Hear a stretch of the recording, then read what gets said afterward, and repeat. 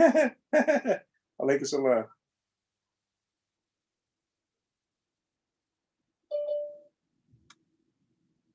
Yeah, that was a fast. God dang, joint quick as hell.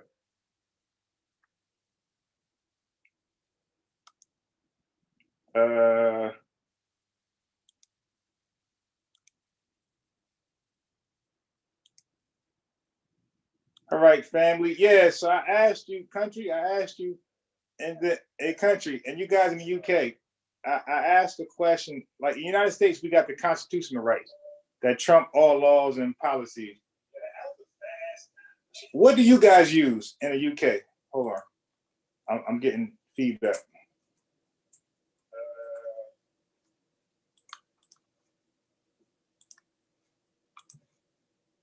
All right, I stopped it.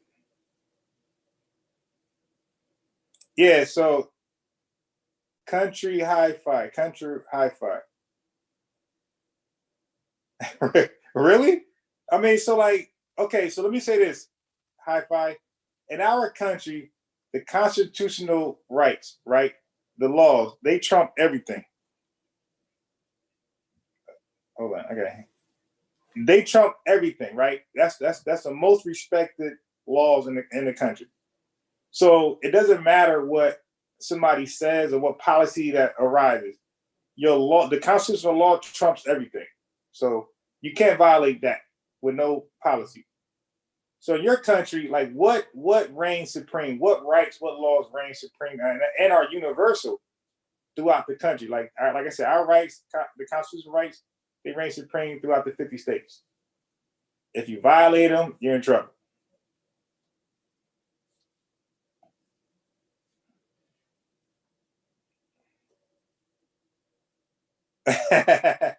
Your Paul Green said Christianity has proven itself to be an effective tool used to control the temperament of the oppressed.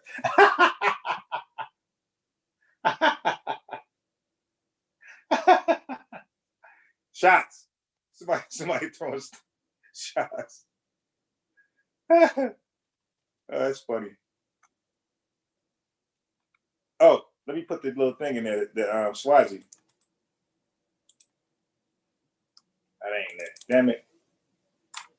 Let me put the link in the chat. Because Stu Peas, I still want to talk about what we talked about last time when you and Amber talking about all white folks are racist. I still want to get on that subject. I'm not done with that. Because I slept on it. I thought about your arguments. And I felt like I had some questions, some further questions for you. The gloves are off tonight. You dig? I'm going straight in.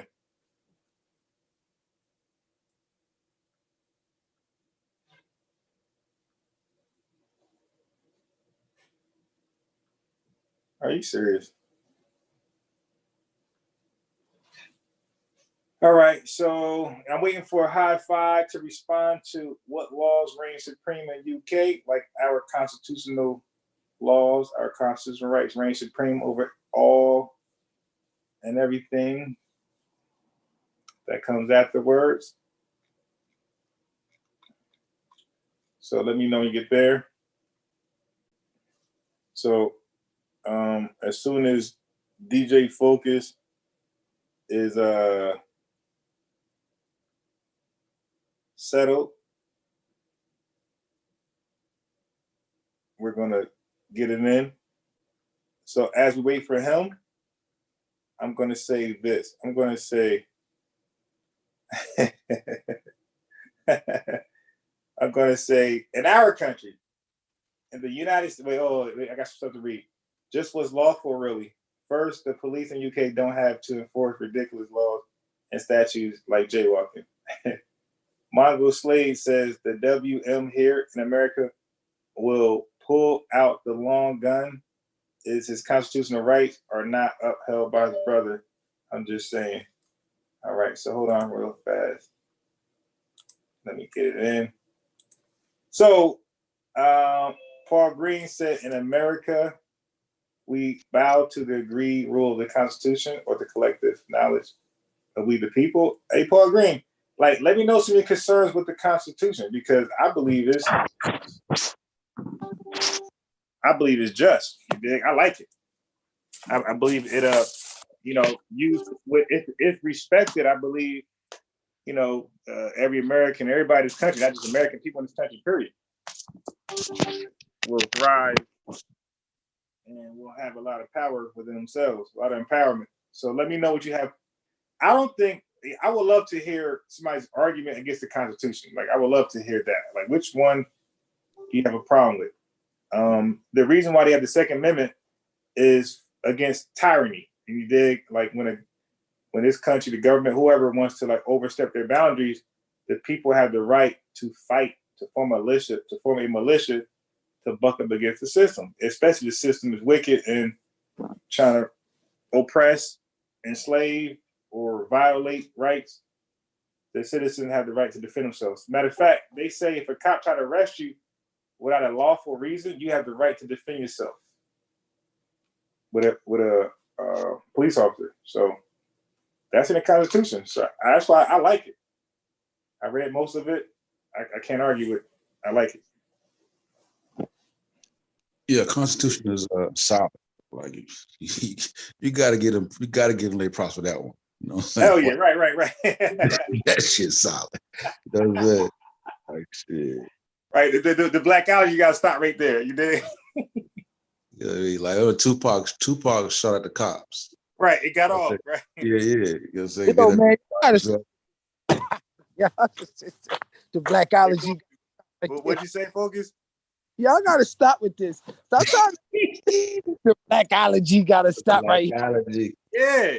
Like, do you have a problem with the Constitution? I mean, I have a quote unquote problem with it, other than the fact that I don't think it was written with us in mind.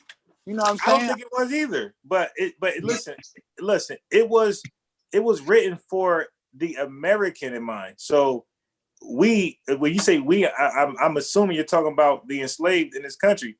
So when the 13th Amendment was passed and the 14th Amendment passed, they became included in the American, citizen type shit. So it applied to them as well, and everybody else who's born in this country. The Constitution reaches out to those. So that's the whole point of it, right? So it wasn't you were not thought of, right, in inception, but the 13th, 14th amendments, those amendments included you. So now you are privy to the same rights as the people it was written for. Right. Via becoming a citizen. Right. I mean, I definitely see that, but oh man. Yeah, everything is bad. Like, they wrote that thing with a hypocritical ass mindset and a hypocritical ass pen. Because half the thing they were saying that they was insuring people, it was a whole demographic of population that they didn't respect as human beings that they wasn't talking about. So right. It was a hypocritical heart and a hypocritical pen. So while I would say, yes, there are some great things in the Constitution, and I have a law degree. I'm studying the Constitution. But the thing is, I'm not just going to start using it now. Red, white, blue. You better use that thing. Now, that blackology, we going to get that up out of here. I ain't going to be doing all that. As soon as your ass get arrested, you got to, hold on. I got rights. Right. I got rights. Hey, do you know, like, a lot of case laws built into that. So again, like, the Constitution only works for you. So like, for example, if a cop try to coerce you, if a cop is guilty of coercion, if a cop is guilty of violating your Fifth Amendment right to remain silent, whatever. Matter of fact, I know real cases. Black folks had illegal stuff. Doesn't matter what it is, illegal to serve time. The cops illegally searched them. Dude got off and got all his illegal stuff back. They gave it back to him. Yeah, that's fair. That happens hundreds and thousands of times in this country. Yeah, many searches, you get off, you get immunity, and you get all your legal stuff back. Yeah. Or your warrant don't cover something. Right. You cover something in your warrant. The warrant don't cover. Right. Yep. So it's a legal warrant, whatever that is, and whatever they found goes. They can't use it. It's over. By that logic, it can also be used and manipulated by criminals to make illegal things, Nah, that's not how it works. Like, the example we're talking about is that people are like law enforcement are violating your rights. So when that happens, when they violate your right, whatever they use at that point, they can't is null and void. Is null and voided. They can't use that as evidence. So they got something else. But any system of government or law that can be severely manipulated by the criminal, I hold with a grain of salt. No, but how is a criminal? How is a criminal? I don't think you get what I'm saying. The criminal's not manipulating. The criminal's he's actually caught red-handed. The problem is law enforcement didn't do it the right way. Right. No, I get it.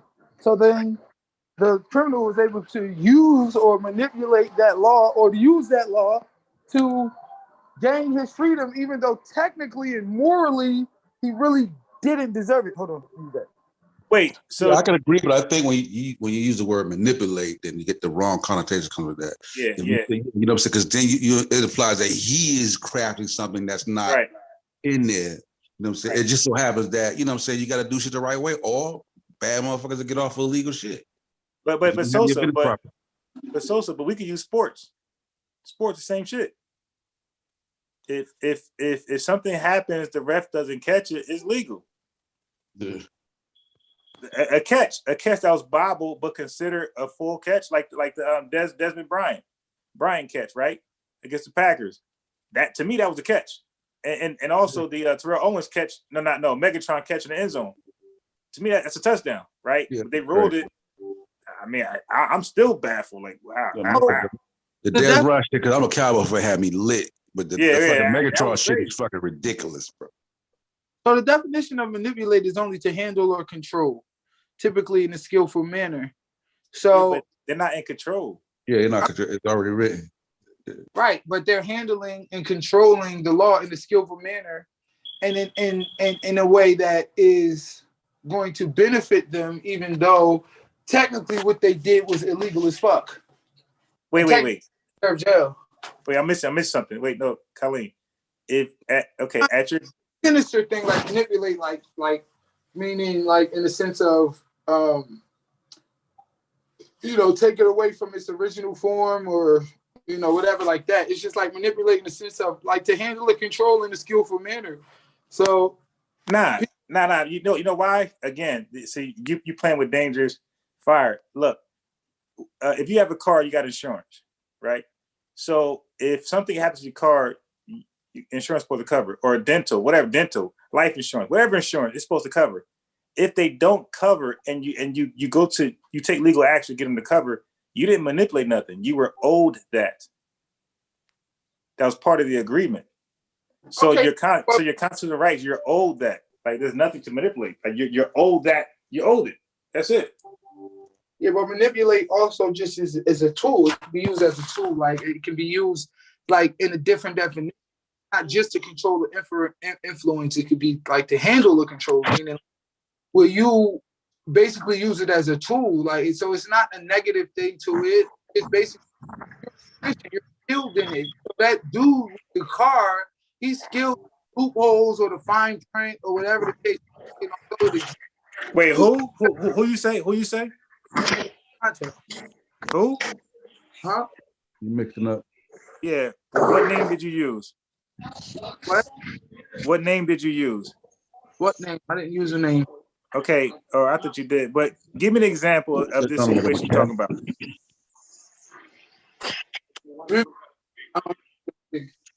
Yeah, signal bad. Nah, you are very choppy right now, wherever you at. You want the phone number? Hold on. I'm in the basement. Let me turn the Wi-Fi off. It might help. Hit again? Yeah, you are we can't hear you. You're very choppy. Can you hear me now? Yeah, we can hear you. Okay, so give us because I'm not sure what you're saying. So give us an example of somebody manipulating the constitutional rights to their advantage. Because you're going to always be the victim when you got to use your constitutional rights. That means you're being victimized.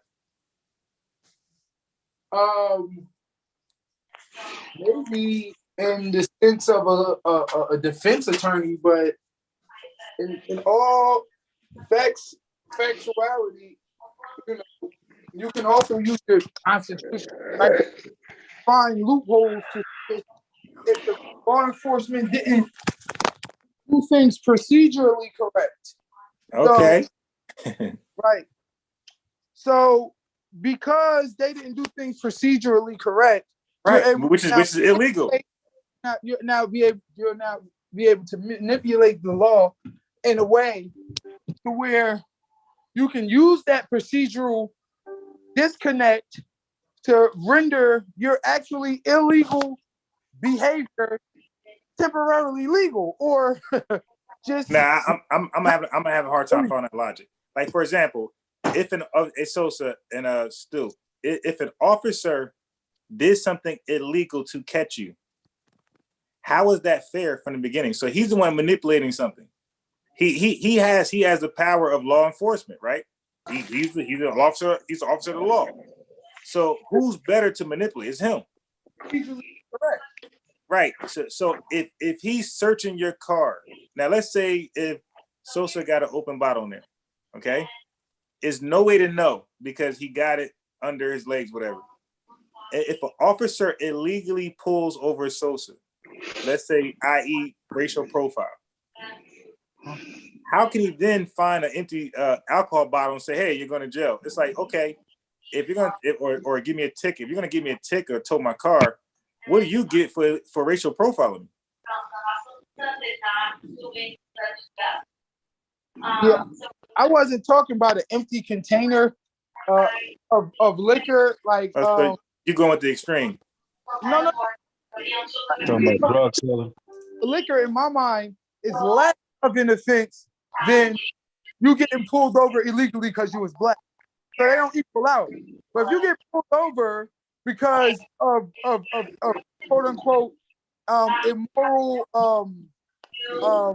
racial profiling, and they 3 kilos in your car, and now you sit talking about, so that's proof of poison.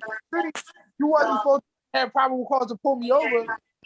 In my mind, that's manipulating the law in a way that's going too off. Okay. So now, my brother, I would say this too. It's not manipulated because he is not like he himself is not crafted. He is not in control of it. It's already the Constitution, the law is a standard. Right. He's only enacting something that is already in place. Right. So it actually it makes the playing field level, though. Otherwise, there will be no borders, no outline. You know what I mean? No control, because other people could just venture draw outside of the line. You see what I'm saying? So it's not like I feel what you're saying. Like somebody does something bad, get away with some shit. For selling drugs on some legality shit, but I would look at it as manipulation, like how you see it. Yeah, but listen, most black folks that got caught with drugs, most of them were illegally pulled over. But then we'll say, hey man, they racial profiling black folks. Hey man, the system broken. But according to DJ Focus, nah, they got the bad guy. No, I'm not saying they got the bad guy. What I'm saying is it's a fine line. Y'all want to render the Constitution this absolutely impeccable, perfect thing, and I'm saying it was no thing, and it's used to, and it can be used to manipulate people out of doing time. So I wouldn't just quote unquote say it's some perfect thing, because there's a moral standard as well as quite illegal one through the Constitution. Nah, I think you're just trying to find an argument there. Like Sosa kept saying, like this country, the founder father of this country, they knew they had to establish law, right, to stop the country from going under and stop tyranny and all fascism, all the different things that separate this country from other countries. They knew that, so they did the Constitution law, and all those laws. I'm telling you, most Americans are going to agree with the laws if they ever read them. They're going to say, yeah, that's about right. Okay, so some of the laws, you have the right to freedom of speech. I don't think one American or one person living in this country is going to argue with that one.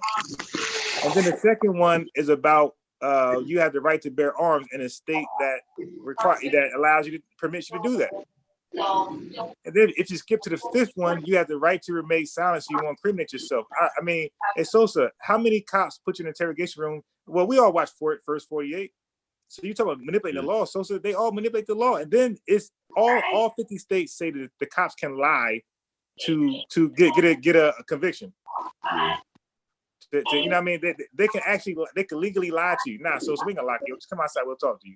You come outside, put them in handcuffs. Tell us what happened, you can go home. Just tell us what happened, you can go home. Right. You know what I'm saying? Just tell us what happened, bro. I'll call your mom, you can go home.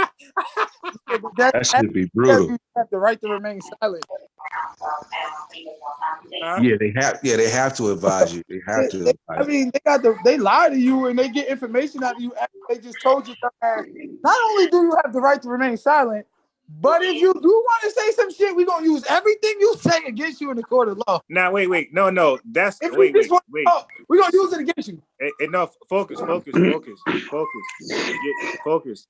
I'm talking about before you're detained, before your arrest. Okay, so when they arrest you, they got to say that. But before they arrest you, they can solicit information from you and lie to you to get an arrest. So now you're talking. No, just tell me what happened and nothing, whatever. Mm-hmm. They start talking. Now you're under arrest. Yeah. I think it's like I'm not saying I said I'm not saying it like because she just said we make it out to be some impeccable thing. Like I ain't never said that. I just said it's solid.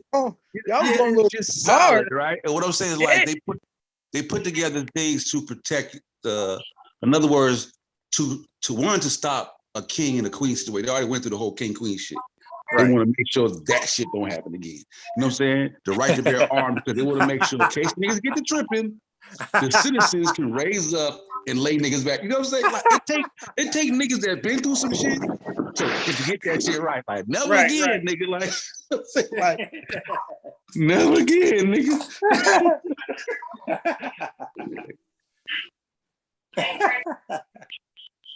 Amber, yeah. That somebody got some background noise and it sounds horrible. Like DJ Focus. DJ Focus ain't focus. Yeah, it got to be turned down or something. It's coming across real loud on the, huh? I said it's not me. Silent. Let me mute and see if it's me. Wait, I could. Yeah, it was still. Okay, so look. Whoever said focus, apologize, please. I apologize. You definitely was focused. You definitely let Amber go, and then let Stu Peas go, then back to focus. And then I was just gonna agree with y'all. Like when I was arrested, honestly, I was gonna get arrested anyway because of the nature of the situation. But of course, we want to talk to you and find out what's going on. Of course, my kids were around, so I was being cooperative for the best outcome for them. And then, of course, I had my official arrest, and they tell you you got the right to remain silent, whatever. But anything I said prior to that point, of course, they was going to use it against me, and anything I said after that point, of course, they was going to use it against me. So once I knew I was getting arrested, that was the end of me having any type of conversation with them. Even though I kind of knew that from the beginning, but once my kids got picked up and got up out of there, then I ain't had nothing else to say. Yeah. Stu Peas, you want to add in? Yeah, can you hear me? Yeah. Is the noise still there? Nah. Okay, I went upstairs. All right. The situation is that a lot of people don't understand that the most important right they have is the right to remain silent. Yep. Most people, if the police stop you and they ask you for your name, in some state you have to give your name. Right. In other state, all you can say to the officer is, officer, I don't answer questions and I keep my mouth shut. He might still arrest you, but then you'd be in a better position than if you just talk. Because it's easier for people who is ignorant to talk themselves into trouble than out of trouble. And a lack of knowledge is no excuse. So if more people know that the most important right you have is to shut your ass up, Don't say anything. He's investigating. Let him investigate. Don't help in his investigation. Right? He's going to try every trick in the book, short of violating your rights, to get you to answer questions, to get you to ask you where you was, who you was with, what time you was there, what you was doing. Right? There's a nice YouTube video with this white lawyer who says, don't answer questions from the police. There's so many laws on the book that on every given day, you might be breaking the law and isn't even aware that you're breaking the law. Yeah. Right? There's thousands of laws on the book. Whether it want to be trespassing, vagrancy, parking, a lot of things. Jaywalking. Right? Jaywalking. Your job as a black man is to be aware that if you don't know, don't talk. But we as black people, we love to be expert on everything, including the law. So when a policeman asks us a question, we get very, very, very articulate. The first thing we say is that I know my rights. Right. I know the law. You didn't go to law school. You don't know shit, but you know the law. How many times you in a discussion with people and the first thing they say, no, I know the law. This is that and that is that. And you ask them which law school did you go to. Matter of fact, which high school you graduated from. When you got your GED. But you know the law. Right? And my advice to people is shut up, even when they say that they're going to help you. A little constable, a 5-year officer is trying to use you to help him to get a promotion, to help him to get decoration. He sees you as a leg up. He's not here to help the community. He's here to help himself to the next promotion. So he can't help you. He can't help you. Nobody ever talk themselves out of arrest. To eat him. Nobody. You talk yourself into an arrest. Yeah, so right. If you keep that right and shut your mouth up and say, I don't answer questions. But even when the police come to you when you're speeding and ask you, do you know how fast it was going? If you answer that question, yes, you just thank yourself. Right? It's simple things like that. The most important thing is shut your mouth. Shut your mouth. Let somebody who speaks for a living speak for you. All right? Anybody else? Focus. The first thing I would like to say was I didn't know Amber was a criminal, so I'm gonna have to remove myself from this because I didn't, I'm not gonna be associating myself with these degenerates. It's like, nah, let me stop. But I agree with the brother though, man. Shut your ass up. You have the right to remain silent. Anything you say or use, we're gonna use against you in the court of law. Got a right to attorney. If you can't afford one, we're gonna give you one. Like they telling you everything you need to do to just shut up. That's the Constitution. It's the Constitution. It's the right it's the right to keep you from self-incriminating yourself. Thank you. I'm saying. So no, bro. I just said there's some great things in the Constitution. What's some bad things? What's some bad things? I'm just saying I ain't gonna be holding it up to this perfection that my man was doing. Nobody said perfection. I just said give me some bad things in the Constitution. Well, I don't think we're gonna argue about that. One is so broad as you can manipulate it in your favor, even but that's not in the Constitution. I'm saying throughout the right. Problem with the Constitution. You know what I mean? And then it was written with a hypocritical pen. That's two of my main issues with it. Like, you feel what I'm saying? Wait, I was agreeing with the critical pen. And one reason why I call the entire system this system of perfection. Woo, boy, they put their foot in that one, did they? I wouldn't be doing all that. That's all I'm saying. Hey, where all this perfection stuff come from? right. I did have Oh, y'all was kind of foot shuffling and shucking and jiving around that Constitution. Because we said it's solid. Because we said it's. But I got a little pushback on the right to remain silent thing. Like, so are we acting as if people are exercising that right and that police officers are not using excessive force to try to coerce people to talk or to are we pretending like that's not happening and like you just sit there and be quiet and they leave you alone? Or no, that happened, but sometimes you gotta take an ass whipping. Don't say that, nigga. They will leave your ass alone if you. First of all, it depends what state you in. No, I disagree. What I'm saying is, if they're not detaining you, you got the right to be out. If you're not detained, you got the right to be out. No, hey, you don't focus. I disagree. Focus. Now, in certain states, they might have the right to detain you. Nah, but you have illegal detainment. Focus. Huh? You have illegal detainment that goes on a regular basis in this country. Okay. Yeah. Sometimes too, with police though, and I always put pressure on them. Like when they got you holed up and they question you about particular shit, you got to put the pressure back on them, bro. Look, am I under arrest? Like either arrest me or let me go. Yeah. You know what I'm saying? Conversation over, bro. Arrest me or let me go. Like a lot of people will just sit there because they feel like I don't got the power to just leave. Right. You got to put that pressure, bro. Listen, either lock me up or let me go. I'm done talking. Right. Hey, focus. I'm trying to tell you, focus. Yo, we are babied up here in the tri-state. Yeah, I've been watching so many videos on this stuff. So many. I've been binge watching. Yo, the further you go south and Midwest, these white officers are different, bruh. They're different. Like they really believe they are the law.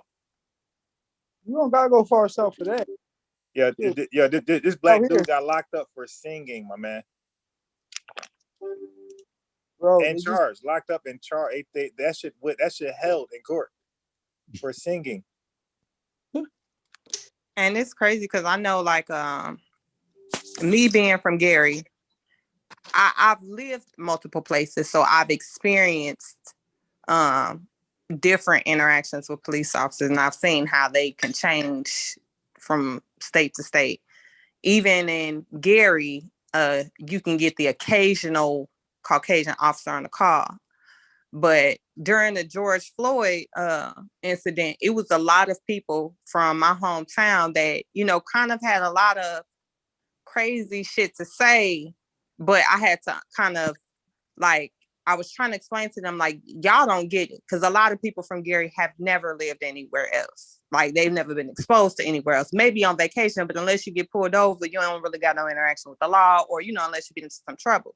Yeah. But in Gary, a lot of the police officers are Black and they're from the community. Like you went to school with them, so they don't have the same experience that everybody else has living in a predominantly Black area with all white law enforcement. You understand what I'm saying?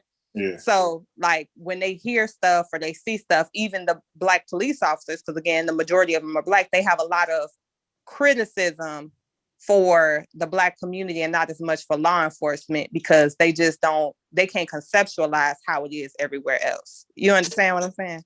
Yeah. Got that whole I'm not Black, I'm blue shit going on. So a lot of times, they gonna point the finger at the Black community anyway. You know what I'm saying? Like, and I mean, shit, that's where they at. That's what they deal with. Like you said, it's hard for them to see anything else. It's hard for them to conceptualize anything else. So that's, All right. Once I was pulled over by the police. I was walking, and this police come to me and say, "I match the description." And when I look up, it was about 6 or 7 police cars, lights, gun drawn, all kind of bullshit. So I put both hands. I held both hands to my chest, like they do on their vest. And I looked at him good and said, "Officer, you're looking for somebody 5'8", 230 pounds? That's what you're looking for, officer? That's the person who matches the description?" But one of the things that I realize is that the way and the manner they ask your questions as a Black man is triggering. It's like borderline treating you boyish for you to get very defensive. And then it spiraled down a situation where you're getting your ass kicked. So have to take emotion out of your system and start think consciously. Say, I'm not going to make this officer let me raise my voice higher than this level. I'm not going to raise my voice. I'm not going to make him trigger me because he knows how to trigger you. It's part of the training, right? It's part of how to trigger us in the Black community. And as a result of that now, we come off being the bad person. Because speaking softly is not being submissive enough. You can't speak softly and still assert yourself enough. Right? But the trigger question is to get get loud. And it's so aggressive to other white people. When we look at the young man Arbery, he had an interaction with the police in the park years ago before he was killed. And it's on YouTube. He wasn't doing anything wrong. But because he raised his voice, white people can say, oh, he raised his voice and he was being aggressive. Because their interpretation of aggressive is raised voice. But in the black community, somebody raising their voice, we don't see it as aggressive. We just see it as somebody talking loud. How we interpret aggressive is different than how white people interpret aggressive. But the white jury is going to say, we were aggressive. But black people are going to say, no, he wasn't aggressive. He was just speaking loudly. That goes back to like that racial bias though. Like me and Unbiased had a discussion in the inbox about some statements I made the other day. But that goes back to like that racial bias or kind of like that racial prejudice where the same tone of voice from a white guy, and we've seen it numerous times on camera, it's not perceived as aggressive.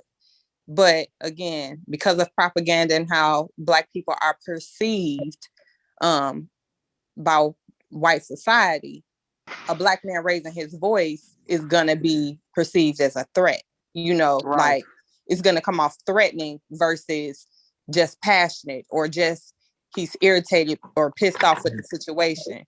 It sends them into a fear response when the voice get raised. Like you finna do something to them. But no, I'm irritated. I'm annoyed. Right. And as a result of that, we know. But that is it. Is that it is unfortunate and it is not fair. And we had this conversation about why I say white people are racist. Because they benefit in a society where their actions don't have to be checked. But we always have to be self-checking ourselves in the same society where they live. They don't have to self-check. But you, Unbiased, and everybody else in the panel will walk through the society and will always have to be self-checking. We always have to say, yeah. So, okay. If you get special privileges, right? And like, let's say it's your personal home. I'm pretty sure your family get privileges over me if I was invited as a guest.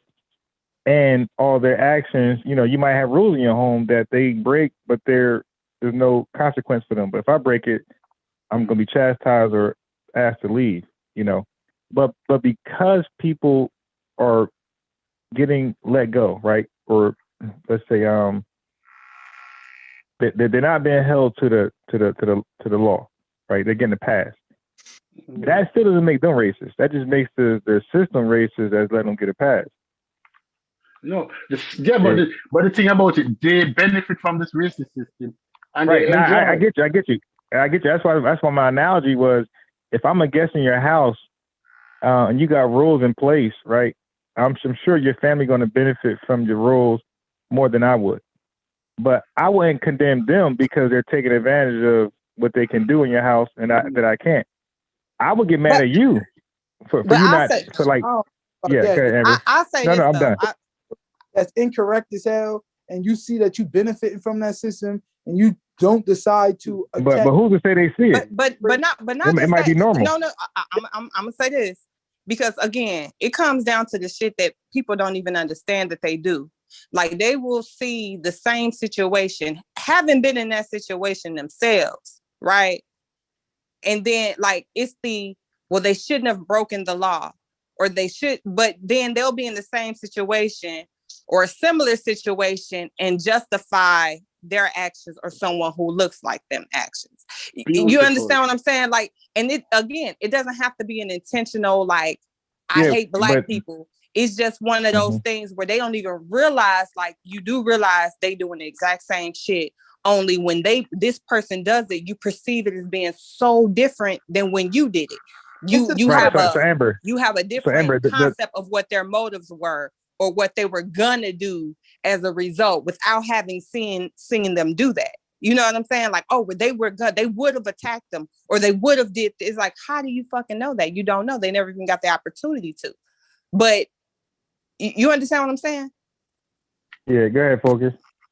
I think it, the same white people that will literally listen to their 7-year-old scream at them, I hate you, Mom! I'm tired of your shit, fuck you! Billy, can we have an agreement? That's enough, Billy. Just go to your corner. The same people that will take the yelling from their 7-year-old white kid will go right outside. And then if you raise your voice, you'll be like, hey, buddy, calm down. What are you doing? Like, so you're trying to now, believe that you can have some sort of authority over a grown man in his posture and his elevated tone when you won't even take that same,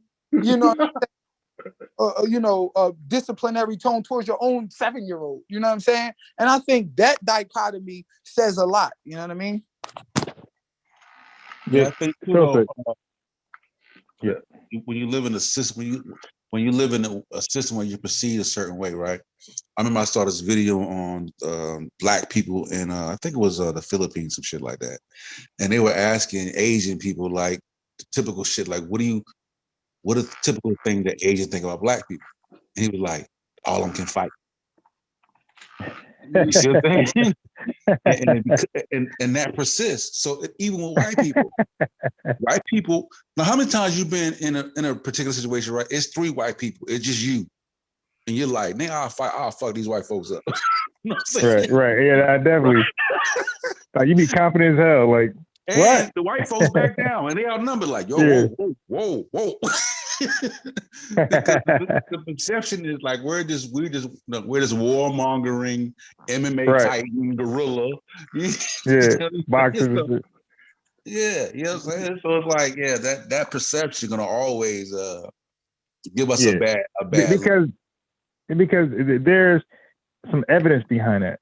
Like you said, if you go to these MMA, these boxing events, you can see black folks kicking ass. Like, once they get involved, anything to do with physicality, period. Once black folks are included, like, evidence is going to back some of those stereotypes. So, but even when stereotypes are justified, to apply them to the whole group is still racial prejudice.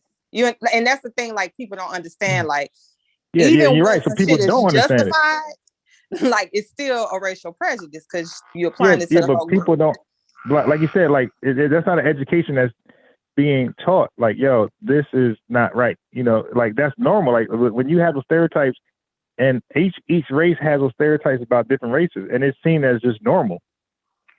So, like, nobody's doing a good job of educating their community, saying, this is wrong.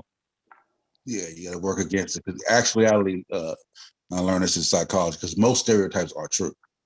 Most of them. Right. You got some absurd ones, you know what I'm saying? But most of them are true. You know what I'm saying? So you got but even though they may be true to an extent, you still have to be mindful and to react in a certain, a certain manner. You know what I'm saying? Like, if you see a white person going postal, you know what I'm saying, you might know, like, you know what, this motherfucker might snap out and come back shit. That's probably a reality. Yeah, exactly. You start getting a little wary. There's data to back that shit up. But you can't behave that way. You can't act like right. Treat everybody like a mass shooter. Yeah, right. You feel me? So yeah.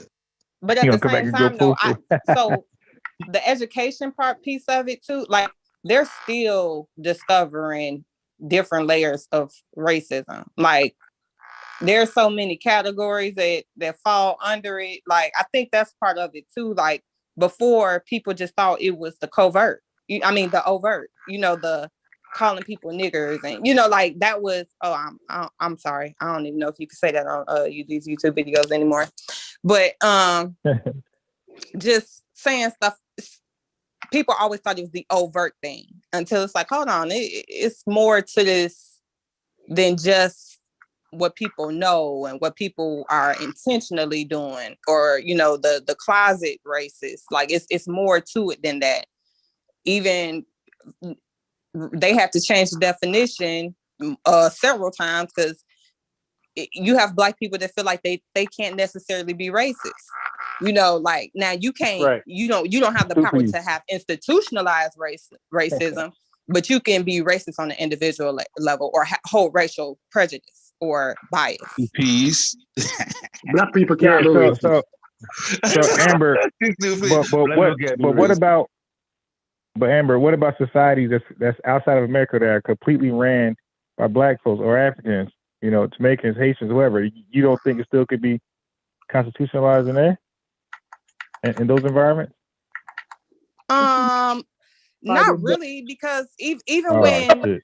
I'm gonna say this, even when like even the countries are part of a larger system, like they're not just there on their own. I mean, can you name some that do not participate in a global economic system?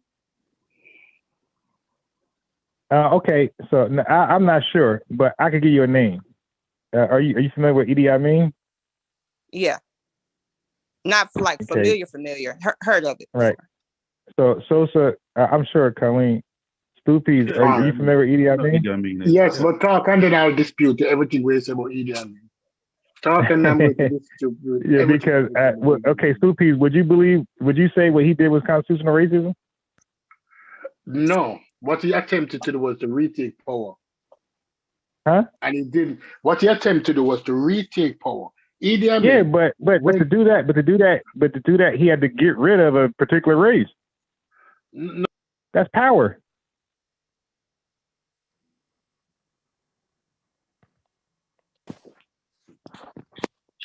Hello. Yeah.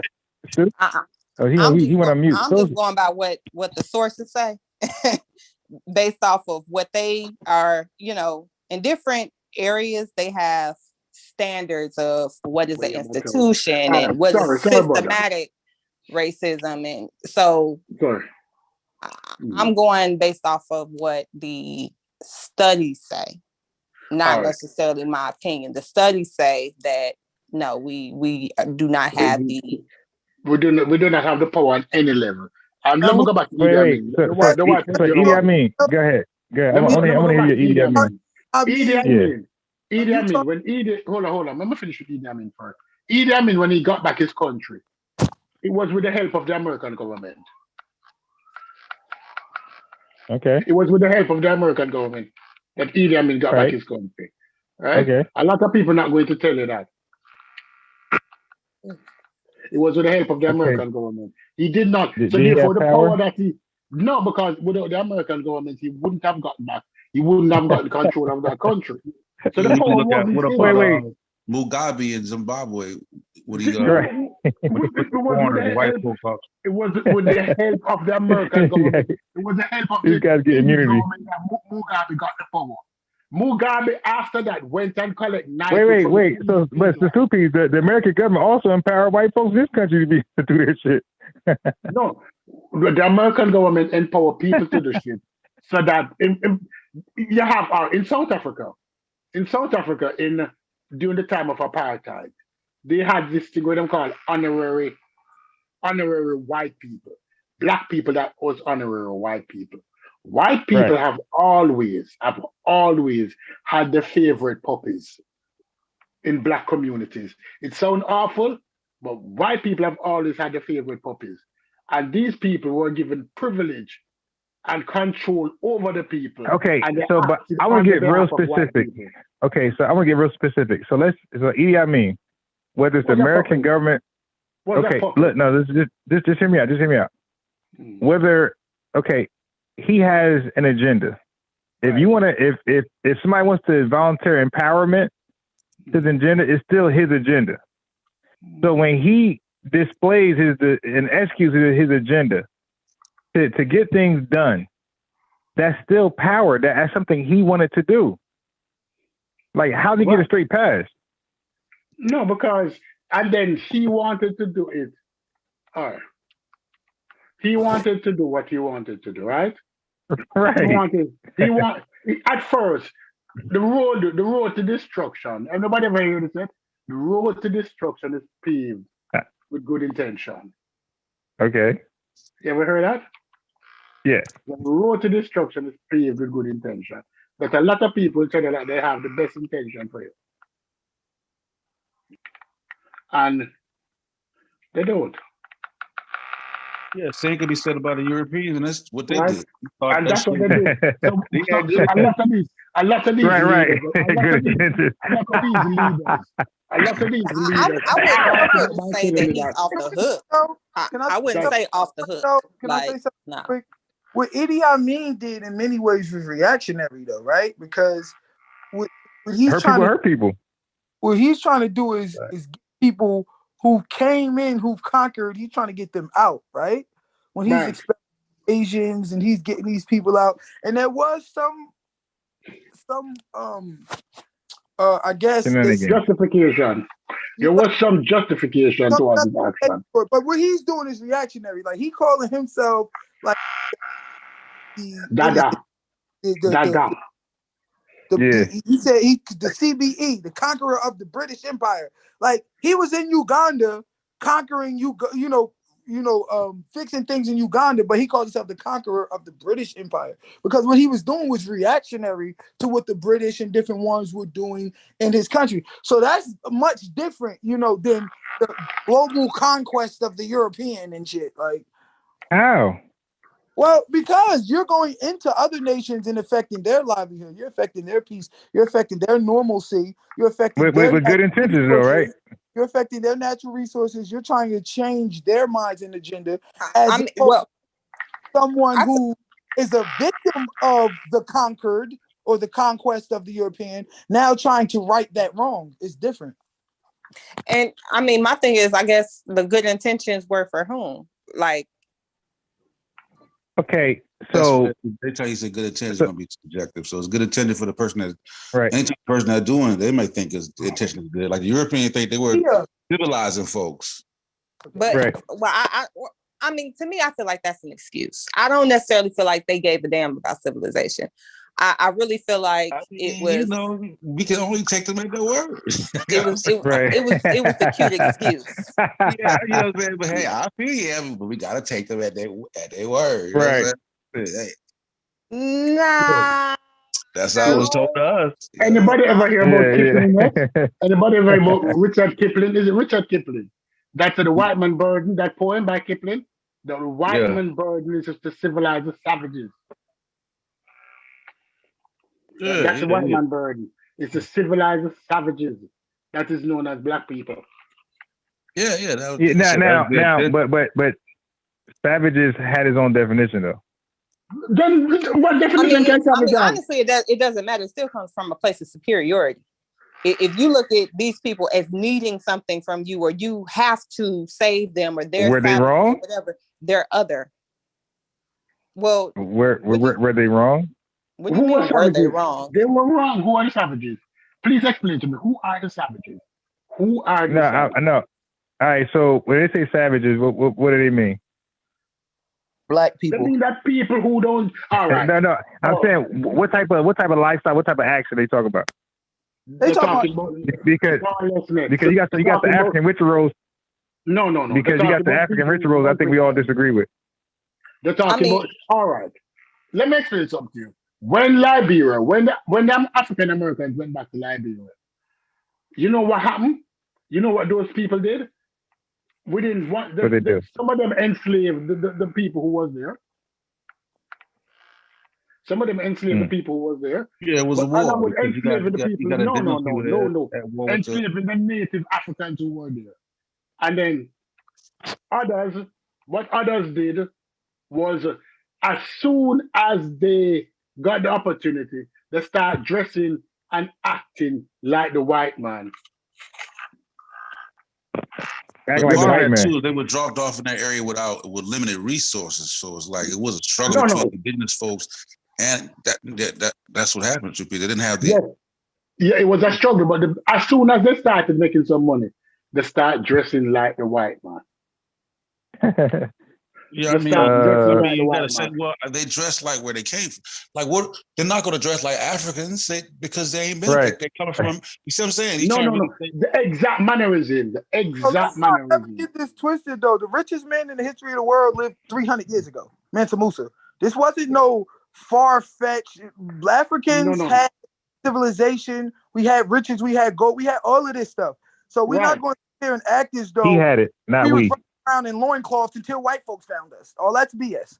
All right. Now the bottom line is they have purposely underdeveloped Africa. They've purposely exploited Africa, carved it up, divided for all of these quote unquote colonial powers, if you will. Okay.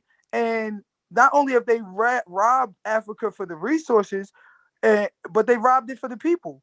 They've murdering us through all types of disease. They took us through the transatlantic slave trade. A number is being put on Africa in these past few centuries. Wait, disease? What do you mean by disease? The entire world technological smallpox is only a century old. Wait, no, okay.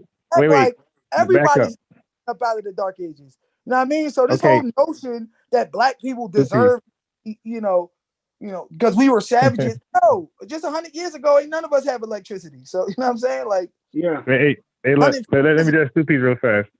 Stu Peas.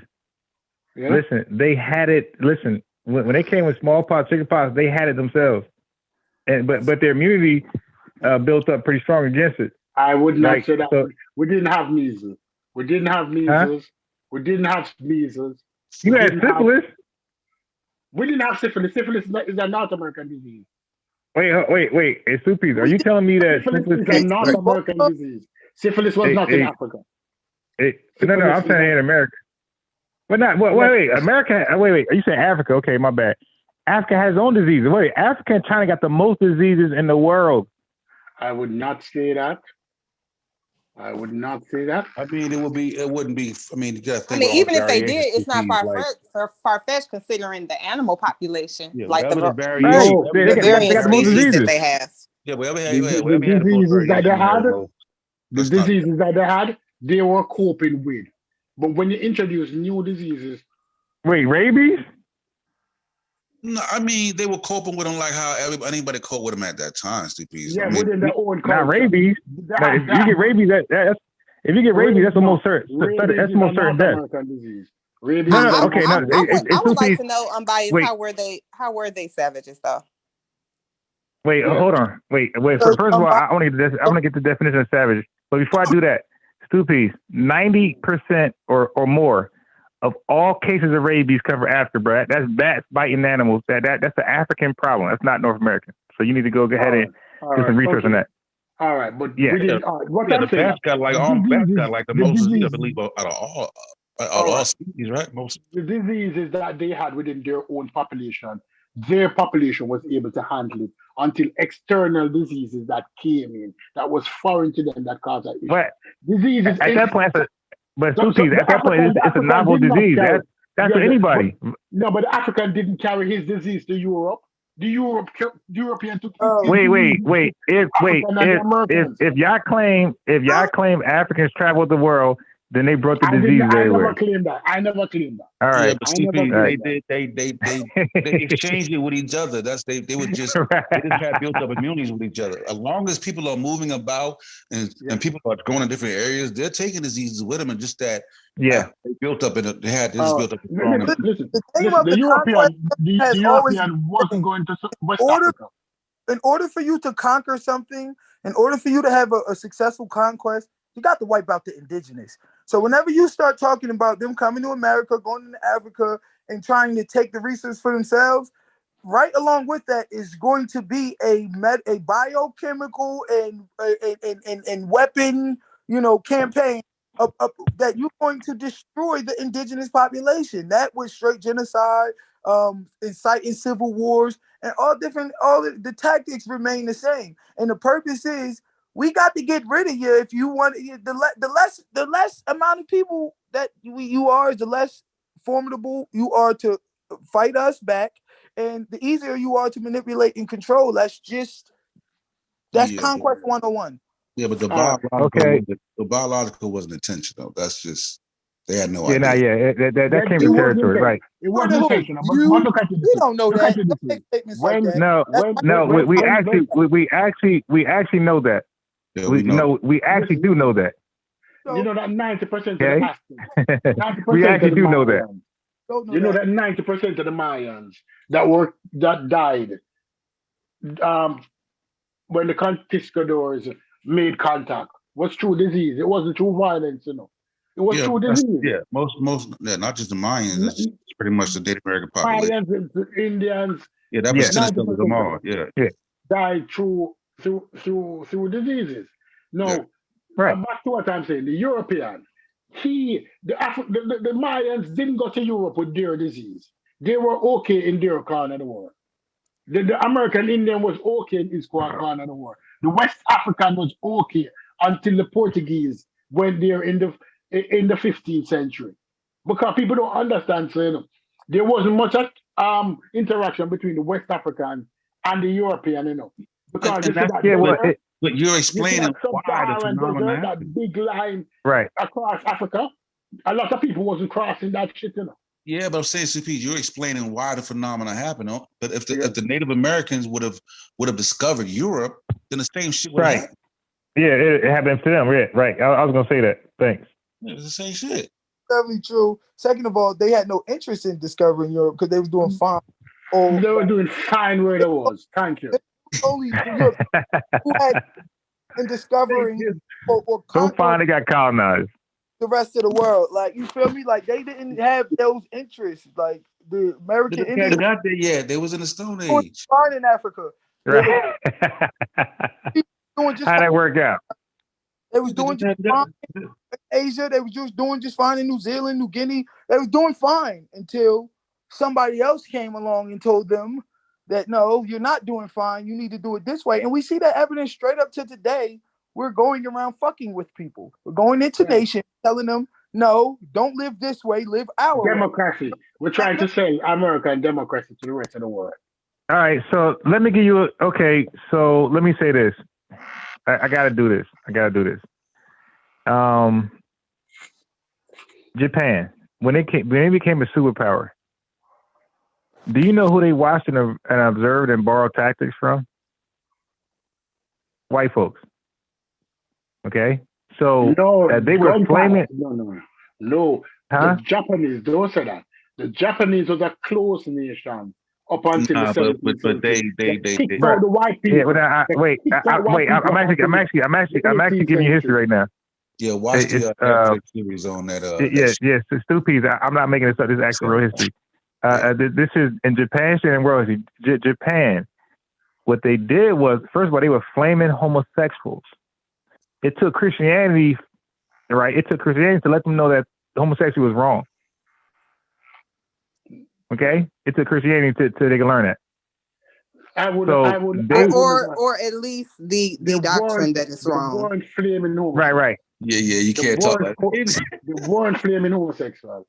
In Japan and in Rome, that means going to the Romans who created this form of government were also flaming homosexuals then. It's stupid. You miss what I'm saying. I'm saying, well, you had some Romans who were homosexual. You had some ones who were not, right? And you had some who were. All of them was because it was all right for Rome. All of them. Stupid, don't do that. Don't do that. Dude, nah. Yeah, it was part of the culture. Stupid, you bugging on that. It's stupid. Listen, again, like their religion at that time was against homosexuality, my man. So all of them were not homosexual. Okay, but yeah, you have some Catholics out there, right? Let me say this real quick. When did Christianity become the leading religion in Rome? When did Christianity become the leading religion in Rome? First century. It can't be after the first century. Nope, it wasn't the first century. When did Christianity don't come about to Christ? Yeah, but when did it become? But even then, I'm saying it have to be after the first century. When was it the religion of Rome? Right? No, because it wasn't until when Constantine made it the religion of Rome. Prior to that, Christianity was the religion of Rome. Oh, let me say this. And Romans were having sex with liquor boy because it was part of them culture. Nobody likes to have sex with liquor boy apart like Romans. Romans enjoy fucking liquor boys up there. Part of them culture. I don't try to go down that path, and then we gotta pull up other people's shit, and it's like this. Yeah. This motherfuckers did that. That's just what it is. Right. Like, let's leave it at that. No, you talk about Japan and getting influenced by white folks and how much it saved them. Yeah. Japan is 1/18 the size of China. And China the big country in Asia, the big, Asian superpower, they didn't get right till they kicked white folks out. Okay, until Mao Zedong and all of them took the British and kicked them all out and got all of them drugs up out of there. That's when China became a superpower. So that little of Japan composed as opposed to the mainland of China, which didn't get right until they kicked white folks out. But I'm arguing about the state of Japan. Okay, the state of China wasn't as messed up as the state of Japan. And this is why like people marvel and wonder about Japan, like how it became a superpower in a few short years. Because of the state it was in, bro, it was damn near about to be conquered, okay, by China and other places. Nothing, North Korea, Japan's about to, it was sitting there for the pickings. China was never conquered by Japan. Japan was never conquered by China. No, you missed. No, I it didn't happen. I but he was saying they were so vulnerable. Right. Yeah, you're not listening. Yeah, that's what I'm trying to say. Yeah, you're not listening. I don't know how they were going to get conquered by China when China was conquered by Britain. Like but China was conquered. Like how the hell was until just 60, 70 years ago, like China was conquered by Britain. Like if you watch the first Rush Hour, that's what it's all about. Saying like I could just refer y'all to the Netflix series would do y'all some justice. But my thing is, right. Yeah. They're just talking. They don't really know the history. Yeah, it doesn't even matter as far as I'm concerned. Like even an enemy you can learn from. Like that's not even a big deal as far as I'm concerned. Do I feel like there are some good qualities to the clusterfuck that Caucasians have created around the world? Of course, it's a lot of strategy involved. Good strategy. Yeah. So I mean, at the end of the day, yes, we can learn something from it. We don't have to go to the extreme as what they've done. It doesn't have to be so perverted and polluted. But I'm not going to pretend like I'm surprised that Japan learned some things from no. Yeah, it's just I'm gonna be fighting against like normal shit. Japan ain't learned shit from them crackers. It's like learn from them is what not to do. Thank you. Say we can learn from him. You're absolutely right. I have to agree with you on that. Japan them they was done. They were stuck in that traditionalism power.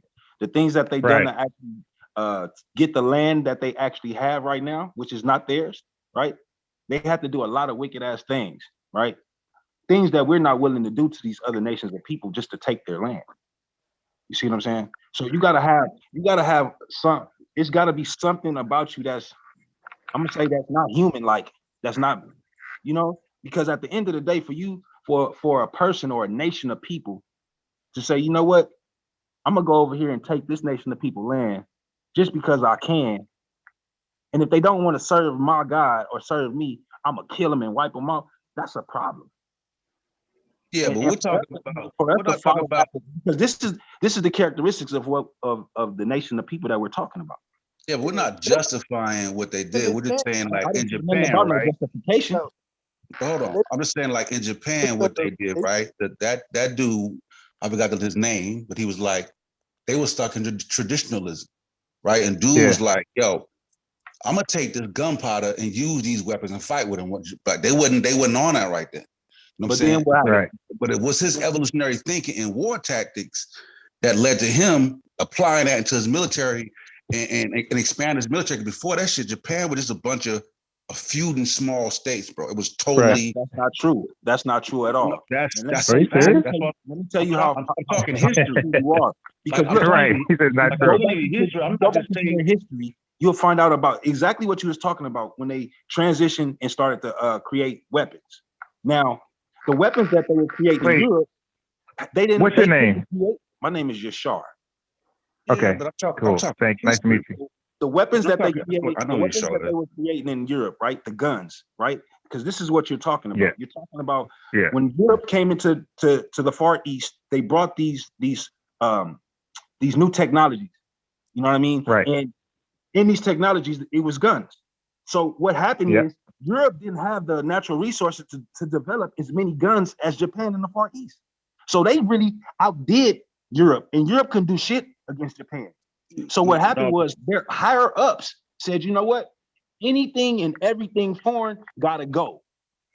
This is when their whole nation started to thrive and become a great power in the world, bro. Not when European. That's not okay. Okay, look. Let me. Okay, look. So I gotta be specific. What time frame are you talking about? Like what year? 1800, 1700, 1600? Yeah. There's no Japanese empire. Right. Yeah. So I gotta know like what year are you talking about at this point? Because if you're talking about World War I, like leading up to that, that's not accurate.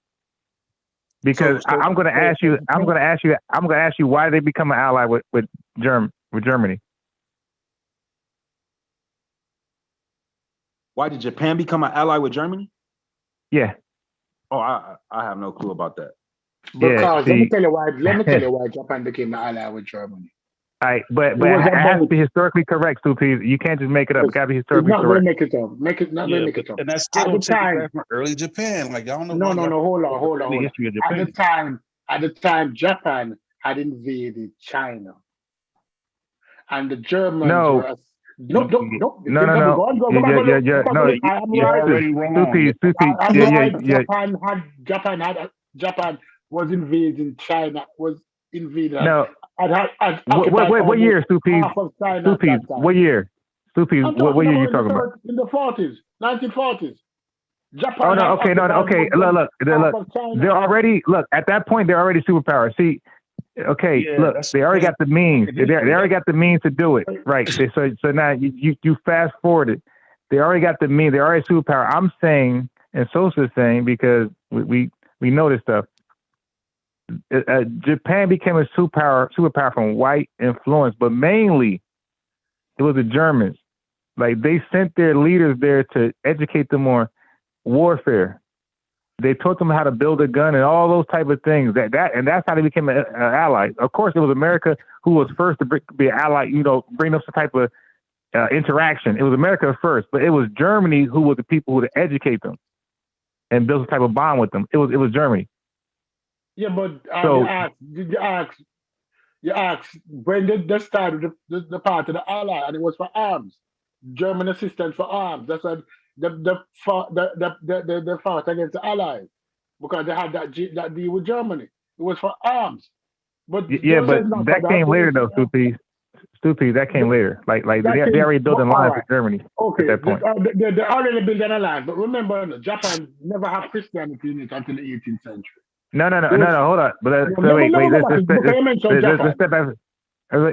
step back for a second. No, they had never adopted Christianity, but they took some things they liked from it. Like, for example, meat. Like, they didn't eat meat. Okay, they were vegetarians, and they believed that they were vegetarian. Fish was a part of Japan culture from forever since. Japan has always been a fishing nation. Look, do not say the nation is a vegetarian. Are you saying that fish is not meat? Stupi, I'm talking about from the 1800s and mid 1800s. They were vegetarians. They believed that their relatives was reincarnated from animals, so they wouldn't touch an animal. So okay, so it was Christianity. That's what you're saying? I don't believe it's eating any meat at all. I believe completely vegans, vegetarians, and it took Christianity for them to eat meat for the first time. I know for a fact Christianity influenced them to eat meat. You're wrong. So they didn't take the whole religion, but they took little things from it. And again, Christianity taught against homosexuality, so they dropped homosexuality because of Christianity. So there's a lot of things that they borrowed that was in the religion of. No, that's wrong. You're wrong with that. Homosexuality was still a bigger part in Japan up until the 20th century. You always had male geisha. You always had those geisha, those guys.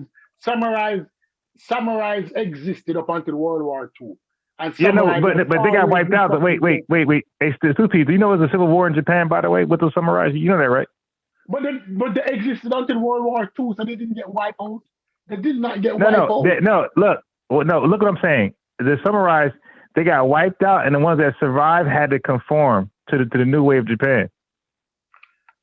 And a lot of them couldn't do it, by the way. A lot of them became like homeless. A lot of them just couldn't adapt. But they were obsolete and they were like useless in Japan, those samurais. So the ones that actually survived became useless. You're saying that because they couldn't adapt. Listen, why not? You still had lords, like the feudal system where you had lords. You still had lords a part of it. So I'm not understanding where you're getting that from, because homosexuality has always been a part of the Japanese culture, even though it might not be upfront because Western people frown on it, but it is a part of them culture. If you look at the boys, the homosexual boys used to dress certain ways. What they call them, and how they So plot them here. are you denying? Are you denying Christianity had influenced them to drop from a large I am degree of denying that. homosexuality? I am denying that. I am denying All right. that. I Okay. am denying that. And So I can. what influenced them to? So let me ask you a question. What influenced them to drop homosexuality? It was never dropped. It was never dropped. No. I'm not saying no. I'm saying that a large majority of the population were homosexuals. I'm saying a large majority of the population dropped because of Christianity. The tenets when America came to Japan, they brought Christianity. That was the interaction between America and Japan. They brought Christianity. No, you know what? The missionaries. You are misdefining. You're not correctly defining homosexuality as how it is dealt with in Japanese culture. Because when we look at homosexuality, we're not looking at the Japanese culture and the Roman culture. It did not exist as a in Atlantis, right? Can I real quick? It did not, yeah. Can I stop real quick? I don't believe that statistic because, and in fact about it, I believe that the shoguns of history, the ancestor shogun brothers, would be appalled if y'all just would say, yeah, all y'all was gay till white folks got there. Like these type of statistics to me, they resonate with white supremacy and that whole white supremacy ideal. And whenever I have that, I'm skeptical of it. Oh yeah, all y'all was gay until we got there. Like all y'all was savages until we got there. All y'all know anything until we got there. That whole So can I source up for you, please? I mean, that's source up. I let me source up. Go to their own history and look at it. You don't got to use American history. Right.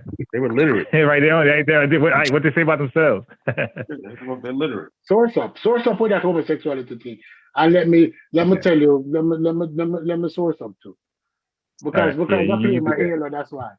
Source up, I tell you, because I can tell you that homosexuality, when they used to blame young boys, and then sex wasn't seen as. I'm ready. Yeah, source up. People say black people sold themselves in the slave. It's like that small little population that did that, used that to white folks. We done did 2 weeks of them wars. I ain't even finna go there. All right. So let me go ahead and let me go ahead and do my job. You dig? I told you guys, when I say something, you guys can hold me to it and have me pull something up. So, history of the Catholic Church in Japan. Can you drop the link? Okay, I'll do that. Yeah, that's good. That's a good question. Right here. So here's the link.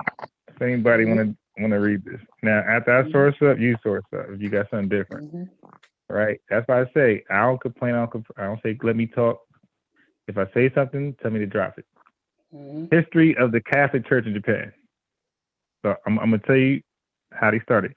Christian missionaries arrived with Francis Xavier and the Jesuits in the 1540s and briefly flourished.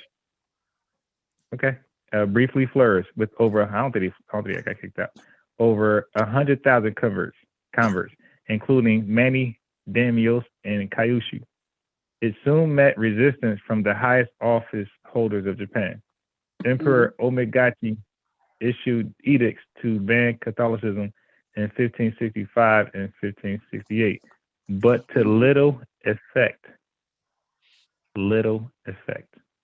European missionaries showed intolerant behavior to Japanese rulers and society, such as enslaving the poor and attempting to conquer the country. Beginning in 1587, with the imperial regent Toyotomi Hideyoshi's ban, I guess that's the guy from Tekken. They banned Jesuit missionaries. Christianity was repressed as a threat to national unity. After the Tokugawa shogunate banned Christianity in 1620, it ceased to exist publicly. many Catholics went underground, becoming hidden Christians, while others lost their lives. Yeah. Is this source speaking on the Catholic religion, or is it speaking on the Christian religion? Because those are two different religions. No. We're using them as the same. For this, we're using them as the same. Yeah. So I'm gonna say this. So I'm gonna say this: Catholicism is Christianity. So I think there's 5 branches of Christianity, and Catholicism is one of them. So if you guys Google that, you'll see it. I had this argument in Focus Brothers Barbershop. So it says only after the Meiji Restoration was Christianity reestablished in Japan. So it's reestablished. 1873.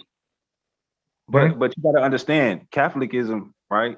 So-called Catholicism, Catholicism, it got there before so-called Christianity.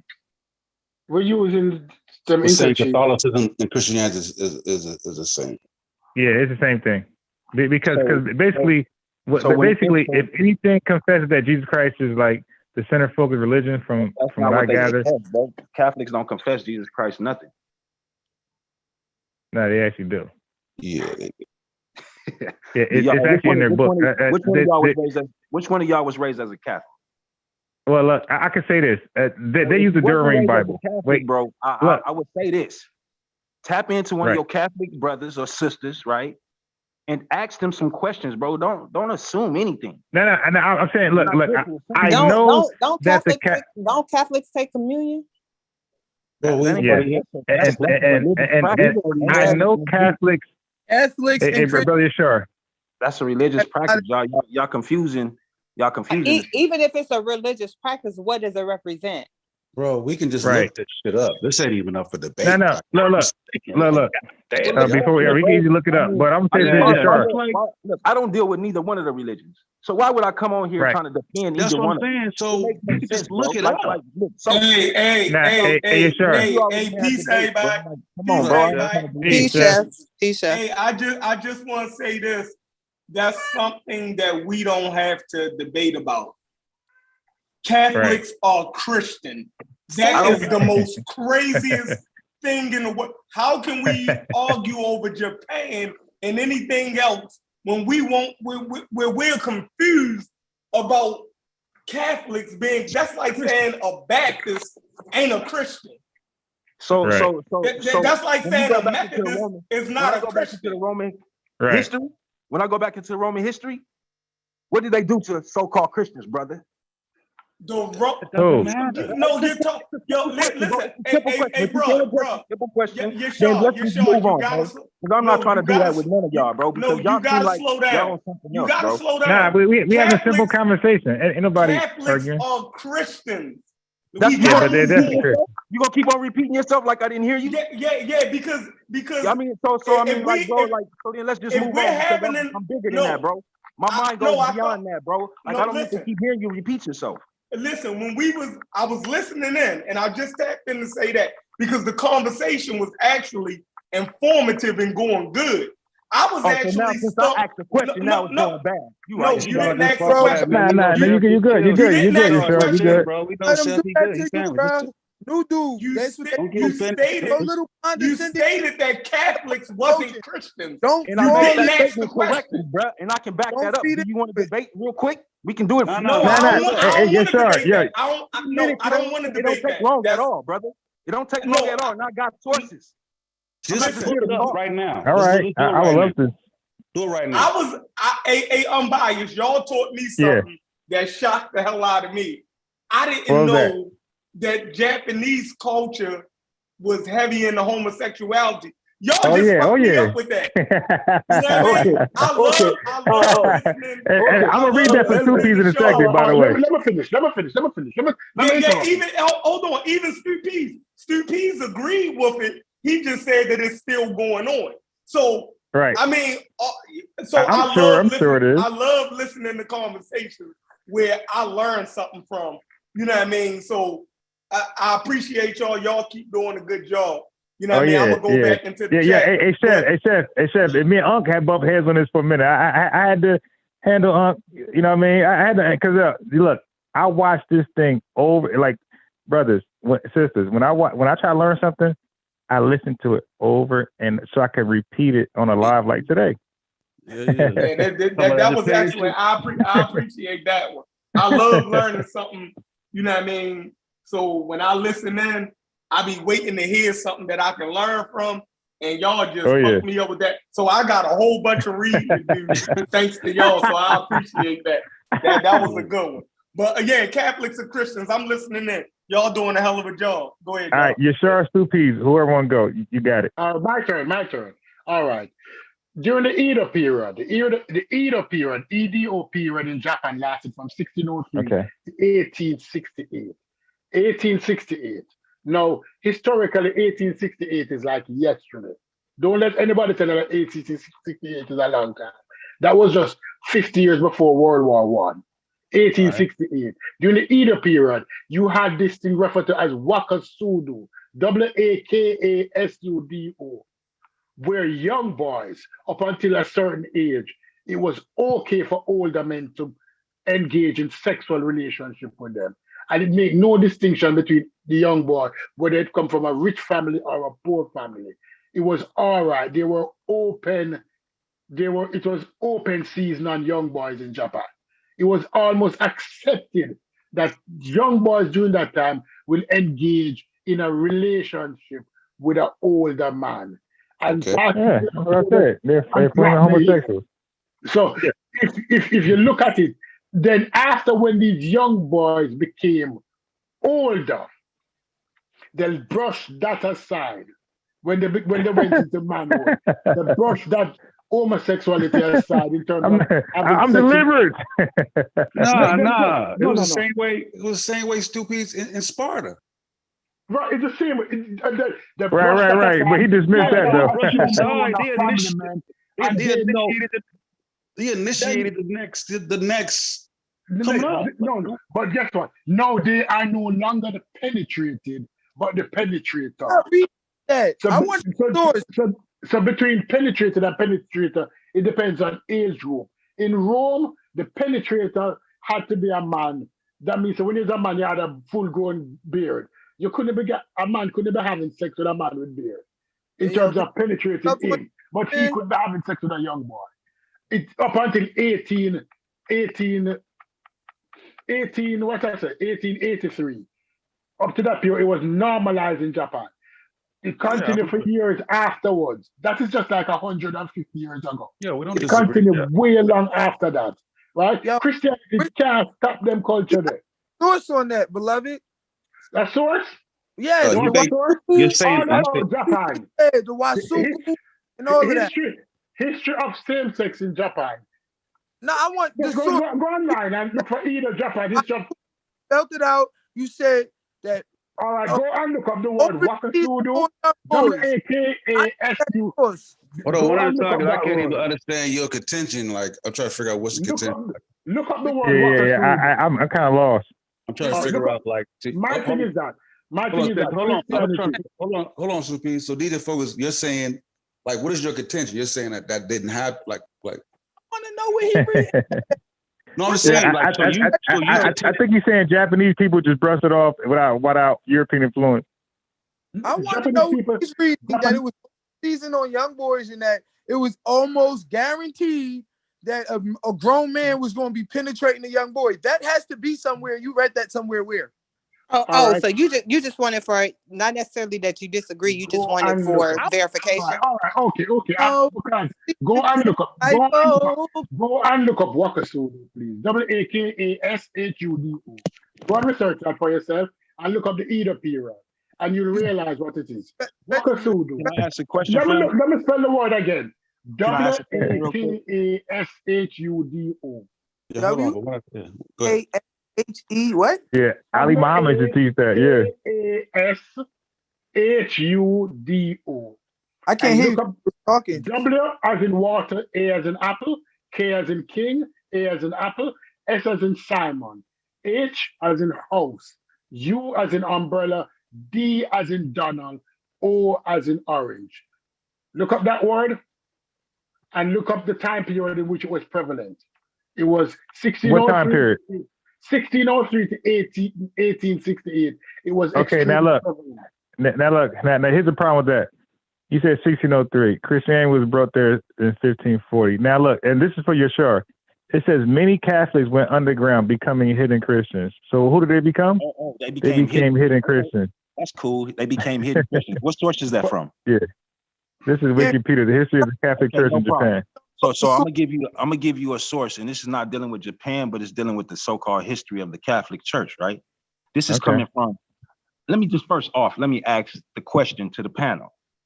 Is 50 years of dealing with anything enough experience to understand what it is and what it ain't? Could be. I guess. It depends on what you're talking about. So now I just need the family that's listening, right? The reason that I asked the question is because I'm supposed to be on a panel dealing with logical thinkers, right? People that go grab sources and deal with information, not just information that, smooths and pats them on the back about what they standing on, right? Because we can all do that, right? But what I did was I went to an ex-priest that deal with the Catholic Church for over 50 years, family, right? Over 50 years. His name is Patrick Battelle. Patrick Battelle, right? And you can look him up. 50 years plus. All of a sudden, after 50 years in the Catholic Church, he finds out that the theology and the teachings of the Roman Catholic Church is not founded in the Bible. But because they say that it's a Christian, or they Christians, because they claim it and they say it out their mouth, this is what we have to accept. No, what's the source? This is what I'm hearing from these brothers that's on this panel. So what is the source? And that's not looking. They on surface level information. No, I understand. I can look at anything, right? I can look at any. Hey, fam, I cut many of y'all off. I sat back and listened, and I asked, "Can I speak?" And y'all gave me the floor. Now, if you don't want me to speak, then I'll just be quiet, because I'm not going to be long. I'm not going to go ahead. Everybody get their 2 minutes uninterrupted. We already agreed to that post show. Yeah, go ahead. 120. You get your 120. 120 seconds. Just real quick. The information I'm bringing and that I see, right? This man is telling me that they're not the same. And it's a reason that they're not the same, because when you do the research of the history of the Roman Catholic Church, their practices is all pagan, loved ones, all pagan. It has nothing to do with following what they consider to be Christ. It has nothing to do with none of that. But I yield the mic. Yeah, can I say something? Can I say something? Yeah, go ahead, Focus. And nowhere does it say it was open season for men. Nowhere does it say it was a common practice. Nowhere does it say. Wait, let me read it. We got two arguments going on at the same time. Hold on. 2 minutes. I'm saying, listen, before we we all over the place in the conversation. Like we having two different discussions at one time. Thank you.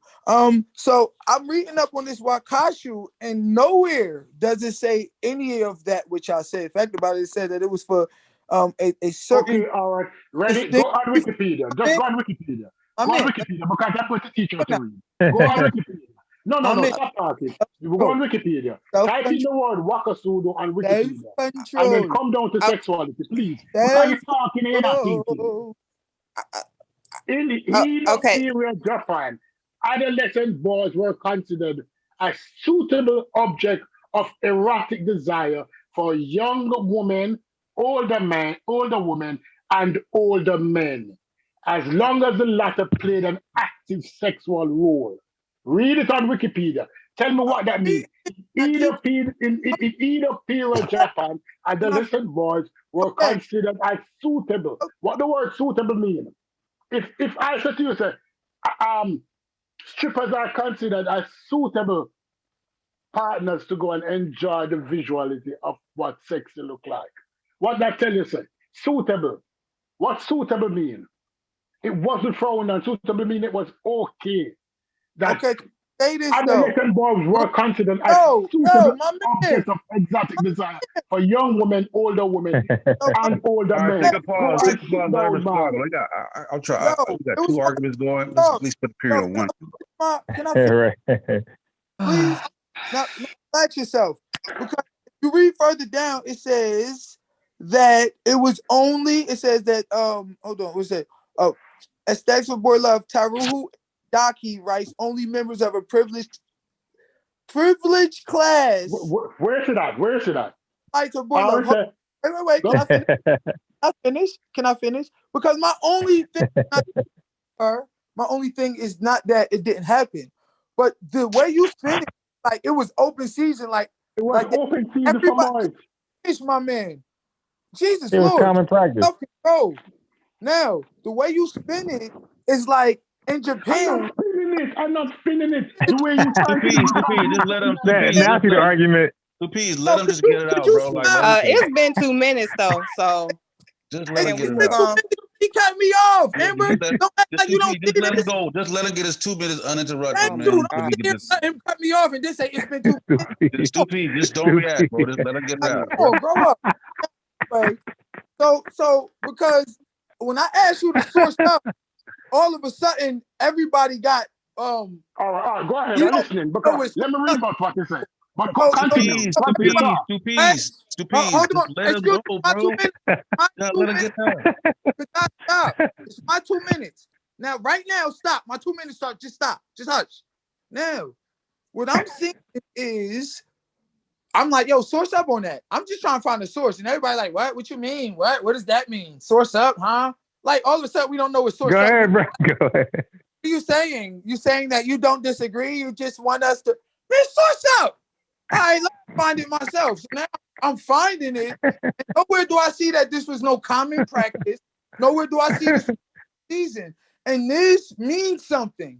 Because if you're talking about a small group of the affluent or a small group of male prostitutes or whatever the case you may be, then this is a vagrant society. This is a piece of part of the society. This is not a predominant part of the society. So you're not going to be like, yo, it was open season until the church came in. That's BS. Okay. And that's not what it says in this particular article. It was for a small, select few people, which that was every society pretty much, a small, select few of people, but it wasn't the norm or the common or the quote unquote common practice. Now you can go. Amber. Okay, I unmute myself. Already now. Ready? Listen, I'm going to tell you the two things that happened. In the arts, how they displayed it. In the arts, because I realize that you're reading the same wiki article. When somebody said in the arts, pseudo, SHUDO, that's what you're saying. As expressed in the arts, in drawing, in plays, in music, right? How it is expressed. They said, this is what they says. The way of boy love was associated both with erotic discernment, particularly among samurai, and with artistic refinement. In his book, The Aesthetic of Boy Love, the Japanese person, I can't read his name, that writer there who wrote the book in the 20th century, you can go and see pictures, that only members of the privileged class can understand. Not do it, understand. So he's being bourgeois with his rumpism, with his bottom love. He's saying that although other people do it, it's like wine. It's like throwing pearls to swines. Not because swines can appreciate pearls, but that don't mean say them don't know what pearls is. What he's saying is that only members of the privileged classes can understand the delights. It's only them that have the rationale. He's trying to make it a classist system. But it wasn't a classist system. If you go back and read the first paragraph of Sexuality, where it says adolescent boys were considered suitable objects. One group is saying that, although it's like saying that it's not everybody should be doing it because they don't understand it.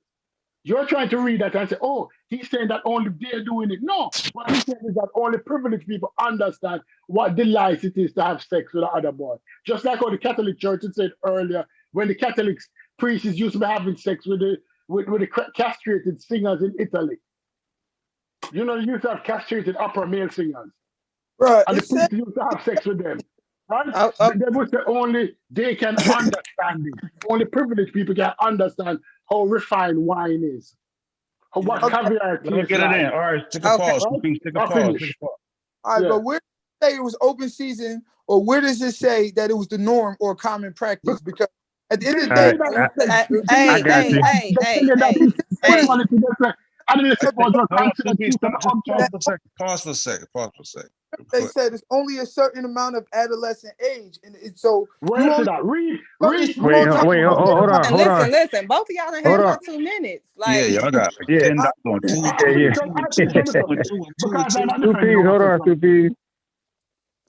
So yeah, so it was. So you Wait, talking hold on. Amber. Focus. Okay, go ahead. Y'all about to have 20 minutes between. Because I want to read something, but Amber is closer than me. Good. I'll let you Amber. go. I just want to get it fluid so we can. Yeah, I'm like, you can go. So I do have a response to your shower. Oh, your shower. Yeah, yeah. we going we zigzagging. Yeah.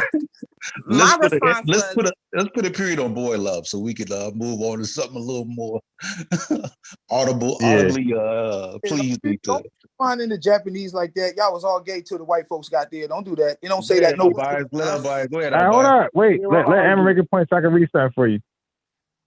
So yeah, Yashar, I just wanted to say, so your logic is that because he practiced Catholicism for 50 years, that he has some type of expertise in the field, right? However, the idea that Catholicism is Christianity predates him. So the concept that it's Christianity is older than he is, yet his experience in Catholicism of 50 years makes him the expert on things that multiple people from all over agree that Catholicism is a form of Christianity. I just want, so if we're talking logic, I don't really understand how that makes logical sense. I know. A person that put in work, that studied nothing but Catholicism, nothing but that religion. Catholicism. After 50 years, I don't care what it is, bro. You know what I'm talking about. But after 50 years, instead of sticking with what they know, what they've been learning, basically their entire life, all of a sudden, they just switch it up. Like, it doesn't matter on how many people agree. That's just like saying that, oh, because everybody is saying, you know, something disrespectful about their ancestors, I need to fall in line with that. That makes no sense. Like, if I come to understand something, me studying for myself and not listening to clowns, not saying that anybody on here is a clown. I'm talking about those who put that information out there, right, as if it's a truth. And then they have those who follow them, those who want to dismiss where it actually comes from. You talking about historians? Support that. It's like, well, okay, you know, you got two sides. What you gonna do? Either you gonna rock my with thing is, what gives him the right to single-handedly define it, though? What gives him the right to single-handedly redefine it, though? Like, at some point, it's not about him single-handedly doing anything. I just pulled one source, sis. But that's not to say that he speaks for the whole everybody that stands on that, because everybody have their own whatever it is that they got going on. Now I can go and pull another excommunicated or ex priest, pope, whatever you want to call him, that speaks and says the same thing, but in more detail. No, we're not looking for. I can pull more than 10 ex priests. I can pull as many people as you can find that supports Catholicism is Christianity, that speaks against it. So now what we gonna do? Now we have to use our logic from our studying and understanding to make sense of what's what. I'm not saying what you're saying is wrong, sis, because I understand that and I know that.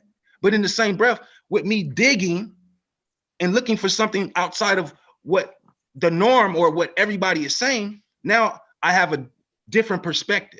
And with this different perspective, I even have more supported concrete sources than just opinions. So you're sure. So the question for you would be, what makes something Christianity? Christianity is just a religion, fam. No. Okay, yeah, but the religion has people in it, right? Characters. Yeah, what are the characteristics of Christianity? Right, and it's based on a single person, bro. It's different practices. Right. But okay, right, hold on. You actually, can I answer the question, bro? All right, but hold on. I'm gonna interject for a second. Now, I want you to answer the question, but you said different practices. Islam is a whole bunch. So what is the different practices that I'm speaking about? What are the different practices that I'm speaking about, bro? Let them frame the question. I don't know. So you can answer the right question. See, that's what I'm saying. Like, how are you gonna interject on something and you don't even understand where I'm coming from? I was just trying to make the question less ambiguous, where you can understand what I'm saying. I'm trying to frame the question. I understand you clearly, bro. Okay, so what I was saying was, things are deemed Christianity or Christian when they focus on Jesus as the Catholicism, the Catholic faith, the Catholic religion does not focus on Jesus. Do they use the Bible? Excuse me. Do they no, use they the Bible? don't use the Bible, bro. They have a whole. They have a whole different type of Bible that they use. No, their Bible is called the Durance. Excuse me, my brother. Their Bible is called the Durance Bible. It's crazy. Yes, and what does that Bible contain? What does it teach, brother? Okay, I'm asking a simple question. What does it teach? Okay, I'm going to answer simple. Okay, it has all the books in there, 72 books. Yeah. They have Genesis to Revelation. What do they teach? It has the Deuteronomical books also in there. Do they use the Bible to teach in the Catholic Church? Yeah. You're a liar, bro. You're a liar. Is Jesus? Wait, do they mention Jesus? No. This is what I need you to do for me. Since you said yeah, right? Yeah. Can you show me? Can you show it? Yeah, they mentioned Jesus. I know, they got Mary. I know when they say their prayers, they say prayers to Mary. You'll never find that in the Bible. Where's that in the Bible? No, you would. No. Listen. It's a simple question, bro. See, I'm asking a simple question, bro. You can't talk over my question. I've been addressing everything you asked me. Okay, I got you. So bro, look, listen to my question. Show me in the Bible. I got your question. Show me in the Bible, right? Where we have a prayer to Mary. My brother. Listen what I'm saying. I'm asking a simple question. Please don't. I got you. I heard your question. I heard your question clearly. We all heard it. Okay, bro. Now, so my question to you. So you got a question, I got a question. See, come on, man. Yeah, equality. It's equality. Bro, it's equality. I'm gonna tell you this, unbiased. I know this is your show. So I can't ask a question too? No, it's not that, bro. Look, I'm just like this, bro. I don't have a problem with addressing nothing that you ask me. Right. I'm not going to run from anything that you're asking me, and I will not tap dance around anything that you're asking. All I'm asking for you is to show us in the Bible. I got you, and I got something for you to show. You're saying because the Catholic Church used the Bible, they're Christians. Well, I need you to show me where, bro. God, man, go ahead, man. Yeah, sure. Can I ask my question? Is my question that difficult that I can't even get it out? Bro. Differences. Wait, hold on, focus. No, bro, this is your show. My bad, I'm biased. No, it got nothing to do with show. I just want to ask you a question. Can I do that or not? Yeah, bro. I mean, obviously, okay. I can't get no answer from mine. But do the Catholics say Jesus is the Son of God? Yes or no? I don't know. Wow. So you should go look at that question. Wow. Hey, because so I answer the question and I get a wow, but I don't get no answer. Yes. And we get a know that. You're saying that. You're saying that Catholicism hey, bro. I asked you already. Now you jump back on as if you want to have a real conversation with me. Knock it off, bro. Knock it off, bro. I'm not here to play no games with none of y'all at all. You're supposed to be here sharing information, right? So that family can actually do some research and learn something. I'm not here to play with you, huh? Right, but we got I'm not here to play with none of y'all. So we gave you 2 minutes. We got 2 minutes under the rudder. Everybody can get it, bro. My bad. Yo, Unbiased try to get slick just now. Cause you right, like they both affirm the deity and lordship of Jesus Christ and the triune of God. You're right. But in the Council of Trent, 16th century, they rejected most of the elements of the true gospel. Like, so it is vast differences. So just because they believe in that, they reject Jesus Christ as the Son of God. I'll say you try to get slick. You asked them that one question because you knew that that's what they agree on. So do they agree on that? That's what makes a Christian. That's what makes a Christian. A lot of stuff that they don't agree on. The majority. No, but that's what makes a focus. But that's what makes a Christian. That's why I asked that question. That's important. If you say Jesus is the Son of God, you're a Christian. Man, bro. Is anybody There is no. First off, you won't find that name in the Latin. You won't find it in the Greek. You won't find it in the Hebrew. You won't find it in the Aramaic. You won't find it in the Ge'ez. Oh yeah, that's a translation. You won't find it in the Slavic, bro. So how are we talking about some Jesus Christ? What is that? What? I think that's over. Hey, fall back, bro. Fall back, because you have no idea what you're talking about. If you're trying to jump in conversations talking about Catholicism, it's Christianity. Knock it off, bro. Let me just read this one thing. Let me just read this one thing about this. The reason Chef jumping in, because we don't have this argument. We just did it with somebody like come on, Social King Social, man, knock it off, bro. Me and you done had plenty of conversations. I'm saying like literally we just did a show on this shit, like arguing about this shit like 3 weeks ago on the show.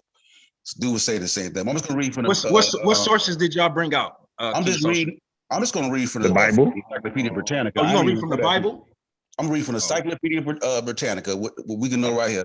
The Roman Catholic Church traces its history to Jesus Christ and the apostles. That's it. The Roman Catholic Church was before Jesus Christ and the apostles. That's stupid. The sister just confirmed that. What? Man, you got to be what? You got to be right. Y'all got to be kidding. So they are different in that. Hey, King Social. Hey, nobody's saying it. Nobody's saying so look, King Social. Let's do this. Let's do this. Nobody is saying that the different denominations don't have differences. Right. Differences. Right. All denominations. So King Social. Let's do this. King Social. Differences. Let's do this, King Social. Me and you. Let's set up a debate on this particular topic. I don't want to debate the Britannica Encyclopedia. I'm good on that. What you mean debate the Britannica Encyclopedia? What? I'm reading from the encyclopedia. I'm reading from Britannica. What that mean? I'm saying like that's a source. Debate them, not me. Oh my God, bro. Listen, bro. So you saying that that's the triumphant source? This triumphs all sources? Yeah, I'm gonna take Britannica. I'm gonna take Britannica. You gonna take the Britannica over what? Over you. Over those anecdotal stories. Anyway, like I said, are you saying that that's the authoritative source, bro? No, we're saying that that's a great source. That's a legitimate source, bro. If you could, and I have something that's more legitimate than that. That a personal subscription by a particular priest is not a source to debunk. It's not what? I ain't even talking about that source. What you talking about? So you think just because I pulled this one source is the source that I would come to a debate with? No, I'm saying that if you're saying you should know me completely better than that. And if you think that you got one up with this Britannica, bring it to the debate, brother. I'm saying that if you're saying that Catholics aren't Christians, then you have to show that the shit that Christians do, that the main tenements. I have no problem with showing you anything, Socia. Let's do it in the debate, brother. Debate form. Nobody's cutting nobody off, and the information is coming out clearly. Let's do it. That's like saying that a Sunni is not a Muslim. Nobody care about your opinion. Nobody care about your opinion. That's like saying that a Sunni. I'm just saying your opinion means nothing, man, because you absolutely know nothing about the topic. You're talking about Christianity is Catholicism. Like what? No, I said Catholicism. I said Catholicism. Look, bro, I don't care none of that, bro. You know what I'm talking about. It's the same thing, man. I'm saying, like y'all trying to play games like y'all pale skins. I'm saying like if you saying shit wrong, you want to say shit right, bro. Man, brother, I'm not gonna say it right. So what? You gonna keep on correcting me? King Social? So then keep on correcting me like the pale skin that you acting like. He said I'm not gonna say it right. I mean, these cats, boy, it's really crazy to hear what they be saying and what they be protecting. So like he stands on science, right? You stand on science, right? We ain't talking. Let me say this. Like you still. Hey, we good, bro. I know how you rock. I'm just saying, bro. Whenever you're ready to get that debate in, I'm ready. I get the mic. Gotta come back and debate league. You ain't over there with Soul no more.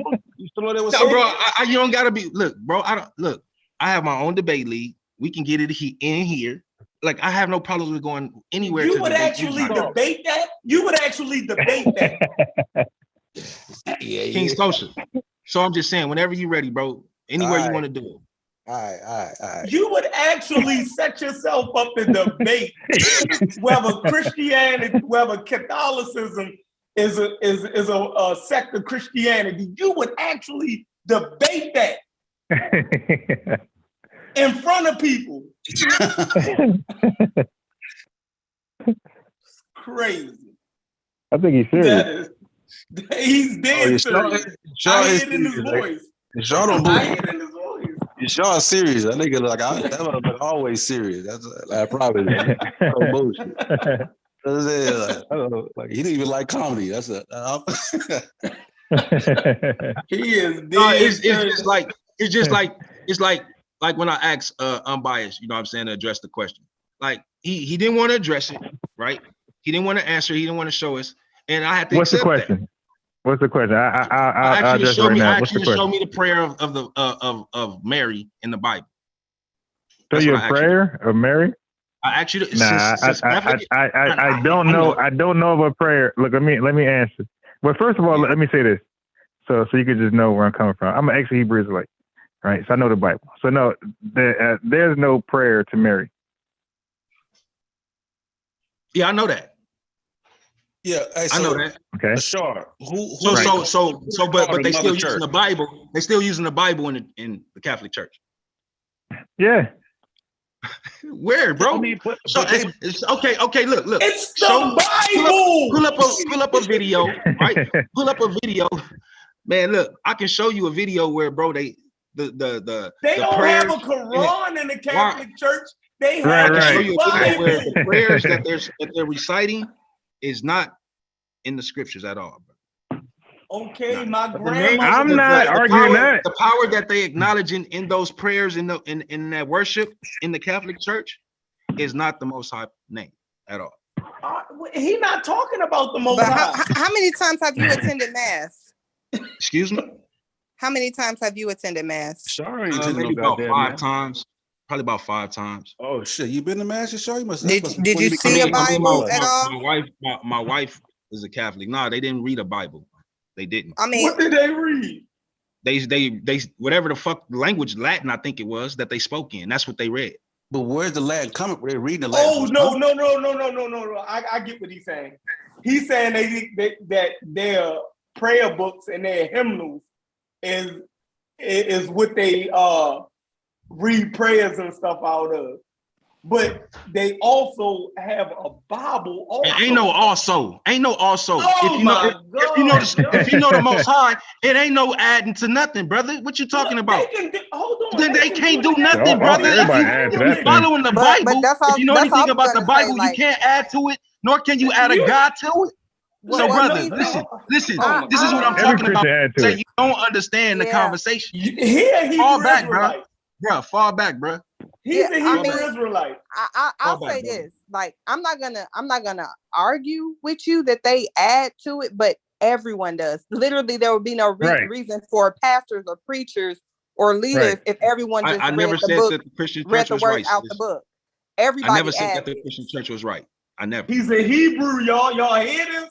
I never said that the Christian church nor the Catholic church was right, but I'm not, and I'm also saying that this. I'm also saying this. I thought you knew. They're not the same. They're not the same. Then when you deal with the origins of the Roman Catholic Church, right? When you deal with the origins of it, it has nothing to do with what took place in Jerusalem. Nothing. Also, all you have to do is fact check me when I say that the foundation of the Roman Catholic Church has nothing to do with what took place in the temple that was erected in Jerusalem. That's it. So you disagree with Christianity altogether? I disagree with all religions, brother. So what the? Oh my God. You don't disagree. Wait, I mean, it's like do you use the Bible? It's like this. It's like this. Huh? Do you use the Bible? Do I use the Bible for what? For your If you salvation. calling God the Most High, For my where do you salvation, get the that from? Bible. Yeah. Do I Yeah. use the Bible for my salvation? How can the Bible Yes. be Yeah. my salvation? The you read words the in it. Bible, man. Come on, man. You Stop playing with call these folks. God the Most High. The Where did you Bible get says that from? every word is pure, right? The Bible says every word is pure. No, hold on, unbiased. So calling even God with the Most even High. with the Bible saying that every word is pure. So every word in this King James Version Bible that's right here in my Not hand. just King James, because you got Bibles older than King James. But this is what I got in my hand, so I can't say what I don't use and what I'm not. Okay, What I so, don't. You know what I mean? let me Like, ask you a question. I can't do that. So this one right here, right? This Bible right here. Right. That right. Yeah, that Bible right there. Do you read that? Do you read that for edification? Yes, for understanding. Yes, I do. Okay. Do you read that to learn about anybody in the Bible? Where there's Noah, Moses. Do you read that to understand and unlock the mysteries in the Bible? I don't read it to unlock anything. I read it for understanding. Okay. What are you trying to understand? The Most High. Okay. He's not a mystery. Is it the Most High? Is the Most High responsible for your salvation? Okay. Right. So you're reading the Bible for your salvation. You just said you're reading to understand or to comprehend the last words. The last question that you said, say that again. Ask that question again. Okay. So when you read the Bible, it's for what? Understanding. Right. And you want to understand who? The Most High. And the Most High is responsible for your salvation, correct? Not just my salvation. He's responsible for No, all. but right, I got you. But is he responsible for your salvation? When you say my salvation, who are you talking about? The Most High. You. No. When you say my salvation, who are you talking about? Because so it's not a you're personal responsible for your salvation? It's not a personal salvation. It's a salvation for a nation of people. I get it, but everybody not gonna make it, right? Right. I didn't say everybody was gonna make it. I said it's right. So I get it. But you hope to make it, right? No. But look, but do you hope to make it? Now, I listen, you're sharp. But do you hope to make it? Yeah, I do. So who's gonna determine you? So who's gonna determine you make it or not? Most High. Me following and keeping his word, being obedient to his word. Right. But no, but isn't he responsible for your salvation, whether you're gonna make it or not, right? No, I'm actually responsible for my salvation by keeping his word. Okay, but who grants you salvation? Who grants it? Yeah. The living word. You know his name? Oh my God. Is there any author of the living word? Excuse me? Is there any author of the living word? Is there any author of the living word? So you mean, yes. Is there anybody that wrote the living word? No, the words are from whom? The word, what do you mean the words are from whom? So the living word is not the living. Wait, who is the living word? Okay, Jesus. Oh, I don't know who that is. Who's that, brother? Yahweh. Okay, in English, Yahweh. In English, Jesus. So if you're talking about Yahweh or Yahweh, like now we're talking. Like this Jesus that you keep talking about. Okay, no, dude. I'm just speaking English. I'm gonna say it for you one more time. I'm just speaking English. It's not in the It's not in the Hebrew. It's not in the Latin. It's not in the Aramaic. It's not in the Geese, right? It's not in the Greek. It's not in the Slavic. Brother, look, it's not in the German. You went somewhere. You went somewhere else. You went somewhere else. It's not in. You went somewhere else. You sit here telling me about a Jesus. No, you sit here. It ain't no, that's a sidebar. That's a telling me about a Jesus. I want to go back to Most High. No. Yashar, you're trying to wiggle your way out of it. Yashar, you're wiggling your way out of it. Nothing, brother. Who grants salvation? Yashar, who grants? Yashar, who grants? Who says? Yashar, when you start establishing your own salvation, right? Who says yes, you can make it? How do I establish my own salvation? This boy going to hell. How do I establish my own salvation? No, look what I'm asking. Yashar, look what I'm asking. I'm asking you a question. It's like you said, we're going back and forth, right? So I can ask you a question. How do I establish my own salvation? How do you establish your own salvation? Yeah. By being devout, by honoring the words in the Bible and executing them. Okay, so what part of that you didn't understand when I said being I understand obedient? it. So now I understood that 100%. I'm asking you this. Where we going? Okay, so I'm saying salvation is given by whom? At the end of the day, you're trying to establish it, but who permits it? Y'all shy. Right. The living You word. see? That's what I said. Like I asked you who the Okay, living word who's was. the You act living like you word? didn't Okay, understand. but who's the living word? I just said his name. Right. What you mean, right? It ain't got nothing to do with no Jesus Christ. What are you talking about? Dude, okay. Oh my God. All right, I'm all right, you got it. You got it. So let me ask you this. I mean, pretty Let me ask much. you this. Hold on. Do you pray through Jesus Christ? My grandma did.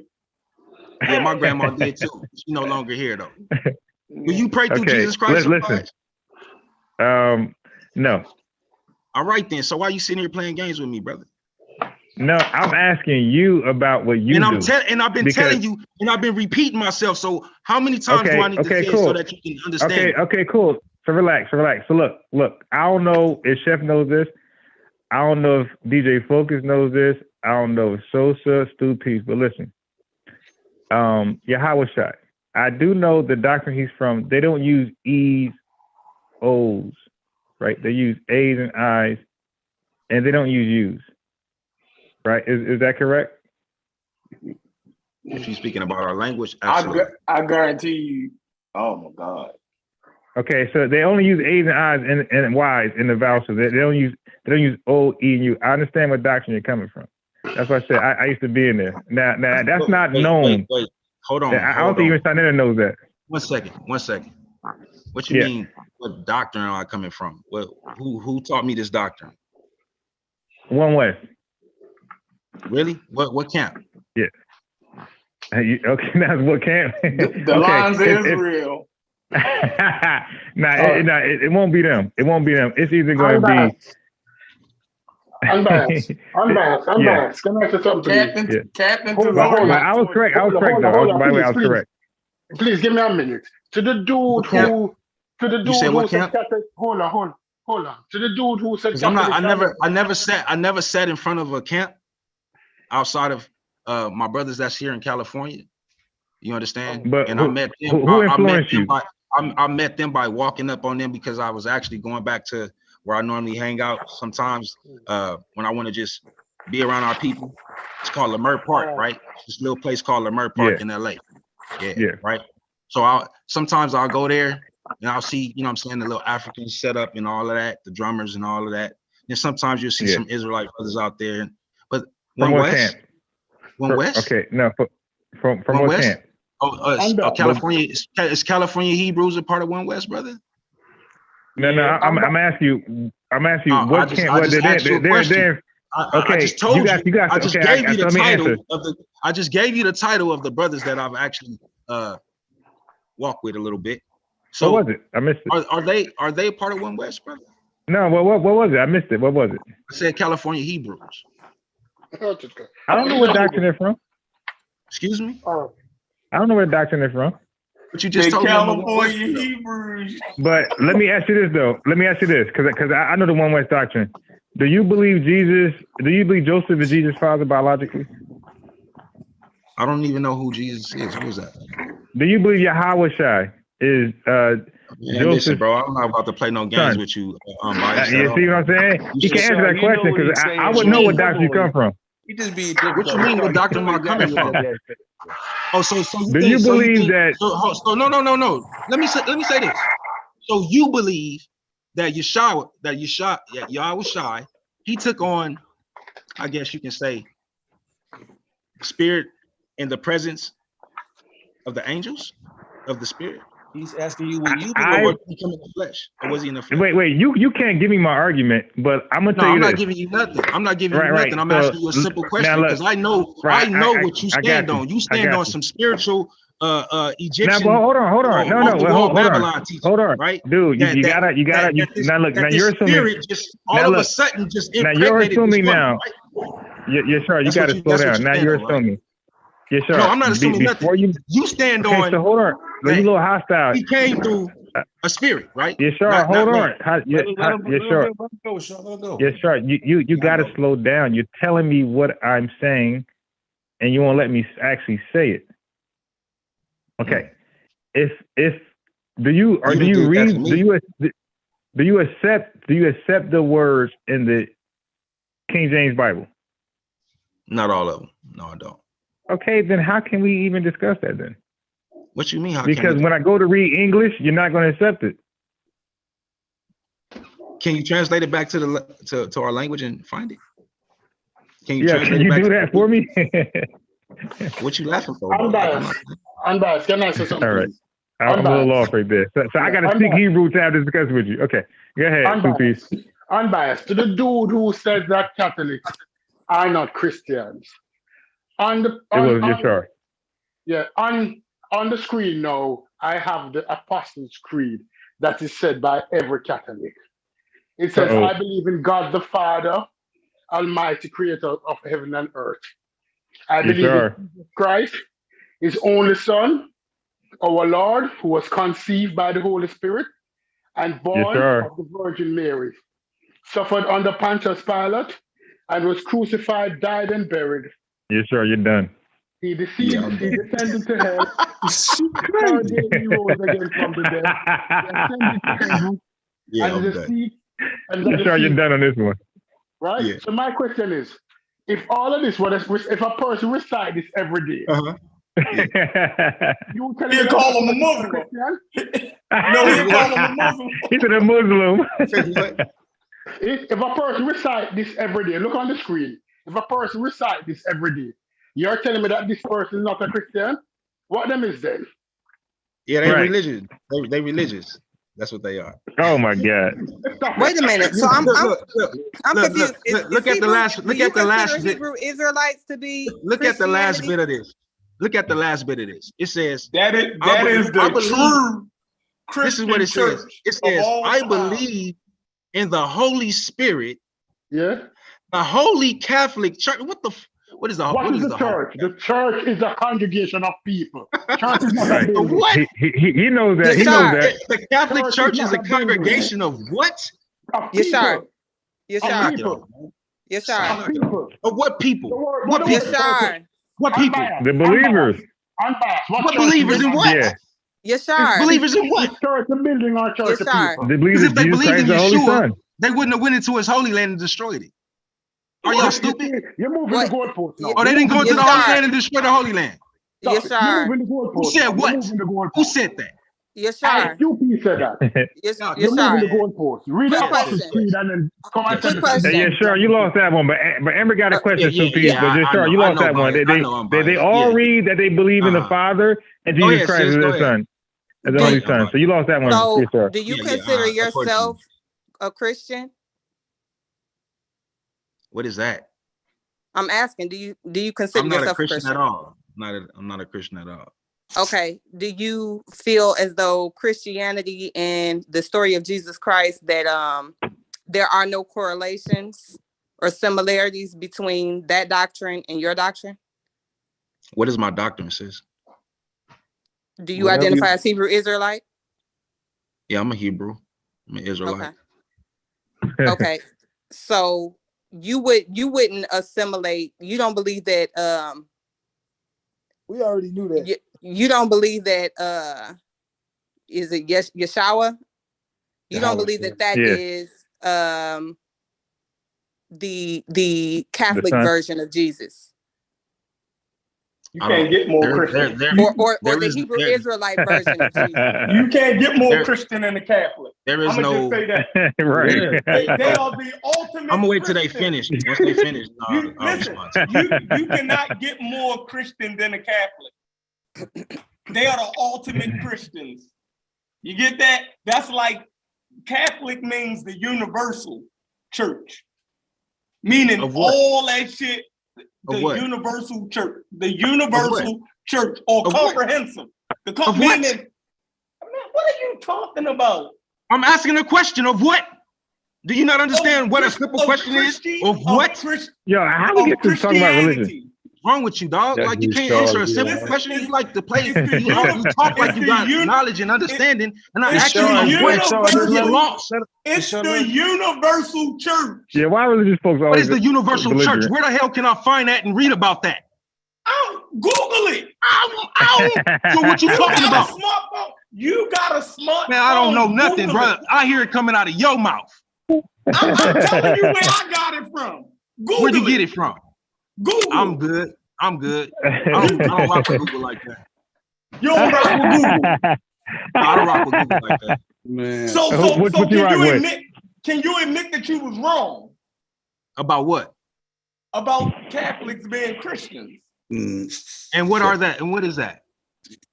Man, come on. You got it, bro. You got it. Yeah, I know I got it. Yeah. Answer a simple question. Clown. That's some clown shit right there. You want to talk to me, but you don't want to answer the question. No, because yeah, bro. You just said you didn't want to talk, bro. So knock it off. No, why you still gotta talk, bro? Not about Let me that. talk Now to the I'm sister, talking bro. about- Let me No, talk now to I'm the talking sister. about the man. conversation. Let me talk to the sister, bro. Man. I'm not talking about look, the I'm man. talking about So the look, conversation. This is what I was saying. Let him make his piece, though. Let him make his piece. Then you get. Let me just say this. So when I look at this prayer that this brother brought up, it says the Holy Catholic Church, the communion of saints, the forgiveness of sins, the resurrection of the body, and the life everlasting. What is that? What is that talking about? Man, we ain't finna have no conversation. That's not. You can't find. You won't be able to find that in the resurrection. You won't find that in the Hebrew. Resurrection. You won't find that in the Hebrew, Michael. No, the Bible. You won't find that in the original language, Michael. You won't find that coming from a Hebrew priest, Michael. You won't find that nowhere in the people that they so-called get their religion from, Michael. So where did they make it up from, Michael? Where did they make it up from? Who made it up? So is a Baptist a Christian, bro? If somebody believes in resurrection, I mean, honestly, bro. I believe. Don't ask me nothing. Point You is slow, that bro. Christianity Your don't really questions are even retarded, exist, bro. though. Like, Yeah, I mean, it gotta be. It gotta be, Amber. It gotta your be. whole point is that Christianity don't exist, period, because Not to me. It don't exist to me because I don't believe in that bullshit. Yeah, that's your personal thing. So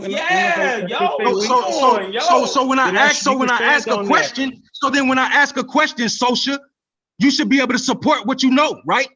So with a source, arguing with not you Google, because I can Google anything and Google give me a million different sources to tap into. What source do I need to tap into? We're arguing with you. Man, over be quiet, your brother. I'm not talking belief, to you, man. Why do you want to keep talking to me, brother? That's why do you want to keep personal talking to me? I don't believe in what you believe in. Oh, but I don't understand what you understand. We're not going to understand each other. So you can't even address a simple what question. So you're sure. Okay, so yes. Now that I understand what your position is, can you agree that Catholicism falls into the fake category of Christianity? Like, I say this, sis. I say that Christianity, Catholicism, religion itself is all wicked.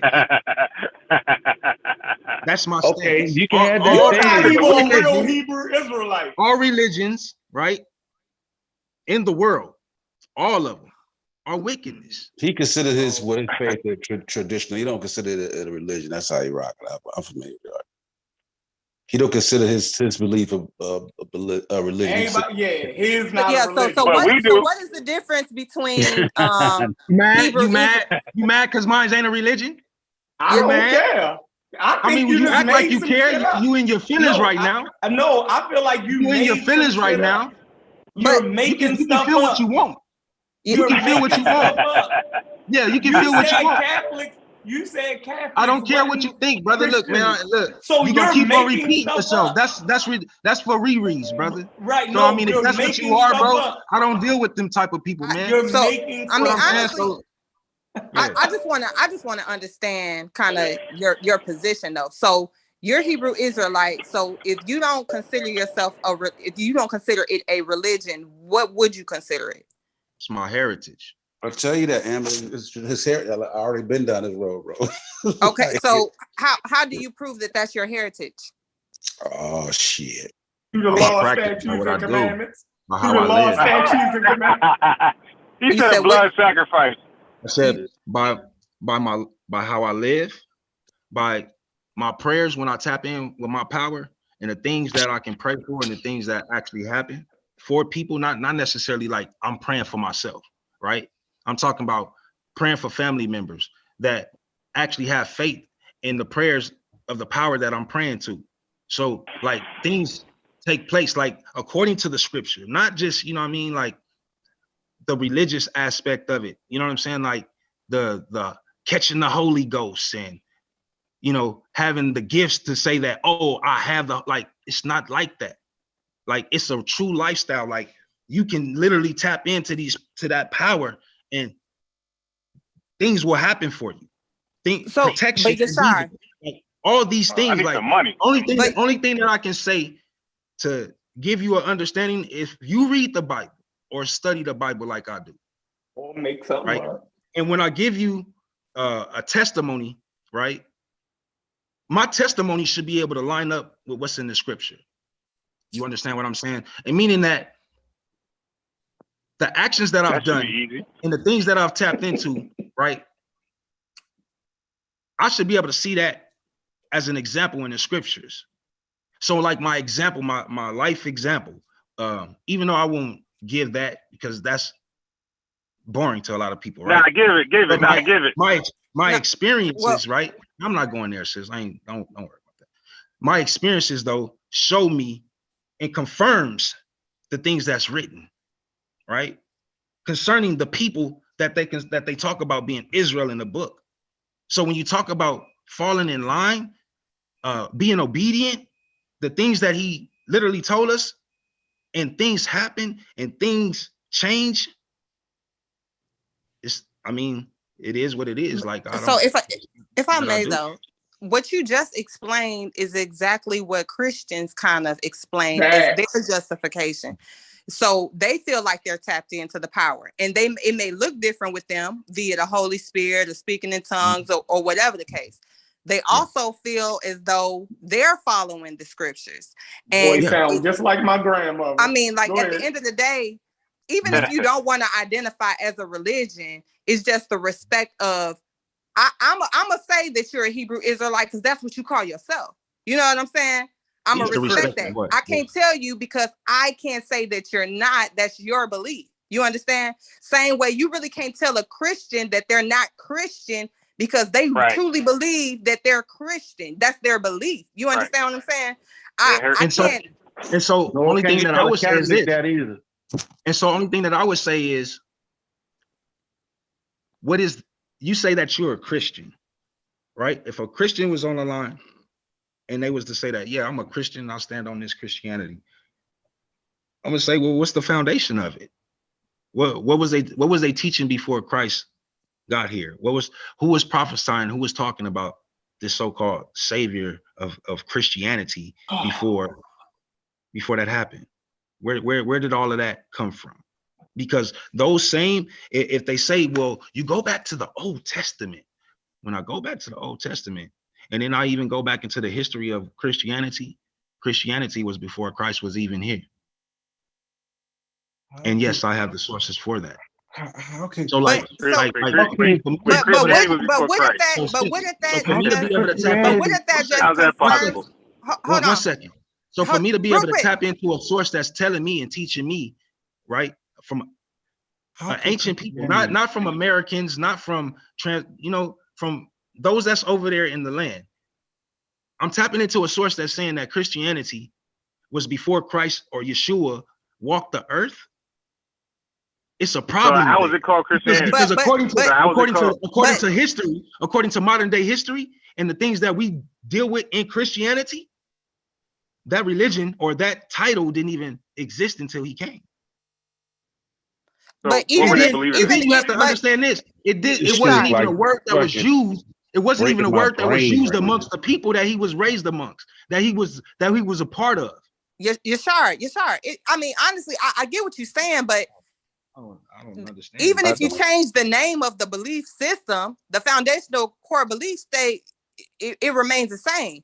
So yeah, it could undergo a facelift and change the name, but how does that? Because names don't change in translation, sis. Names don't change when you're translating information. to a different language, the name stays the same. The name is the name. You don't change the name. The name don't necessarily stay the same when you translate to a different language if they don't have certain letters and like in Spanish we change Jose to Joe. It doesn't necessarily translate directly over. If that's the case, Spanish there would be even no have need a for J a in it, translation if everything changed over. In Spanish, they changed the name to J. Like, nigga, they don't even have a fucking J in the language. Excuse my language. There is a J in the Spanish language. Oh, there's a J in Spanish, brother. Yeah. It is a J. It doesn't make the J sound. Yeah, it don't make the so sound. then there's no J in the. You know what? No, it's a J. Y'all got it. Y'all got it. There is my a J. God, It doesn't make the J sound. Listen. It doesn't make the American J sound. It makes the H sound. Y'all got it. No. Yeah, but the J. The J is there, and it makes the J sound. That's what they trying to say. This guy, boy. So Jesus Christ? What is it in Spanish? Jesus. So Jesus Jesus. Jesus Christos. Yes. And right, you that's a can't J. follow Jesus in the Hebrew. Silly. Now, The language that well, or we're the talking about Arabic. Spanish though. Well, we're talking about the we're talking about language Spanish. that he spoke. We're talking about the language he spoke. Who we talking about? Spoke Aramaic. Now, Like, makes sense, Spanish. brother. What you saying, man? Aramaic. Like I don't even understand. Like y'all put a dumb language on top as if y'all put a dumb language on top of who y'all talking about as if he spoke that dumb language. Like, what are you saying? He spoke Aramaic. We're not confused. Look, man. So do you speak The Aramaic? arguments that y'all come up with? Let's get up. Sure. Do you speak Aramaic? No, I don't, sir. So I don't. You just killed yourself. So what? Oh yeah, I did. You just killed yourself. I'm out of here. I'm dead, y'all. Yeah, if Damn. Jesus spoke Aramaic and y'all don't speak Aramaic, then you just killed yourself. You're not even using the original language that Jesus, used. Right. He's in English. Right. You get that? Even if you're reading in your so-called Hebrew. Right. That's not Aramaic. Right. And there's a J in the Spanish language. So then when you have an understanding that the names don't change in translation, it's important for you as a person that actually want to find out the truth of the information and not just be on some rant, clowning shit. You will actually go and find out what the name really is. And then when you find it out, tell me what it is. So then when you find out what the name really is, when you learn, when you know better, you do better. I'm asking you. You're calling by his name, right? All right. So what is the original name? Do it matter to you? We're brothers. You're supposed to be teaching. Are you my brothers? Don't listen, bro. When I ask my brothers, when I ask my real brothers a question, I get answers, right? When y'all ask me questions, from you asking me a question, from unbiased asking me questions to the sis asking me questions, I didn't tap dance and run from neither one of y'all. At the end of the day, at the end of the freaking day, brother, when I asked y'all questions, bro, y'all didn't answer a fucking question. Excuse my language. When I felt, not telling me that you're my brother at all. And because you're saying you're my brother does not mean that you're my brother. No, hold on. No, what I'm saying is when I felt as though I had some information that you needed to have, I just gave it to you. I didn't tap dance. Go Google it. Go Google it, bro. Brother, go Google it. And out of those thousands of options, choose one. That's what you want, bro. I came on. I said, bro.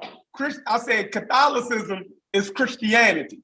That was something I felt as though I knew that you needed to know. So I gave it to you. So I'm saying if you know so-called Jesus' real name, right, then just go ahead and give it to us. Right. What is it? A few times. Y'all no, I'm asking. Y'all so Yahshua, is it Yahushua? Is Jesus' original name Yahushua? Yahushua. You close. Yahushua. I'm close. Yahushua. Now, is that Hebrew or is that Aramaic? Right. That would be Hebrew. All right, but Jesus spoke Aramaic. Right. Right. So what would it be in Aramaic? because we want to be correct. No. So look, let me help you out. Go ahead. All right, go ahead. The Shemitic language, the Shemitic tongue, right, is what you're talking about. So when you talk about the name, Yahushua, that name, even in the Arabic, is the same name, bro. Because it's not. No, it's not. No, he's saying not Arabic. He's saying Aramaic. What is his name? Aramaic. Not Arabic. In Arabic, my apologies. My apologies. In Arabic, my apologies for using the Arabic word, Aramaic. No, in Arabic is Isa. I just said my apologies, my nigga. Did you not hear me just say my apologies? Yeah, but he's saying that the name is different. But he said the name is different in Arabic, though. That's what he's showing. I just said, brother, I wasn't even. It's cool. You're right. He said that. Yeah, sure. Nobody's attacking you, my man. Yeah. He just it's all good. I'm not about to play games with social. But I'm saying that he's giving you. Social do certain things, and he know how I get. So I'm gonna just be cool because it's not my right. But Arabic is Semitic. Arabic is Semitic too, right? Is it? Yeah. Yeah. Oh, are you sure? Yeah, it's classified as a Semitic language. Are you sure? Yes, bro. Come on. Let's get so then how is the name different? What? That's what we said. Listen. Hey, bro. Hey, listen. I'm done. Look, bro. No, it's every time I ask you a simple, bro, it ain't even nothing major. I'm not adding nothing to nothing. I'm not even asking you a whole long drawn out ass question. I ask you simple ass questions and you get fucking lost. Language. That's not nigga, you just got lost, bro. And I just asked you what. I'm good. It's Semitic. I'm not even trying to go there, bro. Like. So you basically saying I can't even have a conversation with you type so you're basically saying you stuck.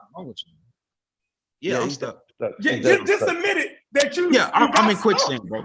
I'm in quicksand. You got stuck because if Arabic is Semitic and the name is different in Arabic than it is in Hebrew, and they're both Semitic languages, then what makes the name different? What makes the name different in Arabic, brother? Because it's Isa in Arabic. What you mean in Hebrew? Hold on. What is Isa in Arabic? What does that mean? What is the name? Let's look it up. But he talking to y'all family. He talking to y'all family. He is talking to y'all family like he know what the hell he talking about. But he just said that I just stumped myself. But he don't know what the name means. He don't know what the name means. I don't know what your name means. What does that mean? I don't know what. Hey, stop butting in conversations that you don't even know. And if I told you, you still wouldn't know. So then just be quiet, bro. Just knock it off, bro. I'm thinking that I'm having a conversation with a person that actually know the language, and you don't know nothing. No, I told you the name. Do I know what it means? You over there guessing, bro. I don't know what it means. That's not the name, bro. The name is the name. It ain't no Issa. You don't even know what the name means. That's a damn shame. I know that in the Quran is fucking Isa. So the Quran is so the Quran tell you Jesus' name is Isa? Yes. They call him Esau, bro. Like goddamn. Like you need to go fact check. Go fact check what that is. Chef is a no. Oh my God. Hey, you're sure. Instead of being for sure about what he think he know, he gonna say. I'm telling you that the name is Isa. You said in Hebrew. You said in Hebrew is what again? What is it in Hebrew again? Yahusha. Yahusha. So you're saying Yahusha and Isa sound the same to you? Those two Semitic languages, right? For the same person, got two different sounding names. This dude said Isa's name is Jesus. When you transliterate Jesus back to the Hebrew or any Shemitic language, you won't find the name nowhere. No, he's saying that the name that they give that they call the person. I don't care what they call Jesus is Isa.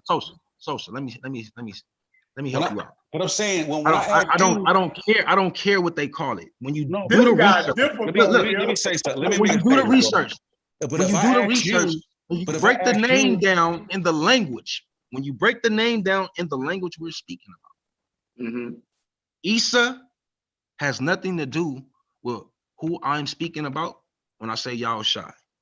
So who the Muslims talk about, who the Muslims talk about when they speak about this Isa, and it relates back to a Jesus, they're speaking about something that's not what we're talking about. Okay, that's, so those two deities or whatever it is that they worship and call on has nothing to do with what we as Israel, or as the world calls us Hebrew Israelites, deal with. Well, let me ask you this because I'm confused now. You fucking me up.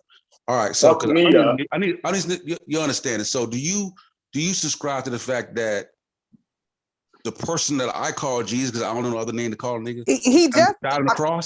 Y'all missed that. He just he's differentiating between their savior and the savior. There is no equation. I got it. Catholicism or the Quran, like he not gonna bend to that. He ain't rocking with none of it. I got that. I need to know this. I didn't know this because I'm confused now. Do you subscribe to the fact that the person that I refer to as Jesus died on the cross? Or is that not a part of your understanding? Man, I don't know what your Jesus did. I'm just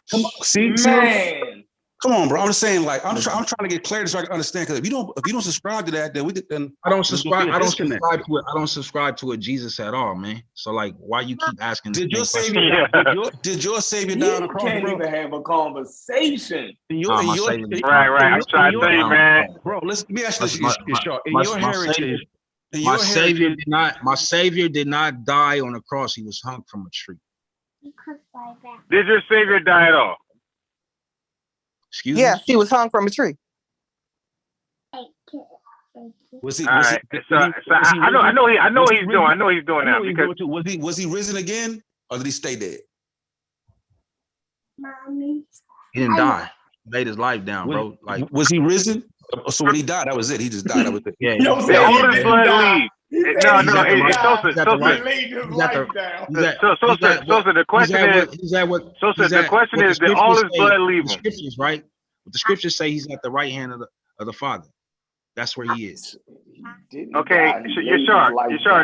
The question is, when he got hung on a tree, did all of his love leave him? Because flesh and bone cannot inherit the kingdom. So, did his blood leave him when he got hung? Did his blood? Oh, so you're asking me, was his body drained of his blood? Yes. No. Huh? Okay.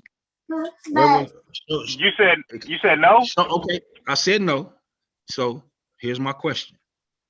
Can you show me where his body? Show me where his body was drained. Can I what? Can you show me? No, I can't show you that. But okay, I can't. Look, I answered it, so now I got a question back to you. Yeah, give me 1 second. So where'd you get that from? Where'd you get his body was drained from blood? No. Okay, so I got a question for you. Can flesh and blood inherit the kingdom? No. Right. So how can he inherit the kingdom with his blood in him still? Did he enter the kingdom as a spirit? Oh my God, bro. Okay, let me just answer your question, man. All right. So, nah, you can't enter the spirit realm with flesh. Impossible. All right. Impossible. You sure? Hello? Did you hear my answer? Nah, I didn't hear it. Go ahead. He said you cannot enter the spirit realm with flesh and blood. Right.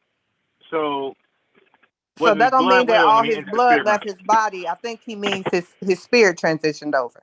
Like The body is left on earth. When I ask, but sis, when I Did ask blood these go brothers, with him?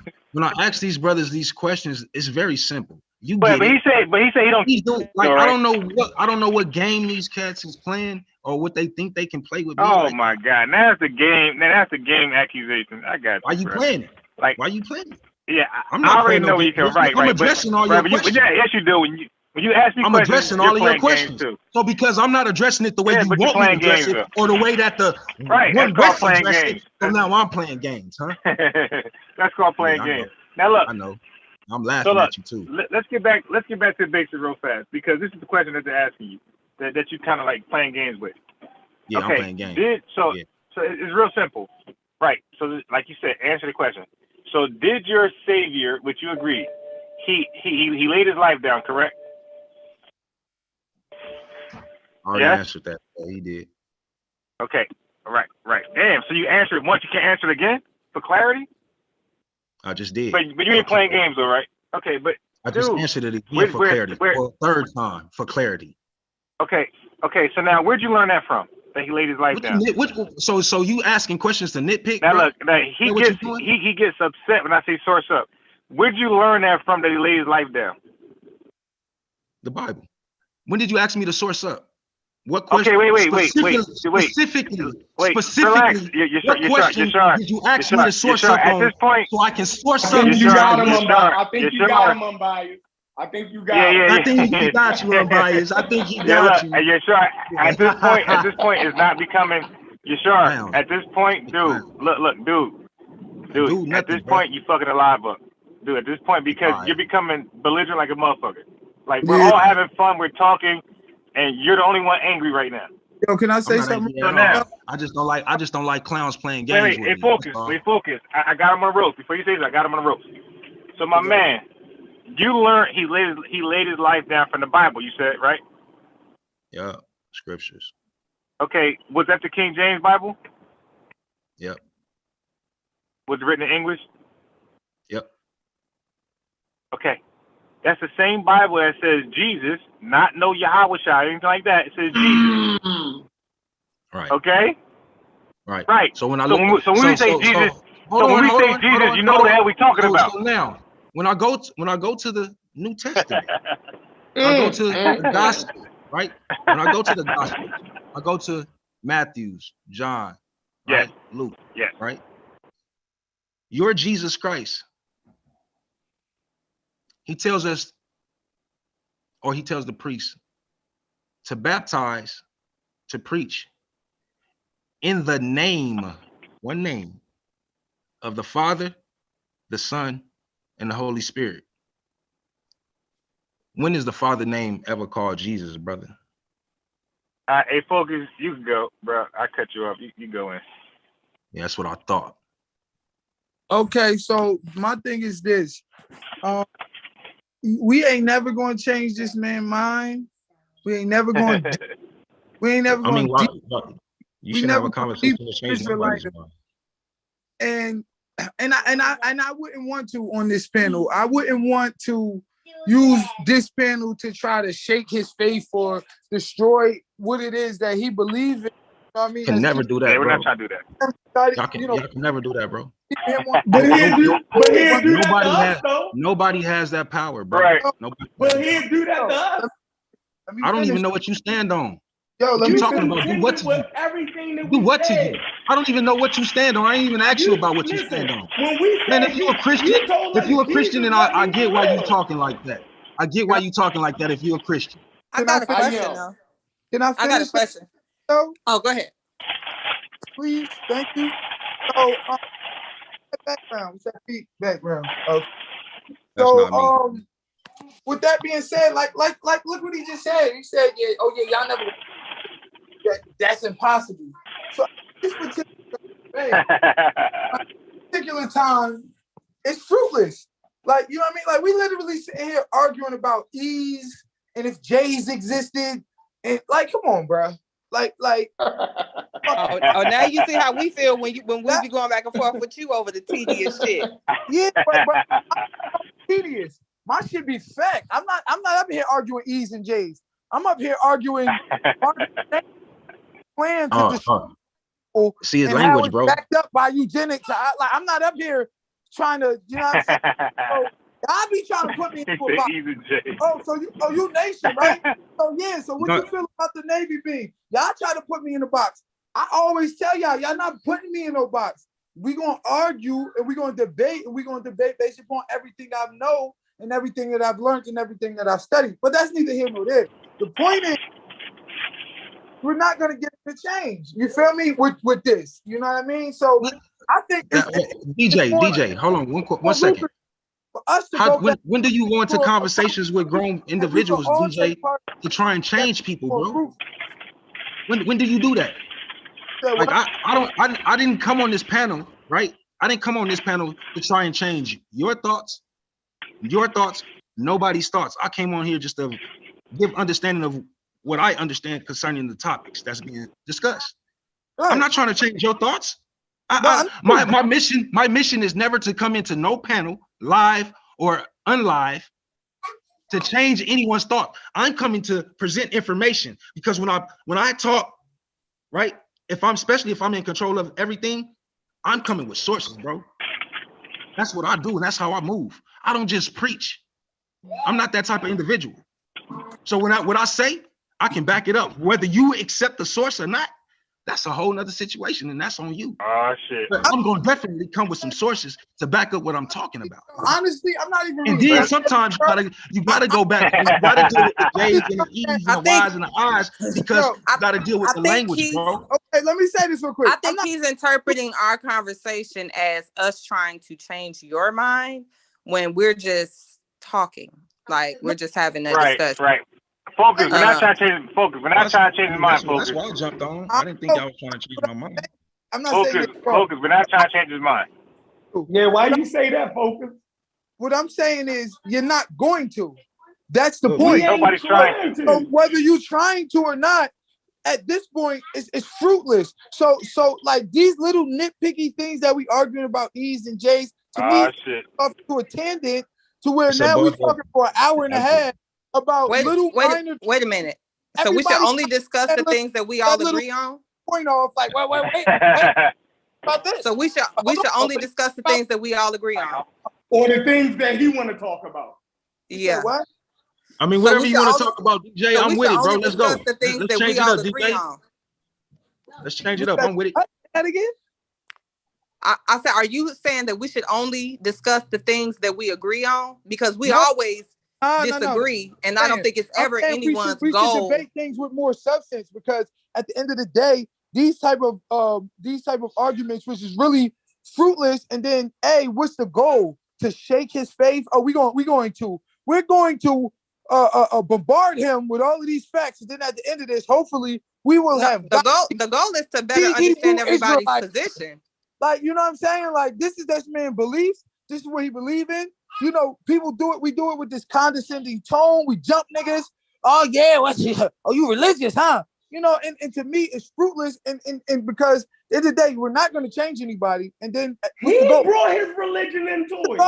The goal. I know, and y'all hopped on it like lions on the antelope. Yeah, because he used it. Somebody mentioned Bible, y'all be like, here we go. I mean, the religion crew. We gonna be Hebrew. He just like to argue. He just like to argue. Whine way too much, bro. You be crying and whining too much. Yeah. We gonna be Hebrew as you like you today. That's right. You're sure do. Well, now, nah, bro, I ain't trying to go there, man. But he whining and crying and for what, bro? Like, I ain't come on here for nothing. I came on here to address the topics that was being talked about, and just so happened it was talking about something that deal with the scripture. And so now, I'm bringing it up. Clown shit, man. Come on, bro. The Eid existed. First of all, the Aramaic. You're not answering half the questions they asked. What? Focus.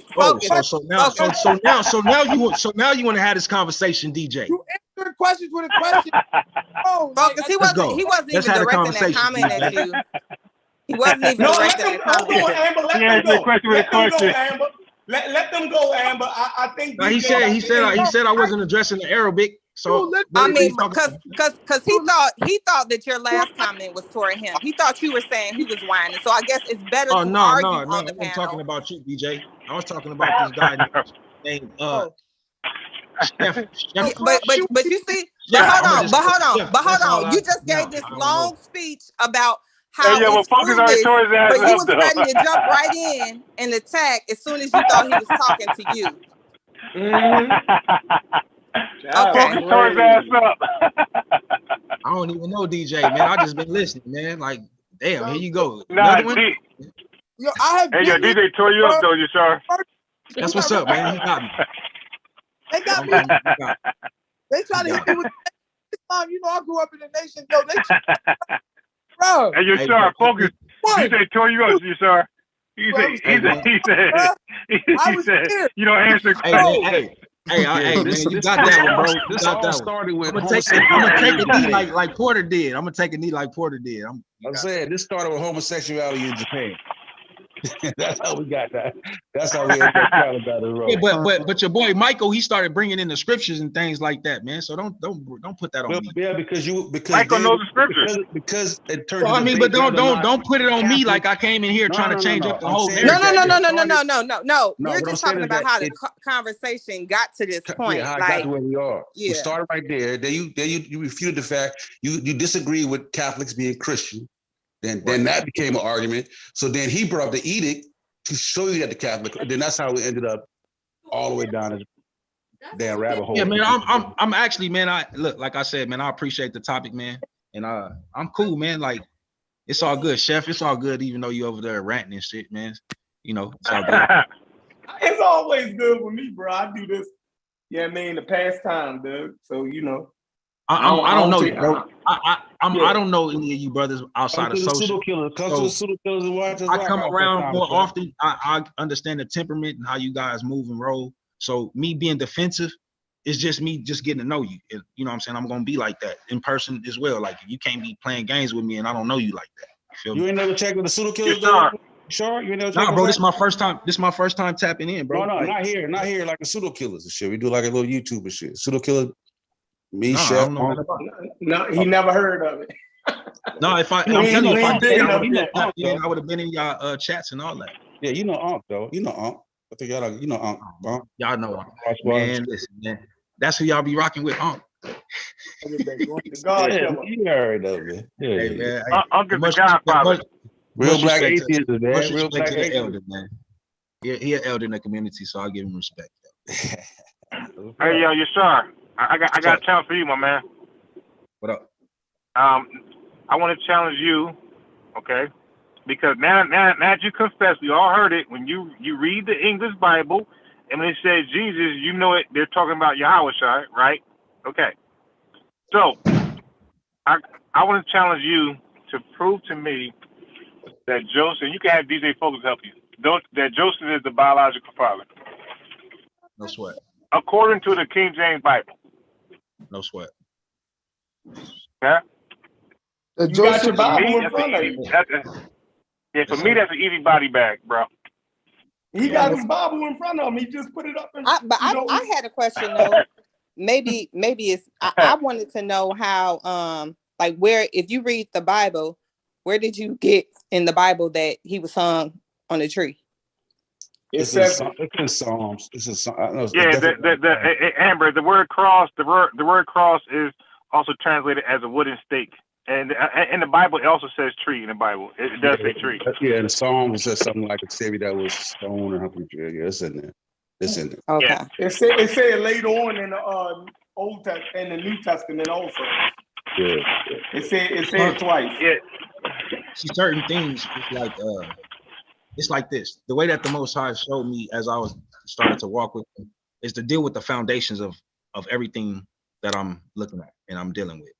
When I deal with the foundations of what it is, no matter what man does to change it later on down, it's always going to be the foundation of what it was. You know, you understand? Like, that's why I only deal with his name. That's why I asked unbiased that question, because Jesus told us specifically to do one thing in one name that represents the Father, the Son, and the Holy Spirit. And if that name, Jesus, is it, then I should be able to find that in the name of the language that his people spoke, the language that he actually spoke to his people when he communicated to his people. It's not there. I've searched and I've searched for it. It's not but you there. just referred to him as Jesus. Because I'm having a conversation with you. Yeah, So just when we so but we were having conversations too. Like why would you even say that? Because he said that when we everything that after everything that I just said, yeah. As if you when we say why would you say you don't know? Y'all listen. Right. Hold on. He was trying to go ahead and extend an olive branch to say that he understands. Somebody's microphone is killing the bill. Somebody's shit's going credit. Yeah. Like, he was just trying to say that he understands how we understand it. But the reason why he does not acknowledge it that way is because there's no power in the name Jesus as far as he's concerned. That's not the name that the people were instructed to call upon. So he goes back to the language in which... yeah, but we're not refuting that. We're talking about when we're just trying to have a conversation. When we use the word Jesus just to get to another point. Right. I'm gonna let you have this conversation because it seems like you can express it better than I can because they gonna piss me off with the shit that they be saying. They're always hostile. Always. I mean, earlier, I don't think he was doing it like to be intentional. I think he was just trying to let y'all know that he don't subscribe to everything in that book as it stands. He was just kind of trying to solidify his stance on it. This is who I believe in. Now that Jesus stuff, I don't know who that is. Yeah, but we not that he didn't. That. That's his belief. Huh? I'm not tripping on that. Yeah, we know how Hebrew Israelites. That's his belief. His belief is his belief. He can have his belief. We're just trying to have a conversation, but we got to use names that everybody's familiar with. Right. Also, the names he's familiar with because he confessed that he reads the Bible. We might not know. I don't have to use names that everybody is familiar with. No, I'm saying in order to promote the conversation. Hold on, social. So when I use the name and it's like, well, huh? What? Then I can express what it is. So now, because see, like I said before, once you know better, you do better. You don't continue to do the same dumb shit, hopefully, right? So now that I understand, even though majority sticks with where they at because they comfortable there, I'm not comfortable there. Okay, so I have to go further. So me personally, because I chose to go further, that's what I chose to do. Yeah, you're the man. You're a great researcher. Yeah, but you accept the King James version of the Bible. And until brother Chef, you're absolutely right because that's the language I speak. Until it says Jesus in there. Until I actually can learn how to literally write in its entirety the Hebrew language and understand it when I write it down, then I will start reading it from that book alone. Yes, sir. Yes, sir. Stop right there. Stop right there. Until then, wait. Yes, sir. Yes, sir. Yes, sir. You're ranting. We got it. We got it. Yes. No, I don't. Yeah. Okay. We do. Okay. We got to. I break it down by word by word. Love to rant. That's how I do it. Okay. I got you, brother. You just said you don't speak the language. My brother. When you constantly keep cutting me off talking about these guys, yes, sir. Relax, my nigga, relax. I don't call people like you, my brother. I'm his nigga. I don't treat people like nigga in the Bible, bro. All right, okay, cool. I got you. Man, you call me a motherfucker. Okay. You call me all type of shit, bro. No, like, wait. I called you motherfucker. I never said that. So you didn't say you was on here with this bullshit and all this. Like, come on, my nigga, you was cussing at me and all that shit. Nah. Dude, you got the wrong guy. Like, anyway, dude, relax. Yo, you're hostile. I get it. You're emotional. I'm not. All right. I'm just talking regular. You just said this is the language you speak, and we supposed to give you a pass. But then when we say Jesus, you don't give us a pass. When we say Moses, Mary, and every other English term in the King James Bible, you act like we're speaking French. So when we're talking about the Bible, since none of us speak the language, you don't know how important that name is. That's why you talking the way you talking. That name that you're talking about, that you can just call. He used to be a Hebrew call, and you're supposed to just understand it because the whole world understand it. That's clown shit. That let me know that. Okay, so let me ask you a question. How'd you come up with Yahweh Shai? Now watch this shit right here. I don't know how. I don't use Yahweh Shai. You never heard me say Yahweh. Yahweh. Who? Unbiased. Hold on, unbiased. You gotta take your gloves off and talk to him like you're a Hebrew Israelite. You know all of this. Man, he is not a Hebrew. So he can't talk to me. You gotta let him know that you understand all of that shit. Don't give him no way out, yo. Go ahead and talk to him. He understand one all West. Of the Hebrew Israelite one West jargon, yo. He understand one West. That's what you get. That's what you don't understand. My man, relax. Look, you're ranting again. Nah, you're ranting. This is the same shit One West do right here. This is how they do. You're gonna talk. You're sure. Yeah, you do. I know about most of you're sure. I know about most of the camps. All right. Now, I just said what camp am I from? Hey, unbiased. What camp am I from? Tell me what camp I'm from. I really don't care, to be honest, but I do know this. Because I'm not from a camp, so stop slandering my name. Yes, sir. Yes, sir. Stop slandering my name. I'm not from a camp. Okay. Do we got that straight, bro? I got you. Not from a camp. But the One West doctrine outside the nation, actually, the Nation of Islam probably was the first to do it. But the One West doctrine outside the Nation of Islam, where the oldest black people or doctrine period that believe that Jesus was not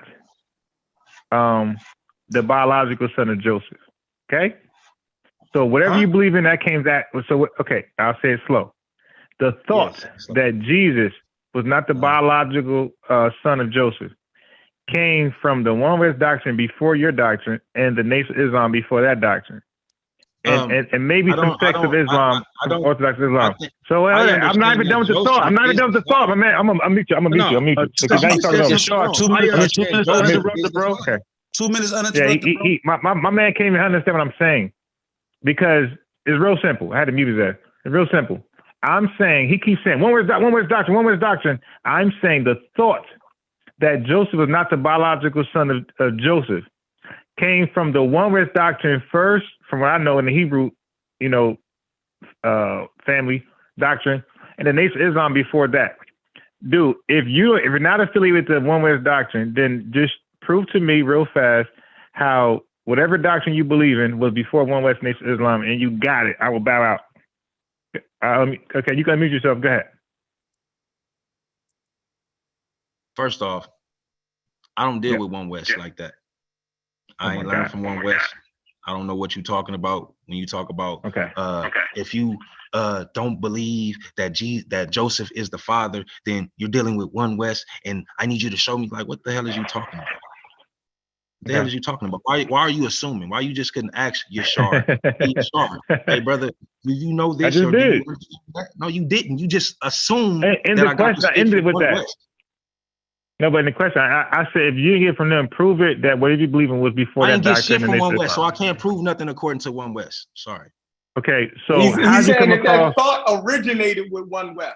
I don't know where the fuck the thought. I don't know what One West thought originated from. I don't know. I can't tell you that. I never sat in front of One West elders and learned from them. Right, but he's telling you that before if I never sat in front of a One West elder and learned from them, how did I know what they thought? Listen, we don't know where you got it from personally, but he's saying the origin of that concept, right, comes either out of One West or the Nation of Islam. Now, you could have got it from somewhere. You could have got it from God Almighty himself, but we know that it existed before you, and the first time that we have record of it comes out of either One West or the Nation of Islam. That's what he's saying. So go ahead, let me be honest. I'm done. I'll let you start, go.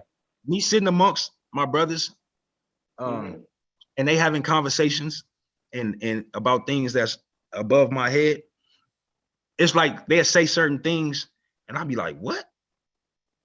I ain't never heard of that shit." So then I'll go and do the research. I'll go and check for myself. I will go and check for myself without asking them, "Hey, where you get that from? What is that? What's this?" Because 9 times out of 10, when they're having this conversation and I ain't never heard it, they having the scriptures to try and back it. And then when they use the scriptures to try and back it, it ain't making no sense.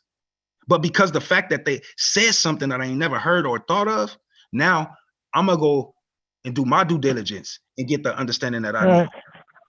So that's how I don't move. All right.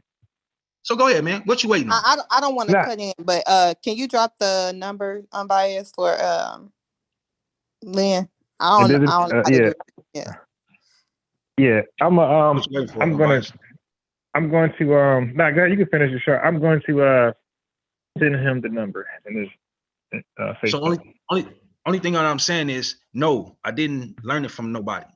So if I hear something, like if I hear one of you brothers having a conversation, even about the scriptures, and y'all don't stand on it, and you say something that I haven't thought of, and it makes sense, I'm gonna go do my due diligence. I'm gonna go check the scriptures to see if y'all telling the truth, if y'all saying something that's in line or out of line. So now the next time I hear it, I can address it. Right? So that's how I move.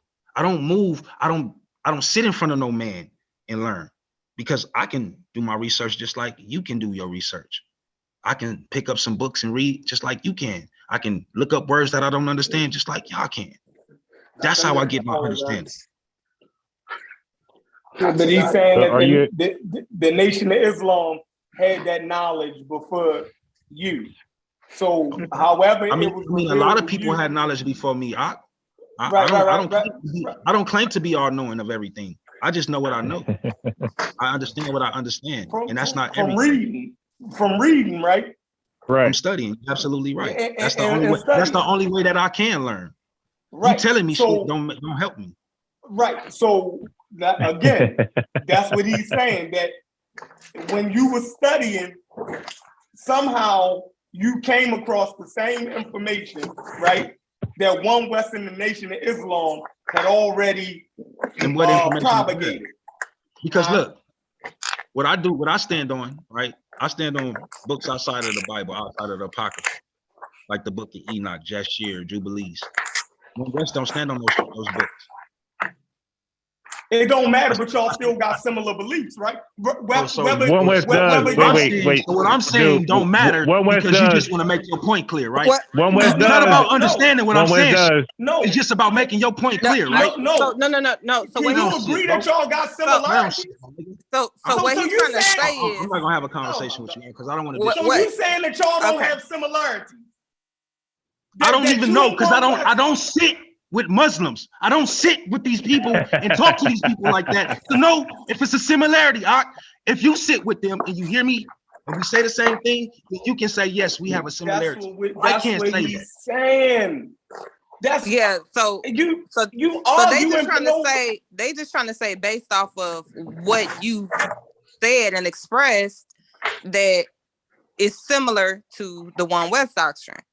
However, I understand what you're saying, but I don't think that they're not saying it as like a dig, but you feel like it's a dig because you feel like they're trying to say you following somebody else, and you pretty much saying like, no, I got this, I developed this belief as my own man, like from me studying and me doing it. So I think it's just really just a miscommunication. It shouldn't be though, sis, because I'm being very clear. I'm not saying that I sit with nobody. I'm not saying that I dealt with a whole lot of different brothers from different camps and I learned these different things. I ain't saying none of that shit. No, I'm being very clear with what I'm saying. What I'm saying is nothing that I'm saying that's misunderstood. But what I'm saying is, so you feel like, nigga, y'all keep trying to make it like I'm following somebody else. But what they're saying is, they say, well, what sect are you with? And you like, I'm not with no camp. Okay. And then you go on to express beliefs that fall in line with another camp. So they like, oh, that's the One West doctrine. Not necessarily saying that you follow that camp, but that it's in line with this doctrine.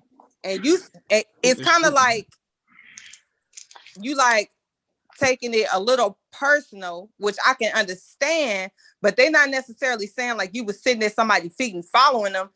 Like after you express it, it's like, okay, it falls in line with this doctrine. If you did not know prior to today, now you know your belief system falls in alignment with this doctrine. Whether or not you have any, whether or not you know it or not, it does. Understood. I mean, I don't have no issue with that. Now look, is DJ I love the way there? you explain stuff, Amber. I love the way you explain stuff. DJ Focus, you still there? Coming from a female, it definitely calms shit down. DJ Focus, you still there? You off? Is he still there? DJ Focus, you there? Okay. Anyway, same thing, Young Pharaoh. Okay. Hey, DJ Focus, are you familiar with? You breaking up though? Are you familiar with Young Pharaoh? Yeah, I know Young Pharaoh. Okay, do you know he denied ever knowing anything about Nation of Islam? But the dude was caught speaking about Yaqub. And you can only get that from the Nation of Islam too. That's the He's whole talking about point. Yaqub. He's talking about Yaqub, but he said he didn't get it from Nation of Islam. You gotta realize, Muhammad produced the greatest black minds in the history of America. Like when you're talking about that's crazy. But we got, but stupidity. We got access to a lot of information outside of religion. You had, of course, you had the greats. You know, Noble Jew and Marcus Garvey, different one like that. I'm not saying he produced, but as far as like those three, you name all religious guys. I'm talking about as far as those three people and like the people they produced. Elijah produced the best minds. Like he produced the Malcolms, he produced the Farrakhan's, he produced the Clarence 13X, and then a lot of the Muhammad Ali's, Dr. Khalid's, whoever you want to say, and then a lot of like the young pharaohs in the Yorks and different ones took a lot of this stuff, like you said, even the Hebrew Israelite movement took things from the nation. So I'm not surprised that young pharaoh was denied. I mean, court lying that he ain't know what the nation was while he was scooping stuff from it. You know what I mean? Like that's information is out here now. Like a lot of stuff that was kept sacred within certain organizations is now like open to everybody. So if you for some odd reason just pull up something just because you heard something or you read something and it leads you to Yaqub, because I came across that shit years ago. If you talk the about video of Yaqub, if you say the Yaqub, big head scientist, you do any research, it's going to lead you back to Nation of Islam. Like, come on, man. Yeah.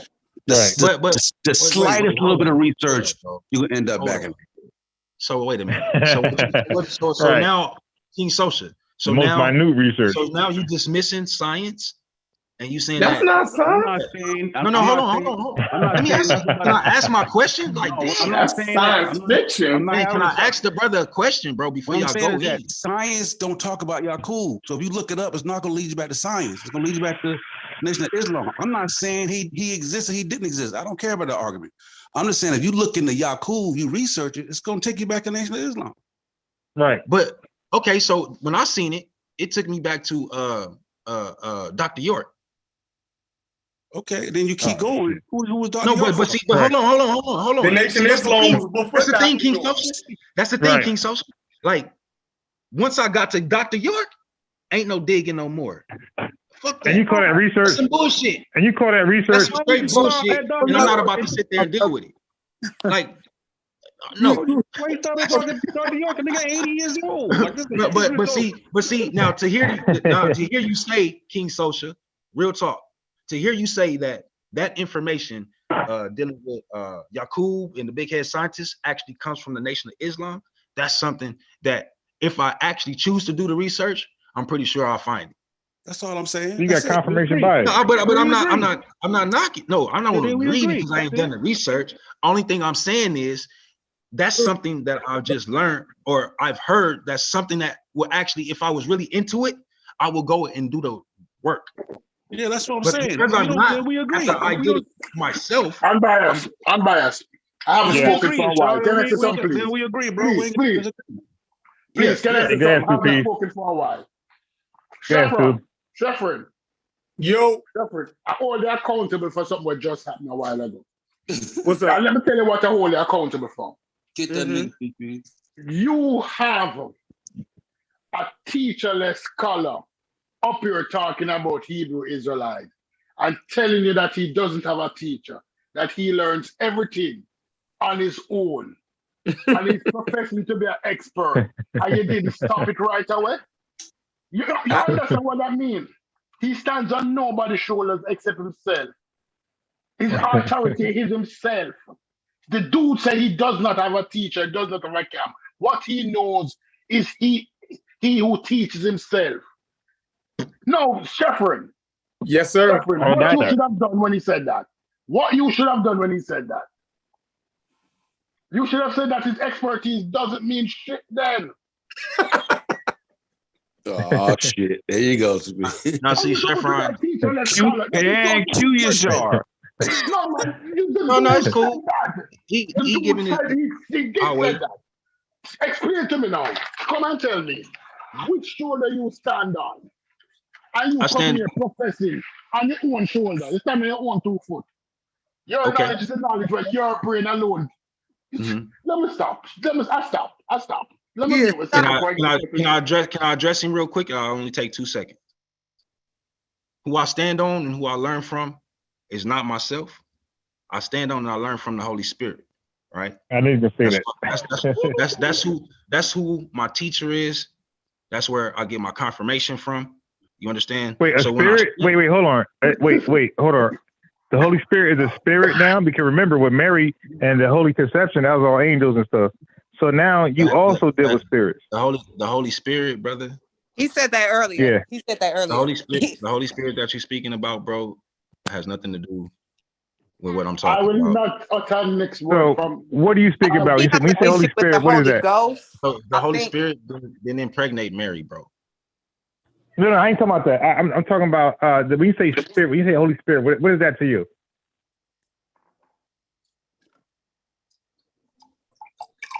I'm not understanding the question. I'm sorry. What is the Holy Spirit? Denzel Washington. Damn. What? That's crazy. And except Denzel Washington. Dude, look. You're just trying to buy time. What is a Holy Spirit? I don't know what is the Holy Spirit. All right, dude. That's okay. All right. Anyway, finish your thought. That's all. Yeah. I just want to call you bluff on that. So like I was saying, like my confirmation is the Holy Spirit. Is the other So my teacher, right? Like if you understand and you know, because like Yeshua said, praise, pray, and baptize in the name of the one name, right? So that one name represents the Father, the Son, and the Holy Spirit. So when you studying, right, and you asking questions and you're not even moving your mouth, right? Now, for those who actually study the scriptures and deal with him one-on-one basis, you understand what I'm talking about. Mm-hmm. You know what I'm saying? Like it's kind of hard for me to explain it if you don't walk the walk. I do. And you know I walked the walk before, so go ahead. So like what I'm saying is like the confirmation that I get and the understanding that I get. Right. It's like a feeling. I can't when I try and debunk it, I can't debunk it. You know the right, story. Because you feel a certain way, right? Hold on. You know, it's like goose don't have nothing to do with a feeling. It don't have nothing to do with a feeling at all. It has everything to do with understanding who you're dealing with and having a personal relationship. Like if you don't have that and you don't know him, you know what I'm saying, and you're just playing, then you know you're gonna feel a certain type of way. You're gonna feel like it's just a game, it ain't nothing, it's just a figment of your imagination. Okay. That's how you're gonna feel. Do you know the story of the Ethiopian eunuch? The Ethiopian eunuch? Yeah. Yeah, in the book of Acts, chapter 8. What about him? You know Do you know the story? No, understand what that readers? Understand what that readers when he said, I guess he's going to that. I'm not reading it right now. You want to read it? Okay, I'm not reading either, but I know the scripture in my head. Go ahead and pull it up on the screen. Tell him the story. I would rather I would rather not, unbiased, fabricate the story and tell us something that ain't there. Let's just read it. Pull the story up. Pull up the story of the Ethiopian eunuch. Okay, so first before we get there, what's your point? So I can make sure I understand. Yeah, make the point first. The point is, when the individual was reading the Bible and did not have a full understanding of it, he didn't. I get it for you. I know exactly what you're talking about. He said an individual. So two P's. You see that? You see that? I'm not a Hebrew Israelite, Seth, but I know exactly what he's talking about. He's talking about Acts chapter 8. Understand what that reads. I'm not a Hebrew Israelite. I don't know the spirit. I don't have a personal relationship. I know all this stuff though. So Stu Peas, go ahead and say what you were saying. No. You cut you off, bro. What I'm saying is that you are telling me about the Holy Spirit, but the Bible never said the Holy Spirit to the Ethiopian eunuch. Yeah, because the Ethiopian eunuch is not of Israel, bro. Huh? But go ahead. The Ethiopian eunuch is not of Israel. No, he's not, bro. Okay. So the relationship that we have with the Ethiopians. Hold on. I'm not saying that. I'm not saying that. You're sure. Hey, unbiased. Can I just address Stupies, bro, before you come with your right? But come on, bro. Like, hold on, bro. 1 second. You got it. Right. But you got it. Just hold on 1 second. You got it. I'm not gonna give you the mic. I'm gonna give you the mic. Okay. I don't want to lose my train of thought, bro. That's all. So write it down. What I'm saying is this. Please just stick to the story. That's all. I promise you, I promise you, if you ever come to my platform, you won't get treated this way. But go ahead. Dude, I'm saying stick to the story. Don't make something up. Go ahead. You can go ahead. Stick to the story. Don't make something up. And I'm asking the brother to clarify. I'm asking him to clarify what he said because I couldn't hear him. I need to stick to the story. Right? Okay. Let me clarify. But I need to stick to the story because I'm asking him what was he saying. Okay. Let's not go into that. Let's move on from that. It'd be emotional. Let's move on from that. What I'm saying is that the treasurer of the Candace of Ethiopia, or the Queen of Ethiopia, and then he bro. Let's do peace. Get it out, man, please. Philip, the evangelist.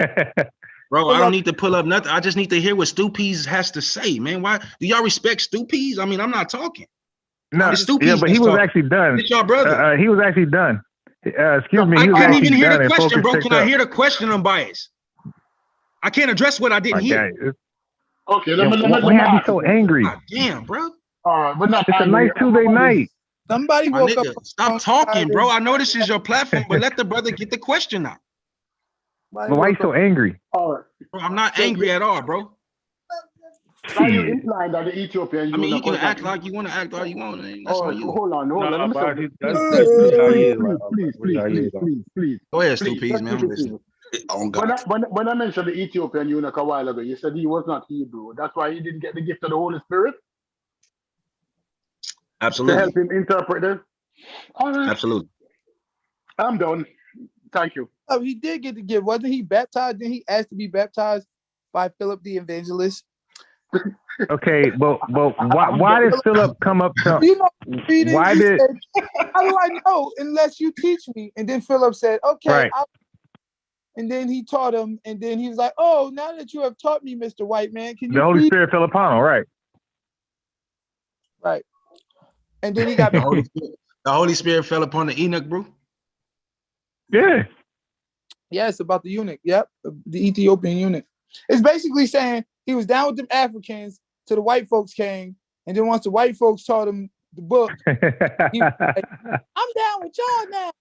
And then they baptized him. Is that how he sounded? Is that how he sounded,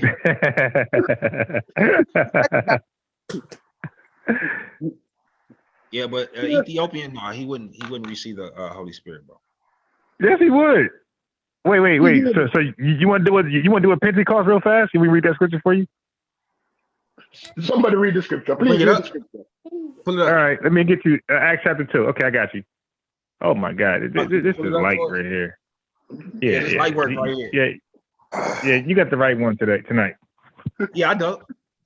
You gonna pull this? Do you understand what you read? Do you understand what you read? How can you understand? Pull it up. I got you. But the question is, do you understand what you read it when you read the King James? I don't know what you're talking about. You ain't pulled it up yet. Okay, got you. I got you. Old age, but Acts chapter 2. I got you. Right here. All right. Now you said non-Israelites can't get the Holy Spirit, correct? Right. Okay. All right. So I'm gonna read the King James Bible. Is that okay with you? Is that okay? Yes, no, I don't want to read it if you don't accept it. Play games with yourself if you want. Please go ahead. Do you accept? King James is a black man. Play games with yourself if you want. All right, so Acts chapter 2, verse 1. This is light work for me. And when the day of Pentecost was fully come, they were with all one accord in one place. Who is the day? And suddenly there came a sound from heaven as of a rushing mighty wind, and it filled all the house where they were sitting. And they appeared unto them cloven tongues like as of fire, and it sat upon each of them. And they were all filled with the Holy Ghost, and began speaking with other tongues, and as the Spirit gave them utterance. And there were dwelling at Jerusalem Jews, devout men, out of every nation under heaven. Now, when this was noise abroad, the multitude came together and were confounded, because that every man heard them speak in his own language. Hold on. And they were all amazed. Bias. Hold on. Yeah. Right. Yeah. He just was trying to move too fast. All right. No, I'm just reading. So every man speaking in his own language, and who heard that? Right. Who was them that heard that? I'm going to read and tell you. I'm asking you. Right. So I got to read it to answer.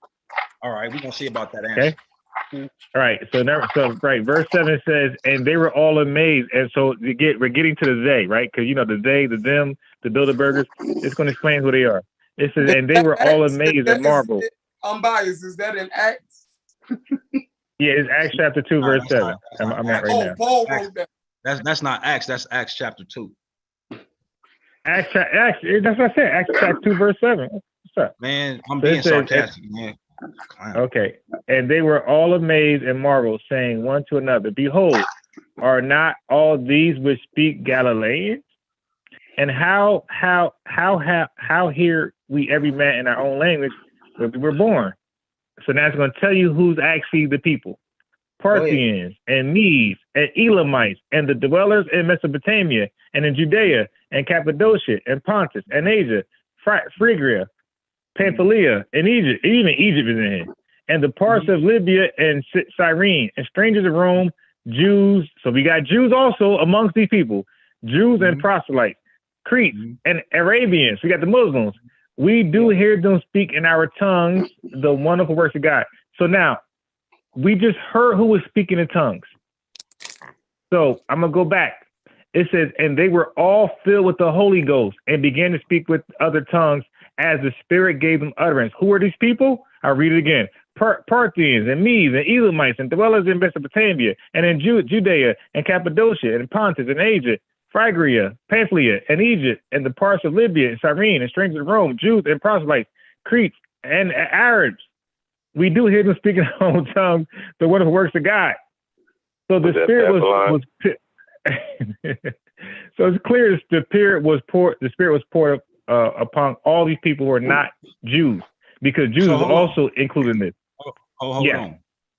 Please explain this stuff. It's Acts 8, verse 6, verse 26. Hold 1 second. Oh yeah, I told you 2 people Acts 8. Right. In this particular Acts, where is Paul? Huh? I said, where's Paul when this is taking place? Well, I know Peter's here. Okay, so where's Paul when this is taking place? Why you ask about Paul? I know Peter's here. Is Peter here? I'm asking about Paul. Okay, I don't know where Paul at, but I know Peter's here. So answer your question. Can I answer that for y'all? Now, why is he asking about Paul? What the hell I got to do with the Holy Spirit being poured upon Gentiles? Yeah, go ahead. Paul was Saul. Paul was a part of the Council of Nicaea. What?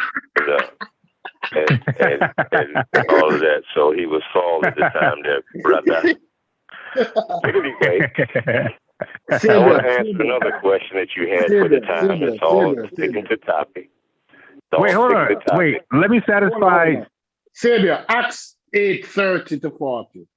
Acts 8:30 to 40. Read that. Paul was a bondservant. Hold on. So Philip ran to him and heard him reading Isaiah the prophet and asked him, do you understand what you are reading? And he said, how can I, unless someone guide me? And he, Philip, come to sit with him. Right? But let me go down to 38. And he commanded the chariot to stop, and they both went down into the water, Philip and the eunuch, and he baptized him. And when they came up out of the water, the Spirit of the Lord carried Philip away. That means that the Holy Spirit. Oh, really? All right, so it's not only Hebrews get the Holy Spirit. So so you didn't been baptized do you too? understand what you are reading? You said only Hebrews get the Holy Spirit. So therefore, That's why I say this is light work for me, man. I've been down this road already. That's why I left this doctrine. It was too crazy. A teacher. You don't understand what you're reading. Right. You need a Philip in your life. I could teach you correctly though, if you want it. Yes. You need a Philip. Yeah. You don't understand what you're reading. Right. What Stu Peas, you went to what? 30 and what? Acts 8. Acts chapter 8, 29. Then he read there to 38. Yes. So Acts chapter 8, verse 29 to 38 is what he read. It's getting brutal. So wait. So you don't want to deal with Acts chapter 2 real fast? So hold on. Right, real quick. I'm gonna get back to that. Right. So you started at 29 and you read that through 30. I read 38. I read 29 and then I read 29 to 32 and then I skipped and I went to 38 to 40. 38 to 39. The middle part is just interpreting what the scripture was. You can read all that by yourself. If you choose, you can go read it. So hold on. This is the thing, right? You just did with the Christian, right? You just did with the Christian. No, like, don't do that. Reading it verbatim, that's what Christians do. What you did was you read two verses, then you skipped all that information, then went to another two verses. All right. And then you act like that other information is void or it don't mean nothing. Go ahead and show him how it's wrong. That's how you just treated the. That's how you just treated the word. No, but Philip was baptized. No, I don't. He got to the point. You can try and justify. You can try and justify him just missing the word all you want. But at the end of the day, so you see that part right there is recorded, Stu Peas. This is why I don't play games with Christians because they read the scriptures, right? I'm not about to sit here and read you two verses and act like that's what everything means. So you're sure. What are you denying? I'm not about to do that and act like that's all. What are you denying? Understand when you got all of that information before and after what you read. Yeah, but what are you denying? What are you denying that he read? You sure? Wait a minute. Like I said, you're sure. Every time you go to the Bible, it's always going to be something before and after, unless you read the whole thing. It's like having a conversation, and I'm just starting in the middle of a conversation. I'm just butting in the middle of a conversation, and now all of a sudden I act like I know what's going on. You can't do that, sis. You gotta if you want to start like that, you gotta start at the beginning of the conversation, because right here in verse 29 or verse 28, it's not where that starts at. All right, so fill us in. I'll read the whole thing if you want. Read from 29. No, I'm gonna read from verse 1. Is that okay? Can I read from verse 1? Start at verse 14. That's where you start from. No. I'm gonna start from verse 1. Start at verse 14. Because then you're doing. You see what I'm saying? Because then you're doing two pieces. This is what I'm talking about. Because you're doing. Not understanding how you read the scriptures, right? Wait, so you why don't even can know I where go to from start 1? from when you even talk about this. What we talking about? So why can I go from 1? What you're talking about, you want to start with verse 1. What he's talking about, what I'm addressing. All right, okay. What I'm addressing starts at verse 14. I got it. All I'm saying is what Stu Peas is talking about. It starts at verse 14. You can check that. Okay, I got it. Verse 14. Now, so that means something happened before that. Now, when the apostles which were at Jerusalem heard that Gentile, had received the word of God, they sent unto them Peter and John. Is that chapter 2? Is that chapter 2, verse 14? Dude. No. Wait, are we doing chapter? Oh my God. Stupid read from chapter 8, my man. Acts 8. The Ethiopian eunuch is in Acts 8. No. You're in the wrong chapter. Wow. Young man, you need a Philip. I tell you that this is the second time I tell you that. You do not understand what you're reading? That's the problem, right? That's the problem. Too many people was talking. I couldn't hear you. I told him that from the gate. So you're not familiar with what you just read, though? The verses? Never heard it. What kind of Hebrew don't know the Bible? Yeah, you said verse 8 and 28, right, Stu Peas? No, Acts chapter 8, verse 20 8. No, That's what I said. yeah, start, right? No, start from Okay. 27. 27. No. Hold on, I'll tell you. Acts chapter 8, you can start from 26 if you choose, or 27. No, you can start from the first verse. No, the first. Oh, Lord. First verse and read on through. Yeah. All right. Okay. So I'm gonna start from the verse. I'm gonna read very quickly. All right. And Saul was consenting unto his death. And at that time there was a great persecution against the church, which was at Jerusalem, and they were all scattered abroad throughout the regions of Judea and Samaria, except the apostles. And devout men carried Stephen to his burial and made great lamentation over him. As for Saul, he made havoc of the church, entering into every house and hailing men and women, committed them to prison. Therefore, they that were scattered abroad went everywhere preaching the word. Then Philip went down to the city of Samaria and preached Christ unto them, to people of Samaria. And the people with one accord gave heed unto those things that which Philip spake, hearing and seeing the miracles which he did. Okay? For unclean spirits crying with loud voice. Oh, shit, he about to break it down for us. Go ahead. No. But see, you got to go back to, because see, you just tried to talk about Samaria like Samaria is just a whole nation of people that don't consist of Israel. This is clown shit. Huh? This is straight clown shit. It just said some of them scattered to Israel. It said some of them scattered to Samaria. It just said that. So they just went to. So let me ask this. So the apostles, they went to Samaria. Right. Samaria. Huh? Yes, for the Gentiles in Samaria, what? Right? Huh? What? For the Gentiles they went in to Samaria. The Gentiles in Samaria. Oh, so he didn't send them. He didn't. Yeshua didn't direct them to go to the lost sheep in these lands. Excuse me. Yeshua said, "Don't go to Samaria." A simple question, and okay, can you address the question? I'm giving you a simple answer. Yeshua said, "Don't go to Samaria. Go to the lost sheep of Israel." He said, "Don't go to Samaria." But Philip is going down to Samaria. Why is he going down to Samaria? Why? Because there's a bunch of Gentiles down there. That's why. Who directed him to go there? Saul or somebody? Stop playing, man. Don't be a clown, bro. Read 26. Just read 26, please. Read 26. They love to call names. They love to get angry. And they get angry. Yeah. So now you want to jump to the ad. So now you want to rant, bro? You don't want to deal with the information? No, because you don't want to call a name. So man, what you worried about a name for, bro? I didn't call you out your name. I didn't call you something that's gonna have you crying. Yo, yeah, I am crying. I'm sad, dude. You call me a clown. Stop crying, there, man. You a grown man. Stop it. I got feelings though. Well, I mean, get out your feelings. Get out your feelings. No, you just said I'm emotional, man. Don't be emotional, Paul Thomas. Unbiased. Mute him and continue reading, please. Mute him and continue reading. All right, can I finish reading, my man? Because you didn't make a point. Can I finish reading? I'm just saying the Gentiles that's in Samaria are considered Israelites. Go ahead. The Gentiles. Where you read that shit from? What you mean? Where you read that from? Do you not understand what Gentiles mean? Dude, do you not understand that Hebrews was Gentiles? Okay. Do you not understand? I'm unbiased. I'm gonna ask the question. Yeah, you're sure. Do you not understand that Hebrew? I'm gonna answer. And I heard this weird doctrine before. Now I'm gonna respond.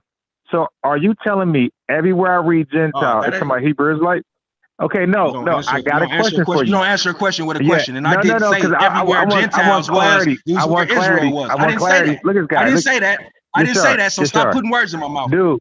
So how do we know? So let me ask you this question now. You gotta look it up, my brother. You gotta check it out. You gotta look deeper than just what's in front of you. Oh shit! You see the spiritual magic stuff. It says Gentile. We supposed to know when somebody Hebrew is like because you don't know it's spiritual magic. Non-Israelite. Oh, spiritual magic. You said spiritual magic. That's what you said. You said. Okay. Let me ask you a question. How do we know when it's talking about Gentiles who are Hebrew Israelites and Gentiles who are non-Israelites? How do we know? It's real simple. Tell us. Let me pull it up for you. All right, go ahead. And then I'm gonna go to a verse, and you tell me if it's a Gentile, non-Israelite, or Israelite. Okay. Don't worry about it. I got you. Don't worry about it. Okay, cool. To whether they caught the Holy Ghost.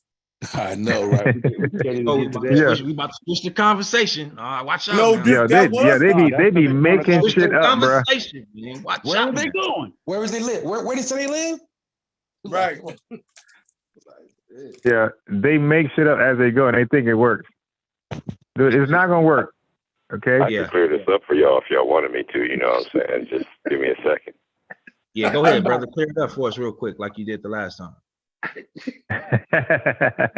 All right. Well, what our Hebrew brother forgets to say is how the New Testament and the Old Testament, you know, and where it connects, and a person that connects it. And we're talking about our brother Simeon and Barnabas. And Amber, could you do me a favor? Oh shit. Are you there? Yes, I'm here. Hey, could you look up Strong's G 3526? All right. Say that one more time.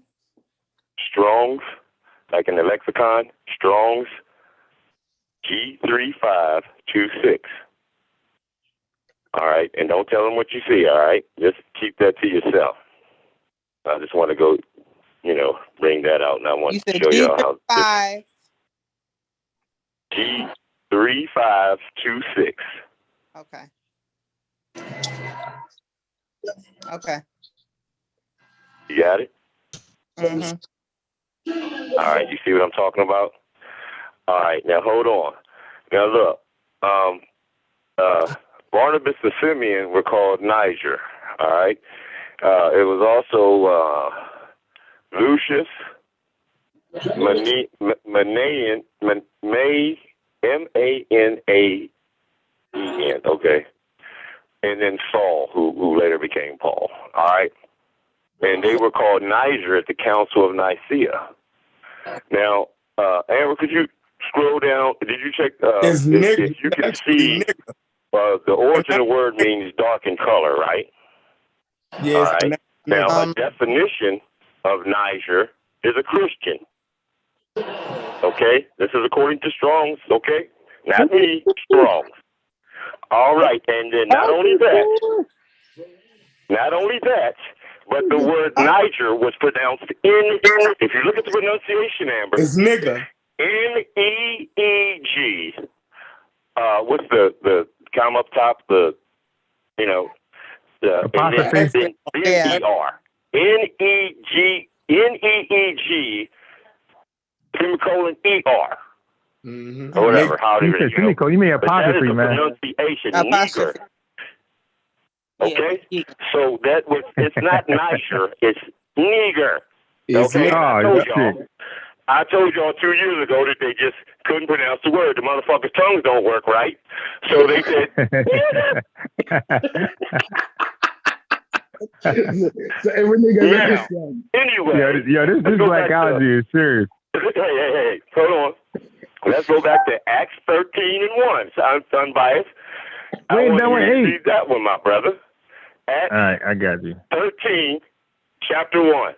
This is what our Hebrew Israelite brothers seem to forget. Hey, wait, hold up. Before we do that, hey, Yashar, can you explain to us, when do we know when Gentile means Israel, and when do we mean it? When do we know it means not Israel? Because I'm gonna pull up some verses for you where it says Gentile. I want you to explain to us if it's dealing with Israel, not Israel, and tell us how do you know?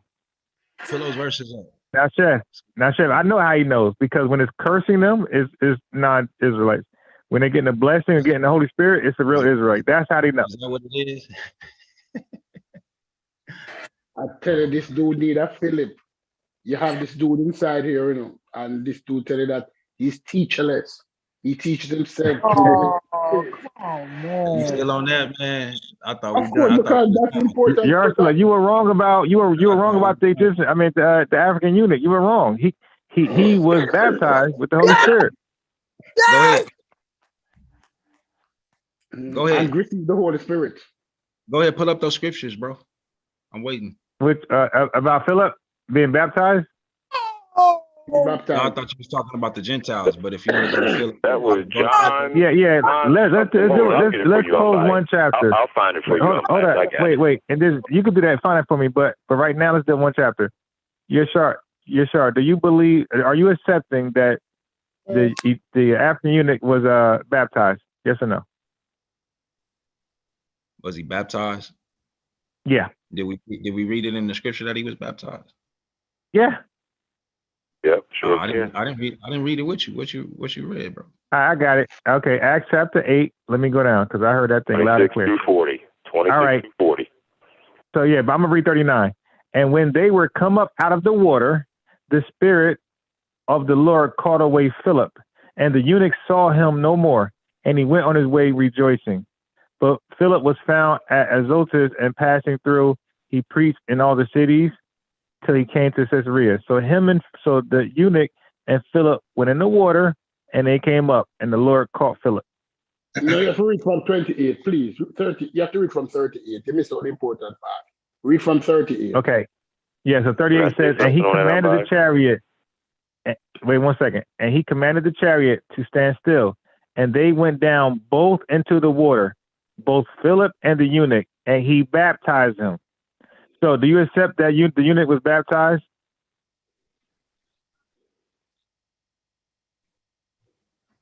This nigga, he's straight quiet. Oh, so unmute yourself. I'm not muted at all. So okay, so do you accept that eunuch was baptized? Yes or no? So now I'm dealing with verse 27, right? Right, but hold up. Before you go there, verse 38. Says, and he arose wait. And went hold on. Before you go to a man, my God. Right? A man of Ethiopia, right? Okay. He didn't say an Ethiopian. Oh my God. He didn't say that because you got to understand this. You have to understand this, right? Look, check this out, fam. Like, I'm not playing, I'm not laughing. Like, I'm not joking. We talking about the scriptures. And so when are Israelites eunuchs? When I deal with the scriptures, I don't play. Like, I'm being I think dead you serious. do. Like, Where does it say that the guy was a eunuch unbiased? It says that he seeing the man riding down. He was not a eunuch. He was he might have been. I can't say he wasn't a eunuch. I can't say that. He was. But I know that he had a higher stand, in the palace, and he was riding down the road, and he was reading a scripture, and he couldn't understand it. Right. So Philip stopped him. And he said, "Do you understand the scripture you're reading?" And he was reading, scripture, and he was like, "No." And how can I if nobody teaches me? So Philip taught him, and they got together, talked, and then Philip baptized him. Okay, so that's the story right there in a nutshell. Yeah, right. The story about the Ethiopian eunuch that they call the Ethiopian eunuch. Yeah. So. I wanted to hear what his point was about the Ethiopian. Right. So, and he arose and went, and behold, a man of Ethiopia, right? An eunuch of great authority. Eunuch of a great. No, eunuch. Eunuch is wrong. Eunuch. Queen of the Ethiopians, right? Mm-hmm. So again, Ethiopian. Like I said, right? If he was of the Ethiopians, we would see that it would be very clear, just like it was Queen Candace, the queen of the Ethiopians, right? So, like, wait, but it says Jesus, a man of Jerusalem. All I'm saying is this, right? This person here was a servant of this of this queen. So that servant was not but he held a higher standard than the Lord. Hold on 1 second. Hold on 1 second. You don't find nowhere in the script, nowhere. Matter of fact, you can go into the Ethiopians' history yourself and see if they made any of their people servants, like this guy here, the treasurer. Huh? See, you see how simple you are, unbiased. How you don't know nothing. Like when I say certain things, you just be so lost, bro. You just be so completely. Well, you my new teacher. You my new teacher. No, I'm not nothing to you, bro. I'm not nothing, bro. I'm not a brother because you don't treat me like a brother. You see what I'm saying? so like at the end of the day, I'm just here to have a conversation with you, bro. Wait a minute. So is your argument is that this person was a servant? Well, you have to understand no, that's not just my argument, sis. Okay, so to finish off my statement, you have to understand our heritage, right? We didn't baptize, we didn't bring Gentiles that wasn't Israel into the fold. We didn't go out to different nations, right, to convert people. We went to different nations to grab Israel only, because they could only enter the temple when they come home. Strangers that lived amongst us are different than the Gentiles that we're reading about, and that this brother Unbiased is trying to talk about. Unbiased. Those are two different. Making stuff up now. Stupides, man, be quiet, I bro. know. Stupides, be quiet, because you're not taught by the Holy Spirit. You're taught by a man. You mad at me? That's that one way doctrine. Because I'm taught by the Holy Spirit. That's exactly what they teach. This is the dude making stuff up. No, I ain't making up shit. Only thing that's the problem is you don't like the truth that you're hearing because it goes against your Christianity. That's Actually, you're the only one that don't like it, because that's why you're so upset. Bro, listen, bro. I didn't cut that man off and say shit to him when he was talking reckless at all, Unbiased. So I don't want to hear that shit. How was he talking reckless? What did I say reckless? The reckless shit that he was saying, like taking two verses and then calling himself giving some truth. Man, knock it off, bro. That's talking reckless. That's reckless. Wait. Well, I mean, you can laugh because you do it yourself. Just to be fair, though, just to be fair, you just took about 2 verses and tried to explain that this was a slave. I haven't even finished though. I hadn't even finished. Okay. I was just dealing with verse 27. Okay. So because I'm only dealing with what he gave me. So I didn't just choose these 2 verses or this verse just to deal with, sis. Can't put that on me like that. I'm dealing with what they giving me. I mean, but what I'm saying is the same way they explained the like if you gonna read it all the way through, read it all the way through. So do you mind if I start at verse 1? Because they didn't want to start at verse 1. We did. Unbiased offered to start at verse 1. You told him, you said to start at verse 14. If you started at verse 1, let's deal with it. Yeah, I started at verse 1. You cut me off to go to 14. I don't recall us reading from chapter 8, verse 1, all the way through verse 27. You stopped me. He didn't start at verse 1, but he offered to. You told him to start at verse 14, and then come to find out you were in chapter 2, and we were in chapter 8. Nah, I did. No, Amber, I did, because remember I said Judea and Samaria. I said see Samaria. So I got to verse 2 and he stopped me. Okay. Actually, I got to verse 2 and he stopped me. So I read it again. And Saul was consenting. I definitely said this. 26 and 27, Unbiased.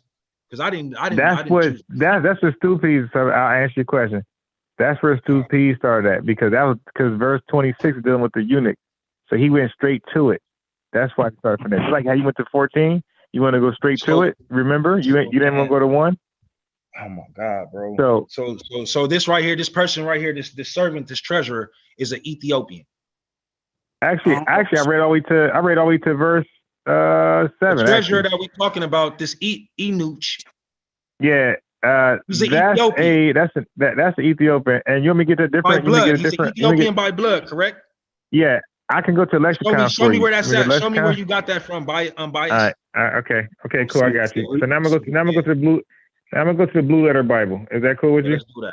Let's do that. So the contention is rather than Ethiopian. So if he proves an Ethiopian, does that solve the case or no? Well, that tells you that they were dealing in Ethiopia in the Old Testament.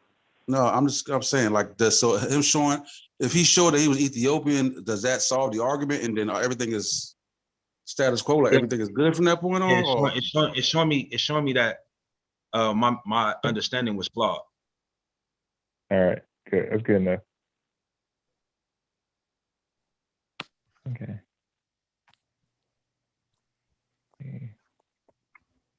But Amber, was that a pretty good source right there? Yeah. And you see the pronunciation and all that too from it. So, it's not like he asked was nigger in the Bible, and yes, it was. But Niger, spelled Niger, and the way they pronounced it and the way that it was pronounced is in that. I have no source.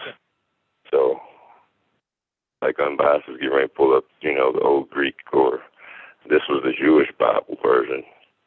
But they forget to add Acts 13:1, and that's where Simeon gets involved, and he, is there when Christ is born, but he's in the Old Testament. You see what I'm saying? So that's kind of where it all comes together, and they forget to say that. And Simeon called himself a Hebrew, and they called Simeon, Barnabas, Lucius, Manaen, and Saul. They called them all Niger, which meant Neger, which meant black, and in Latin. And then they changed Niger, and you know how you say Negro? They changed the Neger to Negro. Okay. So that came much later. So that's where they forget to add Simeon, and all these people were called black. They were called niggers. They were called these things.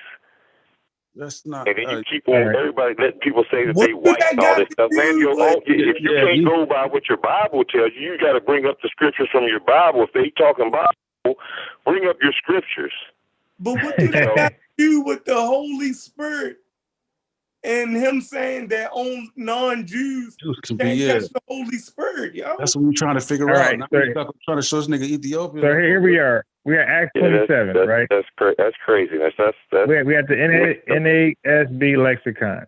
It says, and even also to rise, to go, Ethiopia. So go to Ethiopia. A eunuch, a ruler, a potentate, Candace, a queen of Ethiopia. A queen, Ethiopia.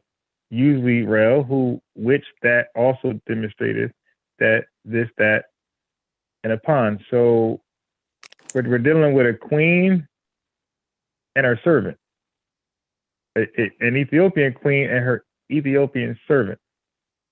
Okay, so now I'm gonna get out of here and I'm gonna show you different translations. Because remember, watch this. Watch what other translations say about this verse. Let's see if there's any confusion here. Well, you know that the Moors, right? The Moors was always related back to Israel. Wait, hold on. Before you do it more, hold on, sir. So the New International Version says. Only reason why. Hold on. I'm gonna share my screen. Wait. Let me finish reading. Wait. Let's deal with this though. Let's get this out the way first.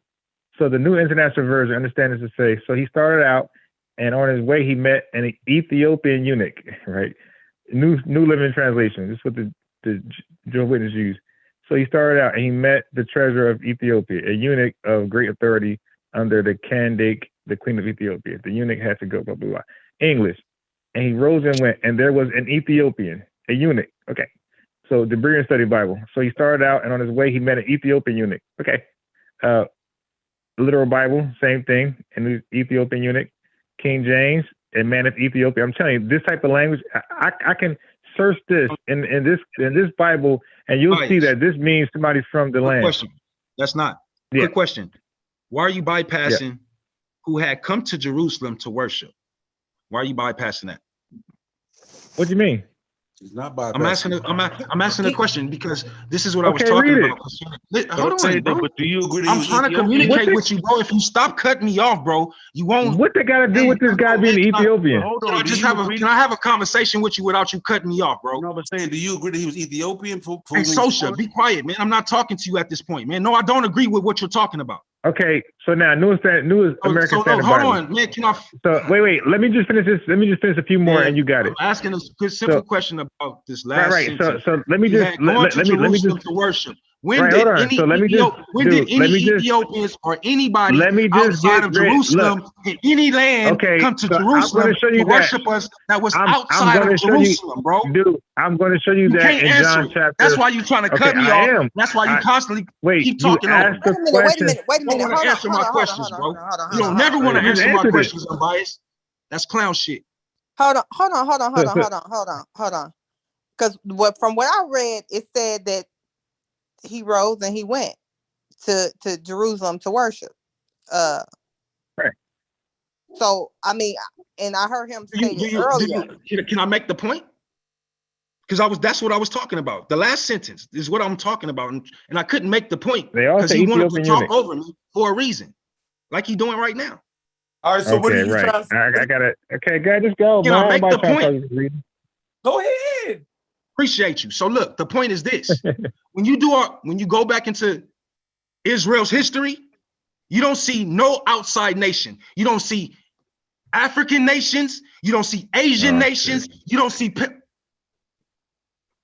You see, this is the clown shit I'm talking about, bro. Like, Ain't nobody say nothing. I mean, so you disagree with the scriptures? You don't see no outside nation coming to Jerusalem to worship our power, especially in our temple. You know why? Because sure? no outside nation. Oh, he's saying no outside that no Ethiopian no outside was an Israelite. Fuck it, man. I'm good. That's what you're saying, Yasha, bro, right? You're That's saying that the Ethiopian eunuch must have been a Israelite if he was coming there to worship. That's what he's saying. Yeah. Hey, Chef. They but believe you know what, every. You know what, Chef Ryan? No. And you're absolutely right, is what I'm saying. But I would have liked to have said that myself very clearly, right? I would like to have said that myself very clearly. Right. I know people don't want to hear an Israelite talk like myself, right? But at the You end of the just said day, he wasn't bro, even if you're Ethiopian. gonna ask me a question, bro, please allow me to answer the question without you cutting me off. This is ridiculous. All right, so now's my go.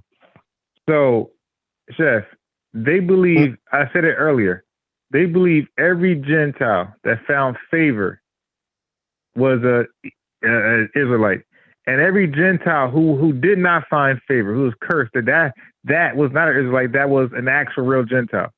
That's how they believe. Yeah, that's that's what they believe. Right. Because the Gentile not the same as a stranger or a foreigner being amongst us. It's not the same. So now you said earlier, right? You said, when did a non-Israelite go worship in an area where the Jews worship, right? No, I said go to the temple. No. Listen to what I'm saying to you clearly. Dude, I know what you said. You added temple later. No, so you don't assume nothing, right? Wait, because I'm not added temple also. I ain't even added nothing, and I don't play games with people at all. You did. And I definitely wouldn't play no games with you, bro. Trust me. Yeah, I can rewind and timestamp it. Okay, so go back and play the timestamp. All right. Okay, so hold on. One second. Yeah. I ain't playing with you. When you go back, apologize, brother. No, okay, I got you. I will. While we live, I need you to apologize. Okay. You're righteous, man. I got it. That makes you feel better. Okay, but hold on.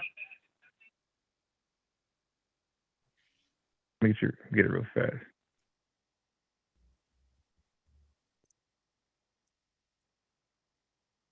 This is confusing as hell.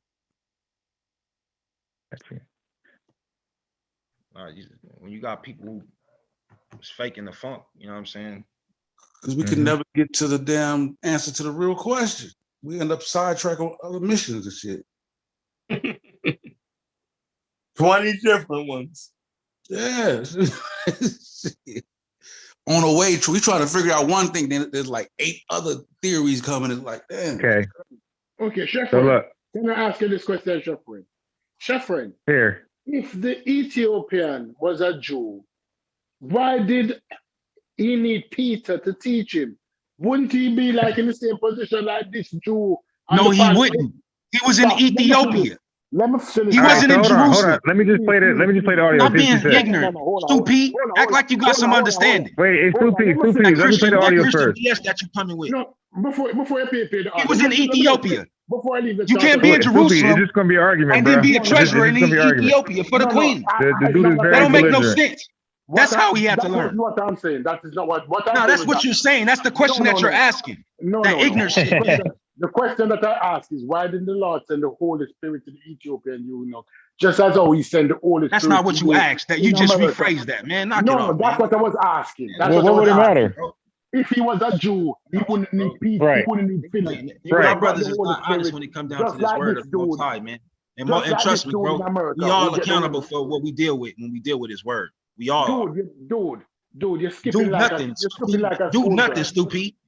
Yeah, you think that I'm not talking about the Holy Spirit, and that's your downfall. But that's on you. Yeah, sure. Can I play the audio now? You sure? Yeah, play the audio. Let's go. Okay, so if I'm wrong, I apologize. If you're wrong, you apologize? Let's go, man. Wait, if I'm wrong, I apologize. If you're wrong, do you apologize? Yeah, I'll apologize if I'm wrong. Go ahead, play the. Okay. When did any Ethiopians or anybody outside of Jerusalem in any? What happened? Why you muted? Nah, I heard somebody say something. All right, now pause it. I didn't mute it. Hold on. Land come to Jerusalem I'm going to show you to worship us that was outside of Jerusalem. And I'm gonna back it up. Literal Bible, same thing. In the Ethiopian eunuch, King James, and man of Ethiopia. I'm telling you, this type of language, I can search this in this Bible, and you'll see that this means somebody's from the land. Question. That's not. Quick question. Why are you bypassing who had come to Jerusalem to worship? Why are you bypassing that? What do you mean? He's not bypassing. I'm asking a question because this is what I was talking about. Hold on, bro. But do you agree? I'm trying to communicate with you, bro. If you stop cutting me off, bro, What's it got to do with this guy being Ethiopian? Hold on, can I have a conversation with you without you cutting me off, bro? No, but saying, do you agree that he was? Hey, hold up. He was social. Be quiet, man. I'm not talking to you at this point, man. No, I don't agree with what you're talking about. Okay, so now news American Standard Bible. Hold on, man. So wait. Let me just finish this. Let me just finish a few more, and you got it. I'm asking a good, simple question about this last. Right. So let me just to worship. When did any Ethiopians or anybody outside of Jerusalem in any land come to Jerusalem to worship us that was outside of Jerusalem, bro? Dude, I'm going to show you that in John chapter. That's why you're trying to cut me off. That's why you constantly. Now, right there, did you say temple? What's in Jerusalem? Dude, no. Is the temple not in Jerusalem? A land.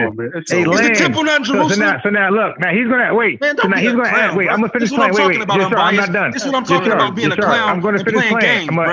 Okay, I'm gonna finish playing it. If I gotta mute you, I'm gonna mute you. But I'm gonna finish playing it. So far, you didn't say nothing about a temple. Now you're gonna say temple now, and you're not a man of your word. You're a coward. I just said we'll apologize if we're wrong, and I played it. All right, dude, really? So now he's trying to get kicked out on purpose because he's wrong. So now I'm gonna play it, and he's gonna say temple this time. Homie, don't call me out my name, man. I ain't call you out your name. Watch this. But you just called me a clown earlier, right? And you said don't get emotional, right? So don't get emotional. I said, so now I'm gonna clowns, bro. Stop being right. I know. Clowns, bro. All right. So and that's very respectful. Before we go into this. So now I'm gonna press play. So he said go to Jerusalem, and then he's gonna add in the temple later. Watch this. Wait, keep talking. Wait a minute. You don't want to answer my questions, bro. You don't never want to answer my questions, unbiased. That's clown shit. Hold on. Because from what I read, it said that he rose and he went to Jerusalem to worship. Right. So I mean, and I heard. So he just went to the land to worship. Can I make the point? That's what he went to the land. He just said, "No wait, dude, relax. I'm gonna mute him. I'll mute you. I'm gonna throw you in the waiting room in a sec. I'm gonna meet you right now. Next time, waiting room. Okay. So he clearly said, "Go to the land and worship." We all heard that. Now he's gonna say, after Amber asked that question, he's gonna switch it to the temple. Watch this. Because that's what I was talking about. The last sentence is what I'm talking about, and I couldn't make the point because he wanted to talk over me for a reason, like he's doing right now. All right, so what are you trying to say? I got it. Okay, go ahead, just go. Can I make the point? Go ahead. Appreciate you. So look, the point is this. Hold on, you wrong. When you go back into told to go there. Israel's history, you don't see no outside nation. You don't see African nations. You don't see Asian nations. You don't see. You see, this is the clown shit I'm talking about, bro. Like, ain't nobody say nothing. I mean, so you disagree with the scriptures? You don't see no outside nation coming to Jerusalem to worship our power, especially in our temple. Okay, did he just say especially in the temple? Okay, did he just say that? Yeah. He just said especially in the temple. So go ahead and apologize live, my brother. And I apologize for what? Dude, you just said especially in the temple after you said land. What? You said no Jew. You said no person outside the Jewish people. Don't be a clown. Okay, now you see now this is a true clown right here because he just said we agree. If I'm wrong, I'll apologize live. If he's wrong, he'll probably wrong lie. for what? You What just be said wrong land for, unbiased? earlier. What will you be wrong for, unbiased? Dude, okay, you just said you only said temple. What will you be if I wrong for, replayed bro? it. Wait, my man, you just said you said you only said worship in the temple. I said, no, you just said land. I said, no, I didn't. I said temple. I just played it back. You said land. The scriptures say Jerusalem. I'm going off what you said. I'm going off what you said. So now, man, you know I what? don't take you serious anymore from this point on. You trying to nitpick. Yeah, no, I'm not nitpicking. We made an agreement. You are, bro. We made an agreement. You trying to be real funny. Yeah, we made an right agreement, and now I don't respect you at all. You can leave now. I don't respect what Yeah, you're talking about. I don't respect you at all now, man. I'm staying in the weight room. I will leave. Yeah, Unbiased. Get up out of here. Yeah, I don't respect you, bro. Unbiased. Jeffrey, are you still on? Jeffrey. Out of here, man. You gotta be on this motherfucker. Okay. Unbiased. Yeah, I don't respect you, bro. Yeah. Unbiased. Let's use his logic for a second, unbiased. He's saying that the Ethiopian eunuch is a Jew, and Jews have access to the Holy Spirit. We heard him say that earlier. Right. If the Ethiopian eunuch had access to the Holy Spirit, the same Holy Spirit that is teaching him now, that is giving him his understanding, why would the Ethiopian eunuch need Philip to explain what he was doing? That's a great question. That's a great question. That's a great question. That's why you cannot answer it. Wouldn't the same Holy Spirit that is teaching him would have taught the eunuch because he has access to the Holy Spirit? I tell you that this dude need a teacher, you know. So when the dude, that my biggest contention with him, you know, when him say he don't belong to any camp and nobody not teaching him teaching himself through the guidance of the Holy Spirit. That's what this dude came on and said, you know. I'm not misinterpreting his words, you know. That's what he said. He said that he is teaching himself through the guidance of the Holy Spirit. And foolishly, because he doesn't even know that what he's reading comes from particular camps. He's reading things from One West, but then he disses One West. Well, guess what? In his heart, you know, he is believing that he's making discoveries that nobody else. Right. Yeah, of course. That's young Pharaoh thought too. Yeah. But with everything that he says, the doctrine has already been said by one of the camps already, because people have come to them with this already. The Ethiopian eunuch has been brought up to the camp already. So what? Oh, the listening. Right. Oh, the eunuch was Jewish. Okay. Yeah. All right. Okay. There's no Gentile. The Africans don't have no soul. The African is not my brother. Right? That's what he's going to tell you next. Because if the Ethiopian eunuch got the Holy Spirit and he's an African, you can't say the African is not your brother. Right. Exactly. So it's a disclaimer all around. So when you listen to them talk, and I'm going to tell you that he doesn't have a teacher, he's teaching himself with the Holy Spirit. Whose shoulder does he stand on? Yeah, well, he's a clown because stand on the shoulder of other great men. Him standing on his own understanding. Well, that's called do your own research. That's why I don't like that phrase, do your own research, because it leads to conclusion like his own. And then we're reading now. Stupid. I immediately went to John chapter 4, where he said, "You never see people outside of Israel that worship in the land." So when I pulled up John chapter 4, he changed his language. Now, of course, if anybody knows the Bible, John just talk about the day when everybody's speaking one language, the Passover. Right. Well, we read that, and that's Acts chapter 2, and he didn't want to deal with that at all. I read that, he left that alone, and he tried to challenge Acts chapter 8, and Shepard pointed out that he was trying to act like the eunuch was Jewish, you know, but then it wouldn't make sense because he wouldn't need Philip to help him, because we all know that salvation came to the Gentiles by the Jews. That was the whole point of Peter and Paul. Right. Like, they were commissioned to go reach the Gentiles, while the other Israelites was going to Israel. Right. This dude don't have any understanding, and that is what I was trying to do. When you have a confirmation bias, and when you have a confirmation bias going in, like when you already believe something, when you already believe that the Africans and other outside nations cannot get salvation, then your research is going to lead you to that. When you believe the white man is the devil, all your research is going to lead you to that. That's just what it is. And, I mean, but my thing is like, while I can understand that to a degree, he may feel like he's like self-taught, like you can't possibly be fully self-taught. The idea originated from somewhere, because why, if same way, why did the Enoch have to be, I mean the eunuch have to be taught, you know, how to read, or you know, how to how to interpret also, the scriptures, right?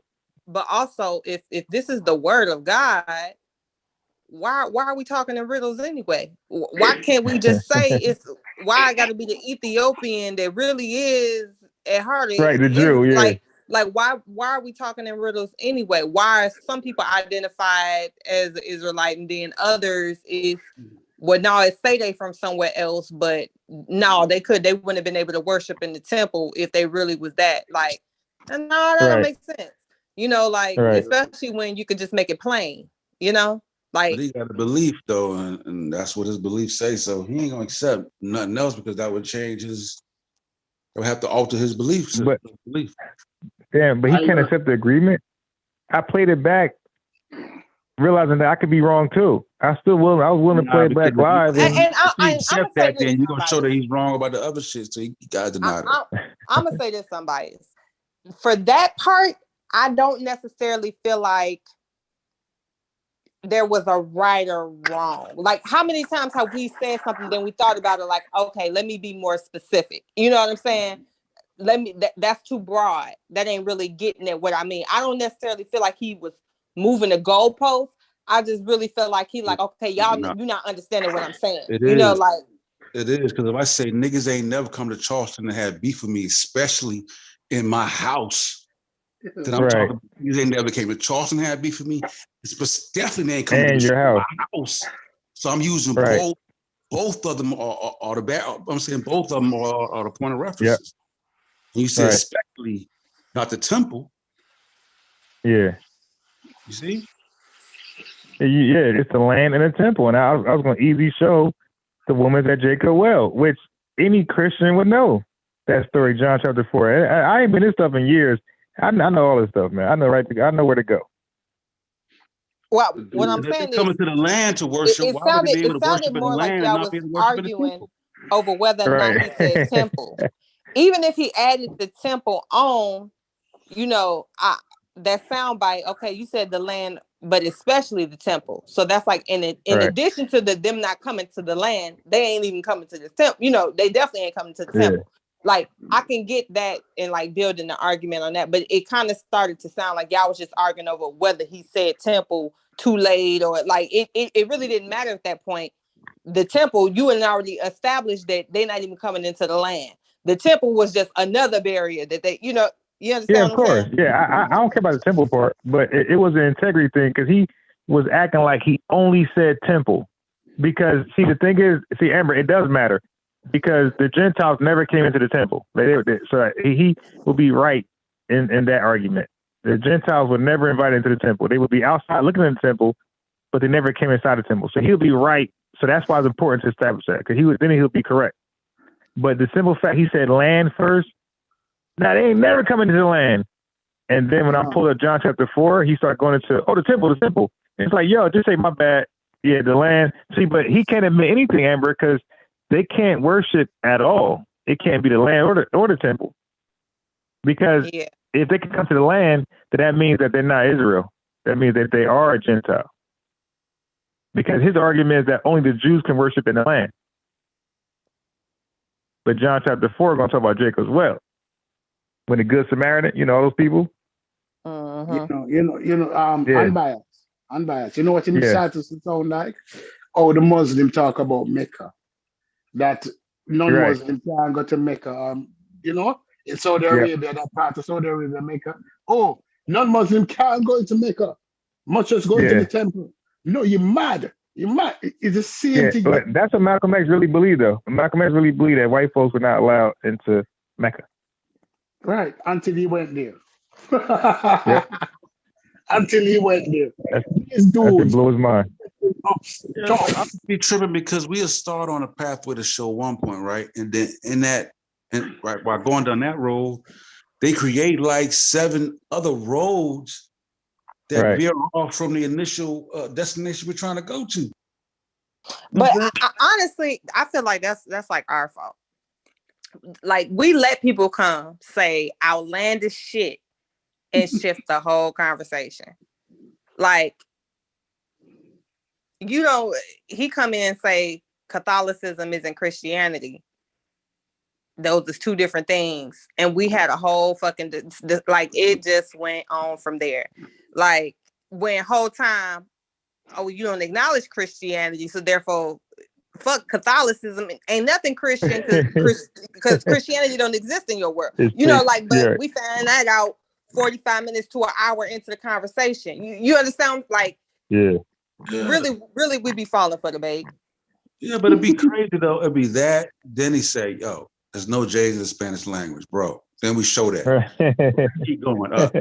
Arabic is a Semitic language. No, it's not. It's not. Is it? I'm like, bro, it is as fucking Semitic. You know what I'm saying? It's like if we can't agree on the simple shit, then we definitely ain't gonna come to terms on the goddamn. We can't be honest about the small shit. The big shit we're never gonna agree on. Mm-hmm. Well, Simon was in Israel. Come on the platform. Simon was in Israel, Egypt, you know. So I mean, that's one right there. Simon was in Israel. Or Simeon, I don't know why he believes that. That's weird. Simeon was in Israel, but you got to remember where Israel is. It's all about location, and that's jockeying for the land over there around the Mediterranean, you know. But so they can fortify their shores and come across the ocean and come across the sea, steal from Africa, and then run back home to their fortified ports. And how it all turned into a state, whether 1947 or 1960 something. They all moved down in the 40s, and then 60 something to change it to a state. So it was all different. Just like I was trying to tell him about Simeon. You know, Simeon's a Hebrew. Simeon was a Hebrew. That's what I was saying. They don't know how to. I mean, I'm not saying the brother's wrong. I'm not saying nothing, but Simeon was a Hebrew. So, you know, and then he was the one that supposedly held Jesus when he was born. So that's the Old Testament mixing in with the New Testament. We're talking about the Council of Nicaea when they took all those books out of there, and Constantine jumped on our backs just like they do today with our music and everything else, like the leeches that they are, and wrote it out. Because Constantine converted, and then Rome converted, but you had prophets, like I said, Simeon and Saul and, you know, them come over from Africa. So they was already practicing this. They were teachers. It wasn't started when Rome started. It was started before Rome was even into it. You know, but these are Hebrews that we're talking about, and they don't even get that. You know.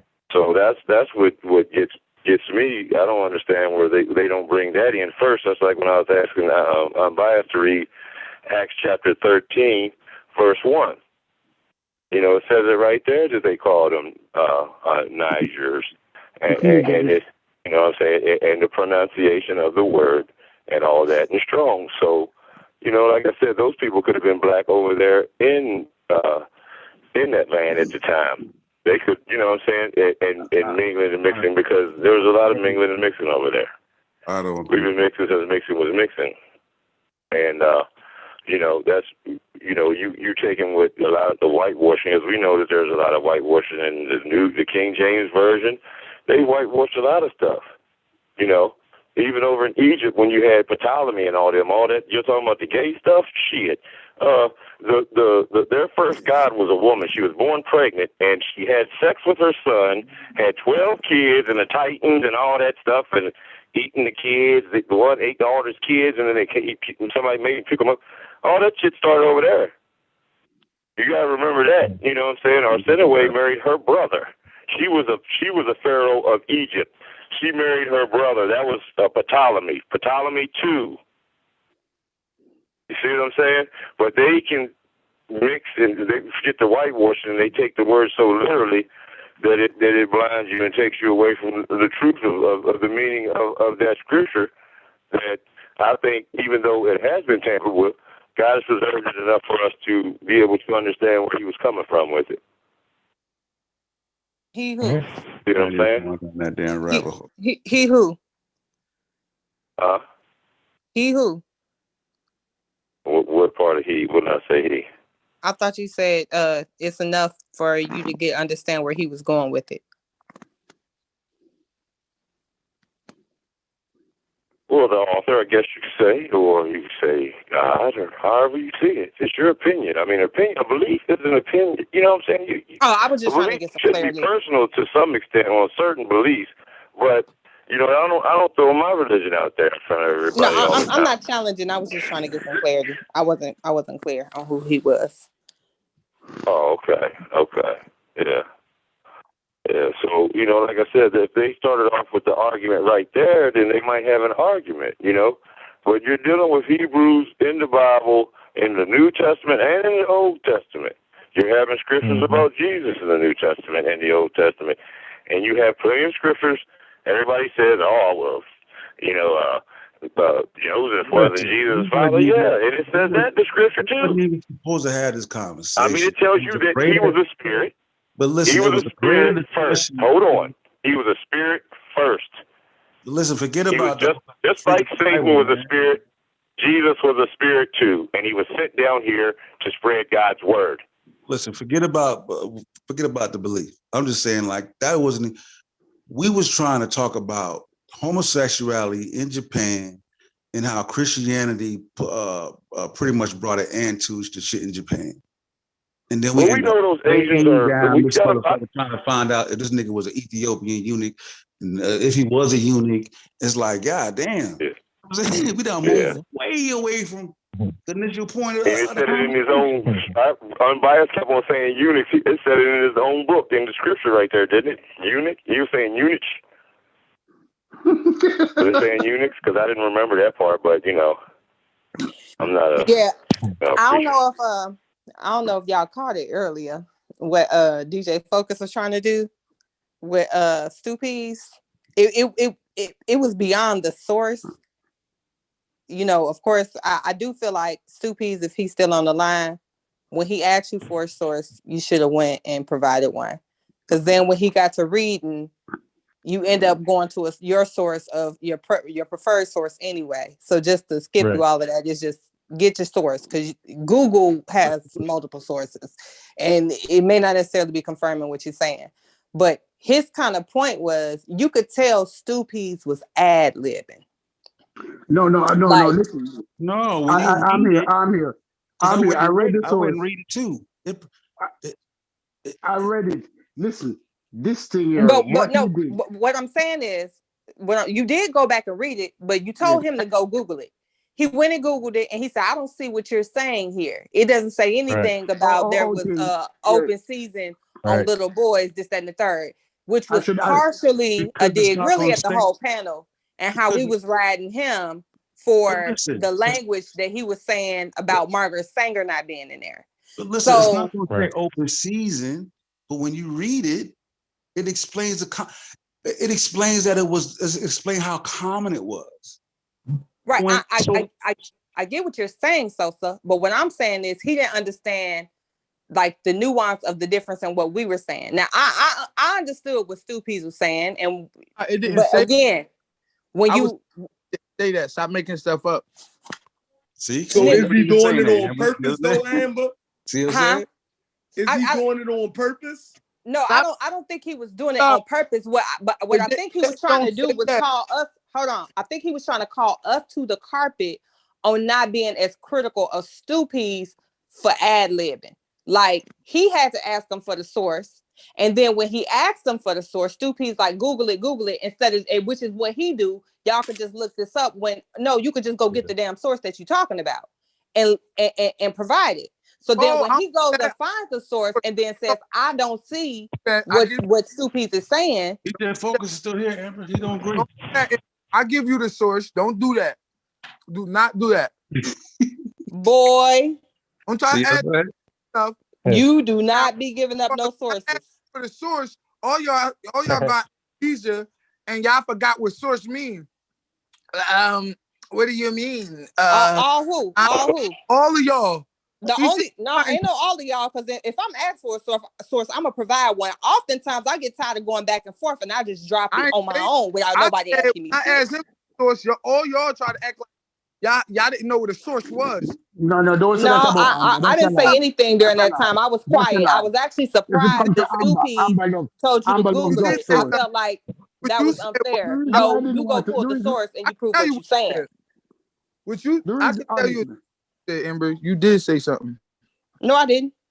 Yes, you did. About the source thing? No, I didn't. Yeah, when I asked him for a source, I was like, yo, source. And then you said, you was like, I don't think that he's saying that it don't exist, but like really don't exist. No. So Sheffreen asked you, he said, I think it was Sheffreen. He asked you, were you disagreeing with the information? I said, I don't necessarily think he disagreeing. I just think he wants to verify the information. I don't think he's saying one way or the other. He just wants to verify. And there's nothing wrong with that. If you're making a claim and you're saying something, you should be able to provide the source for that information. So I was just saying that it don't really matter. I don't think you necessarily have to have a contention to ask for a source. You understand what I'm saying?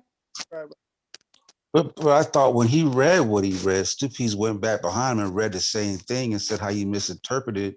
No, that's the privilege of the underclass. He went back and said you don't understand the context. No, I think he told him go to Wikipedia. No, he said go to Wikipedia.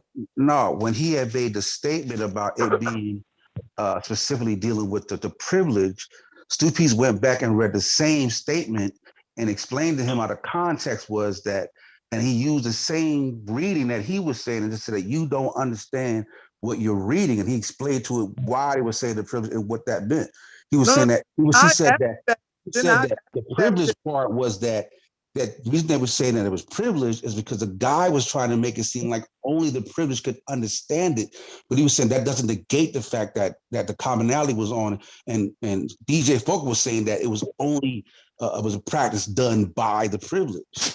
But I was also saying that it doesn't say it was open season or that it was a common practice.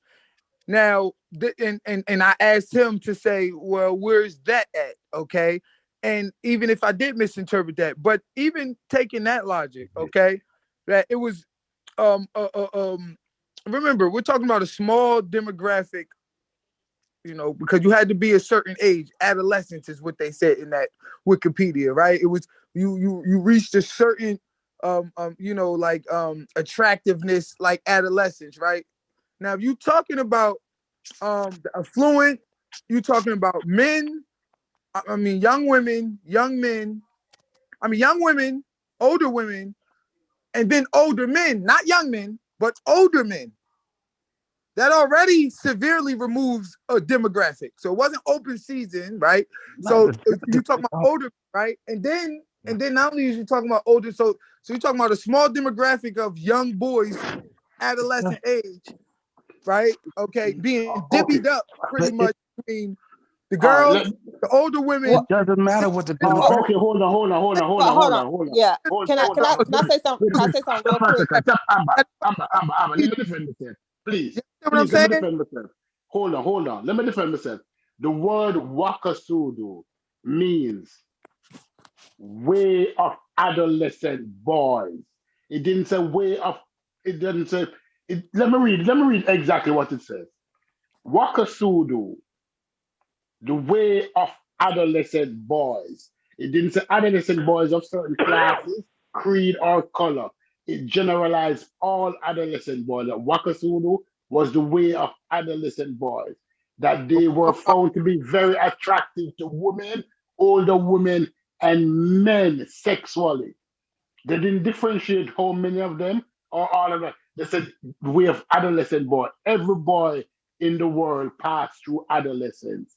In Japan, when a boy is in adolescence, it is almost accepted, or it is accepted that he will be going through wakasudu, where he now can be preyed upon by women, older women, and men. It's not everybody going to get fucking now, but a whole lot of people going to get fucked. Yeah. Now, can I say something real quick? Yes. 2 things. first off, DJ Focus, you just kind of repeated what I was trying to say. I was same way he said it's open season, and you said I don't see that. That's kind of how you were saying she's talking about black people, and we was like, well, where did you get that from? Because we don't see that in this source. I was just saying that you that's not were. the same. That's not the same because y'all wouldn't let me see. The thing about it is this: in my source, it was explaining that she was talking about black people, but you wouldn't allow me to speak for more than a minute to bring it all into context. No, I wasn't interrupting you on that.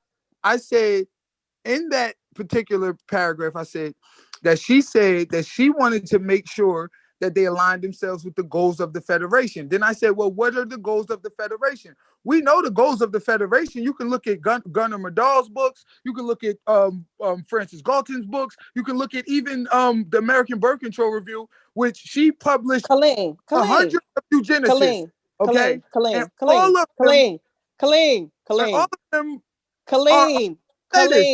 of them make clear the goals of the Federation.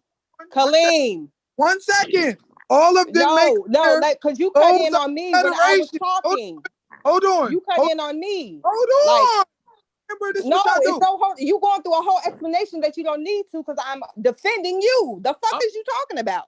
Like, you hold on. Explain it so you don't got to shut me down. You don't have to explain shit. I understand what you were trying to say. You don't have to explain nothing to me. This is very simple. Let me finish making my point. Like, at the end of the day, you drew an implication based off information you knew outside of the article. No. If we have to go to the Federation, well, what is the Federation? That's some shit outside the fucking article. If it don't spell it out in the article. No, the goals, it said to align with the goals of the Federation. Now, the article was only a letter. So, of course, it can't outline the goals of the Federation. So, it was outside of the source you presented, right?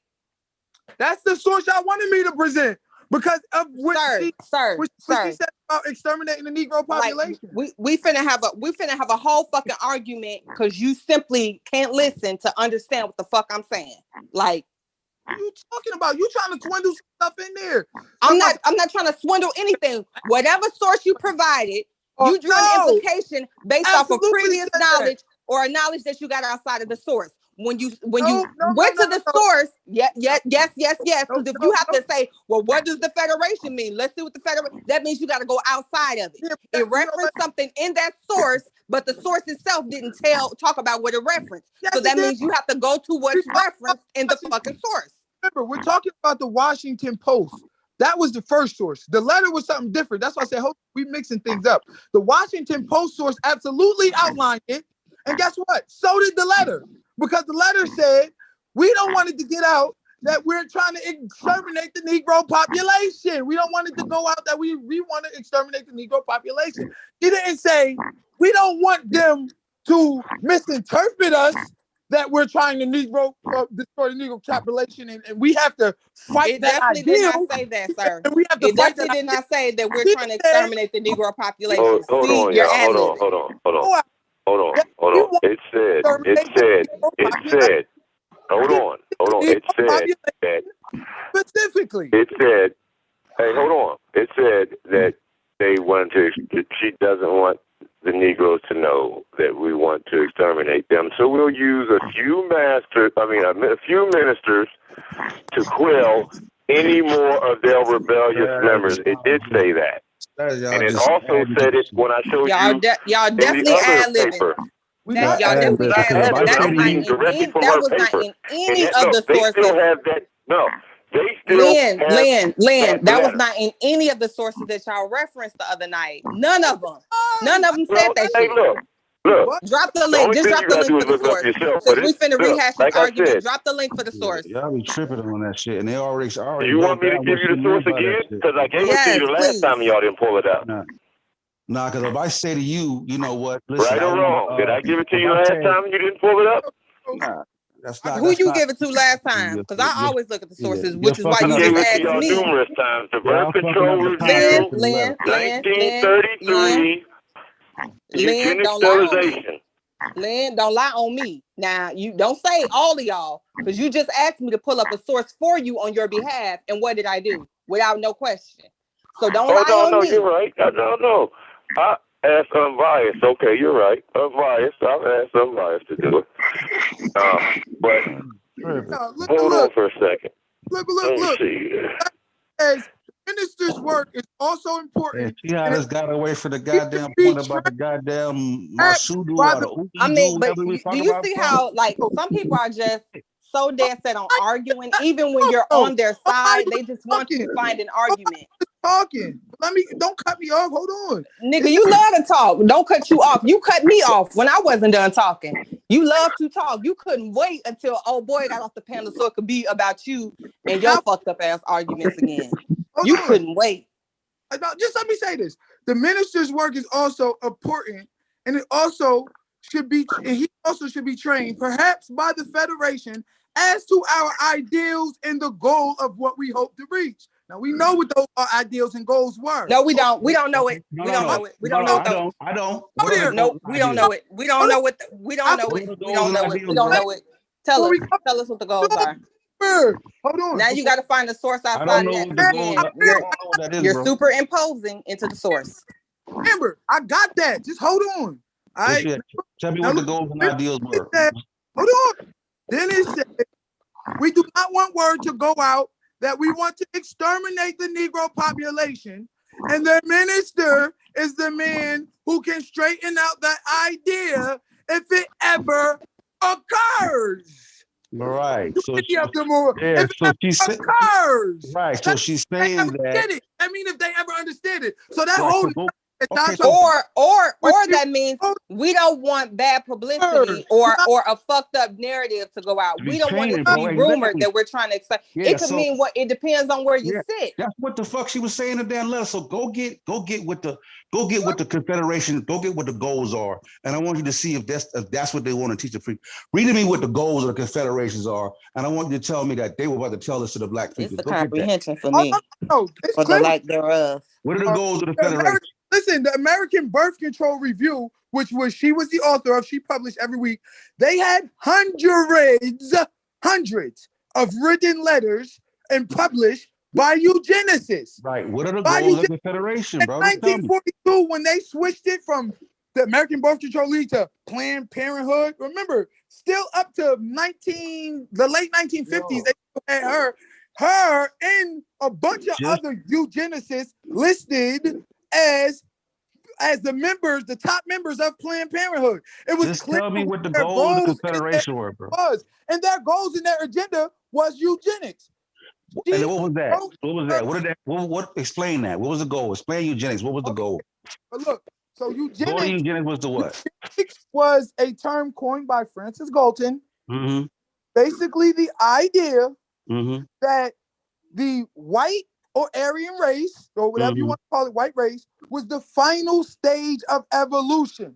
That black people were, very, almost indistinguishable from the highest form of primate, which was the lowest form of human, which is black people. Right. And you saying that white people now are the final quote unquote form of evolution. And in order for us to breed to get this pure white race, we have to breed out black folks. Okay. Right. Now, well, the Confederations were made. Hold on. So go back to the letter. Promote the white.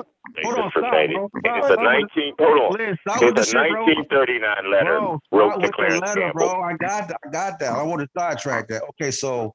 Okay, but what? Okay, but you also have the 1933 Birth Control Review.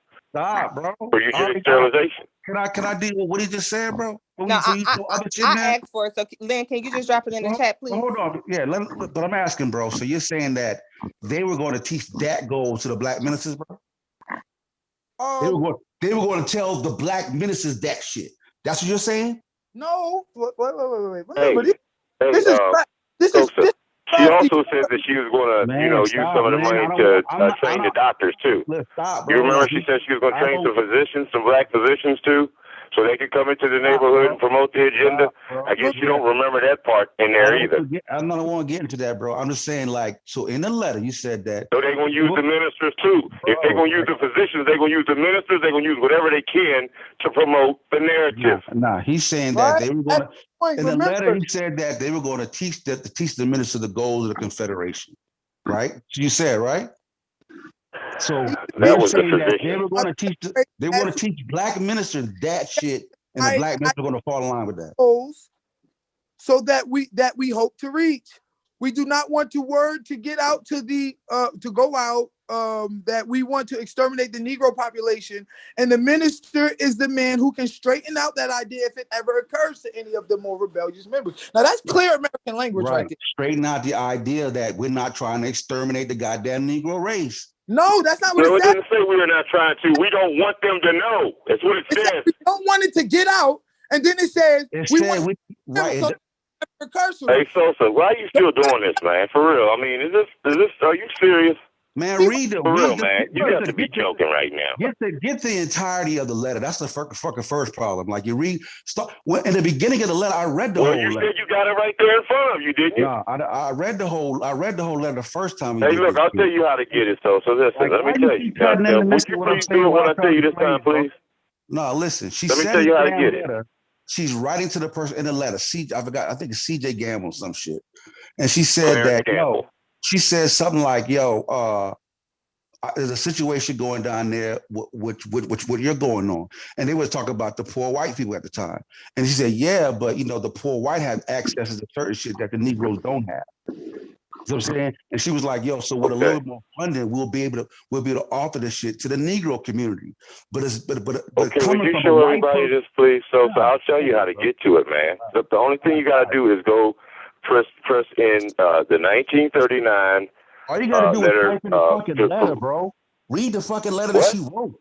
Yeah, you can't type it in. They have it, man. Why you keep cutting me off when I'm explaining they have it in they still have the letter, Sosa. They have the actual letter. She was literally saying that she don't want it to be misconceived. Exactly. It's something else. Like that's literally what she was saying. So why did she say that? That is what it says. Y'all just don't get it. Eugenics was a racist movement. That's like if a bitch get drunk. What did she say? That's like if a bitch get drunk and pass out and you with her. You like, let me leave because I don't want to get out that I tried to rape the bitch. Like if what occurs. If what occurs, why is she saying that, using that language? If it ever occurs to them. Like, if it ever occurs to them, meaning if they feel like, here's the thing. Oh my if, God. If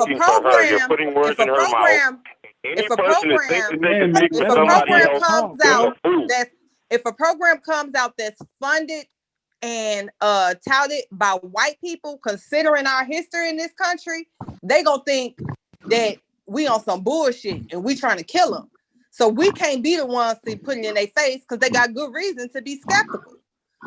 So we need to have they people talk to them so they're not suspicious that motherfuckers trying to kill them. That's like vaccine.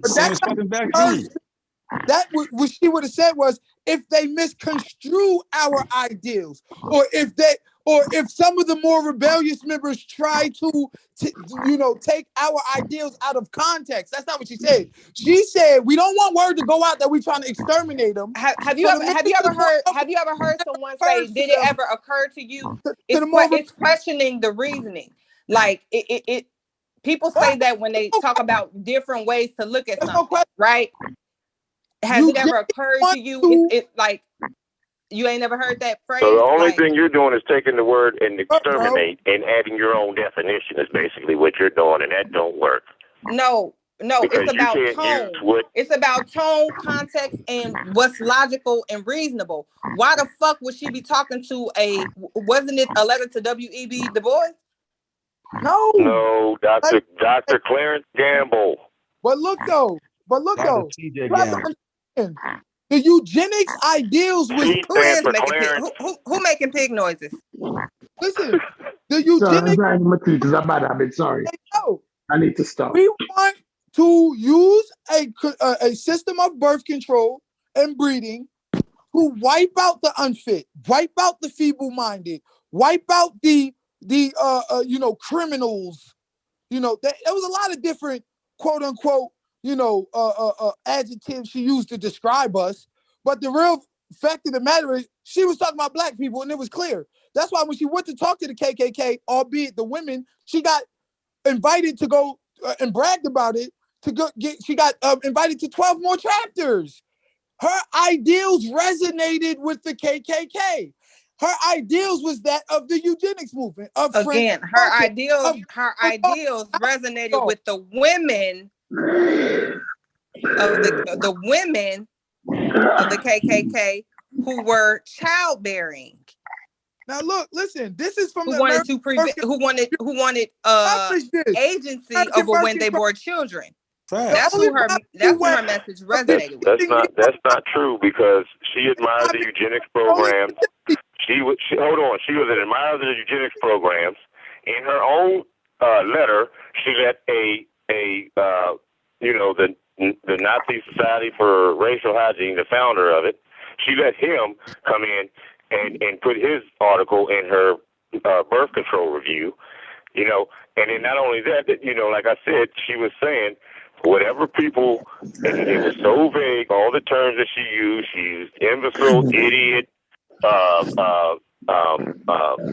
imbecile, moron, idiot, unfit, and all these, other terms, but in her own words and in her own papers, she's writing that she wants to exterminate the Negro.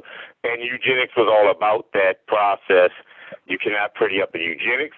You cannot pretty up her. I don't know why y'all keep on having this conversation. Ernest Rudin, like I said, was the director of genetic sterilization and a founder of the Nazi Society for Racial Hygiene. These are the people that she was dealing with.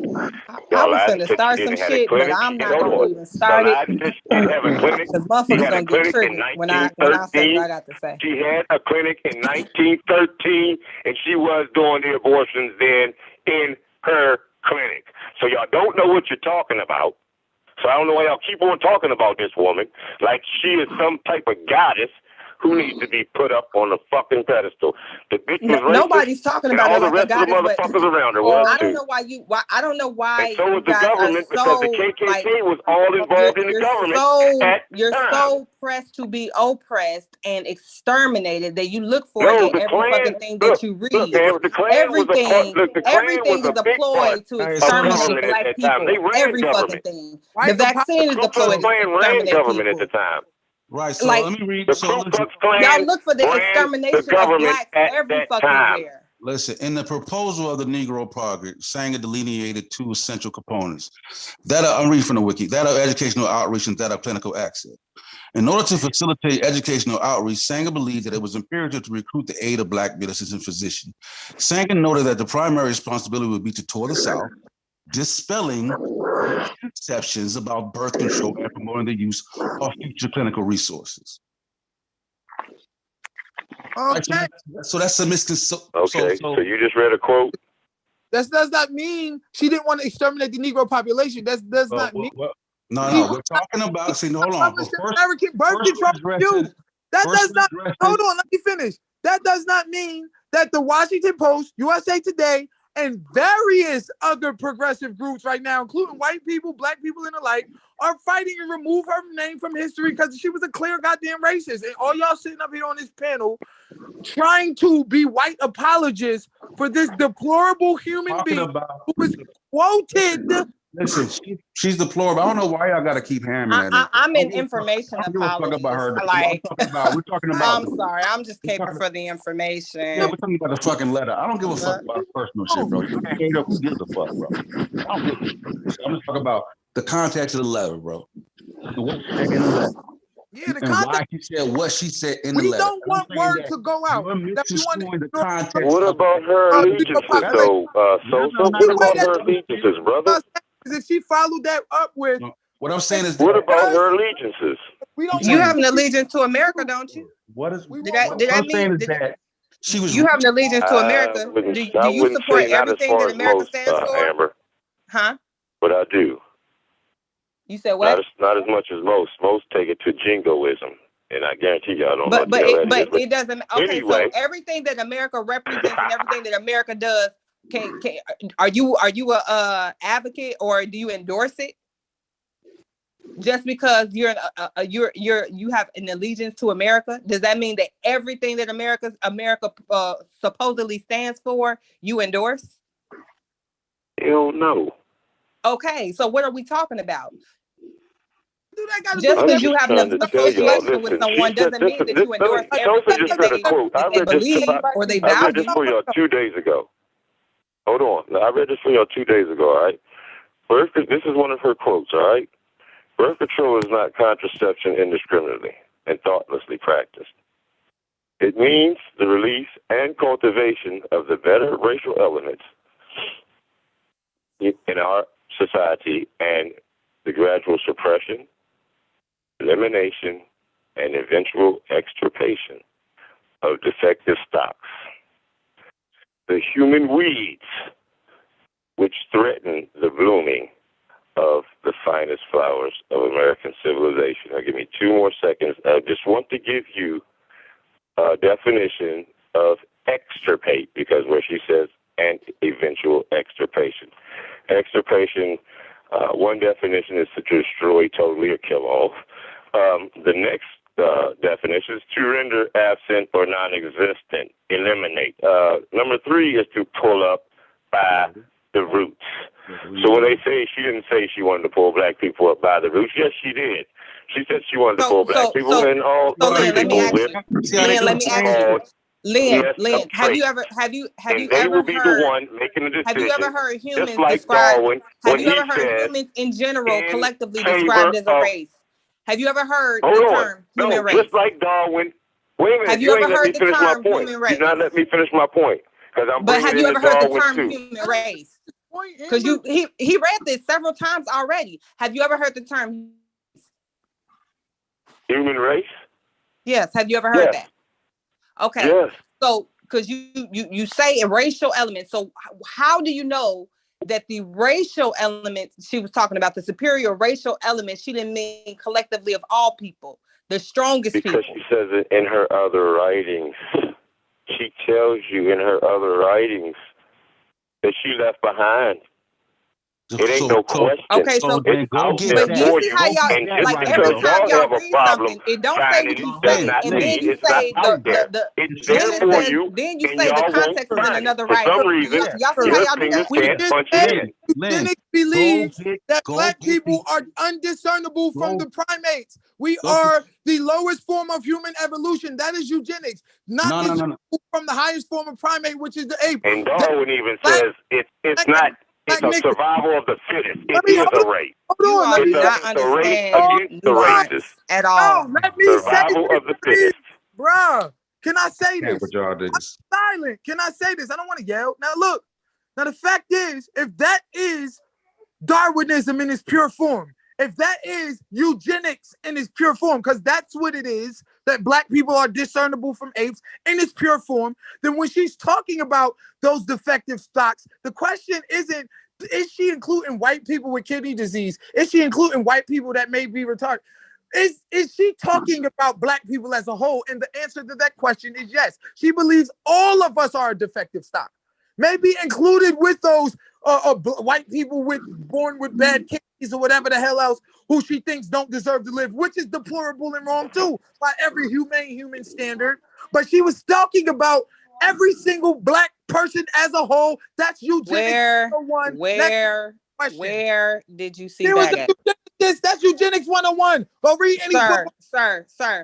Go read don't you rap? Dolls. Hold on. Don't you rap? Aren't you a rapper? Gunnery Dolls, American. Aren't you a rapper? Aren't you a rapper? Yes, I am. Okay. Do you align with all rappers? Didn't you talk about this the other day? How rap is poisoning? Are you the true form of rap, or is it a polluted or perverted form of, like, you understand what I'm saying? You identify as a rapper, yet you do not identify with all rap. No. But the true form of rap is positive. The true form of you. But again. See, here's the problem. That's the same shit with true Christians and all of that. They're like at the end of the fucking day, you don't get to determine what's true this, what's true that. No, you have attached yourself to an industry and a genre of music that has many people in that pool. You don't get to say who's a true rapper and who's not, because motherfuckers look at all that shit as rap. You don't get to differentiate what's true rap and what ain't true rap. The foundation of eugenics is the foundation of eugenics. The foundation of rap is putting words together in poetry for spoken word. It's to affect change. It's not to be negative and bullshit. So all of that is their agenda for rap. It's not the true rap. But true eugenics in its truest fucking form is some racist garbage that came out of Darwinism. That's the original. So again, so the same way rap has its original form, right? It evolved into something else. So eugenics stayed the same. It never evolved. People can't come in, add to it, and take away from it. When Hitler then put their own spin on eugenics, but it never changed. Remember, okay, look, I prove it to you. All right, let me go right here. It says, okay, in American Birth Control Review, they write eugenic goals are most likely to be attained under a name other than eugenics. So even in that, at that point, they were saying, look, we got goals, but we're gonna have to mask the name. We're gonna have to hide what we call it, because that term eugenics is starting to get a negative connotation. So we still want to have the same eugenic goals, but it's most likely to be attained under the name other than eugenics. So right now, they you know, if they have evolved the quote unquote definition of it, which I doubt, I've never seen another definition for it. It's just a deplorable definition. And anybody who is down with that, they kind of look at it as, oh, like, whoa, wait a minute. You know what I mean? You a little suspect. Okay, so let me read it. Eugenics, so we show you what eugenics started off in the beginning, then we're going to show what happened when Adolf Hitler did it. Eugenics is a practice or advocacy of improving the human species by selectively mating people with specific desirably inheritable traits. It aims to reduce human suffering by breeding out disabilities, and so-called undesirable characteristics from the human population. Early supporters of the eugenics believe people inherited mental illness, criminal tendencies, and even poverty, and that these conditions could be bred out of the gene pool. Historically, eugenics encouraged people of the so-called healthy, superior stock to reproduce and discourage reproduction of the mentally challenged or anyone who fell outside of the social norm. Eugenics was popular in America during much of the first half of the 20th century, yet it earned its negative association mainly from Adolf Hitler's obsessive attempts to create a superior Aryan race. So you see how eugenics, the foundation, started off one way and without the racial element? Oh, bull! They got the same definition. Hitler got a lot of his ideas from American eugenics and American Birth Control League, which is one reason. So, hold on. You just said he got a lot of his ideas from that, but not all of them, right? So that means he added some shit to it, right? Amber, let me finish. Now, the American Birth Control League and Hitler, their ideals was mirrored the same. So you saying, oh, it got his negative connotation, but from Hitler. But what did Hitler switch? Hitler had the same ideals that you have to breed out these undesirable traits. Listen to what they just said. You can inherit poverty. So you want to breed people out based upon the fact that they're broke.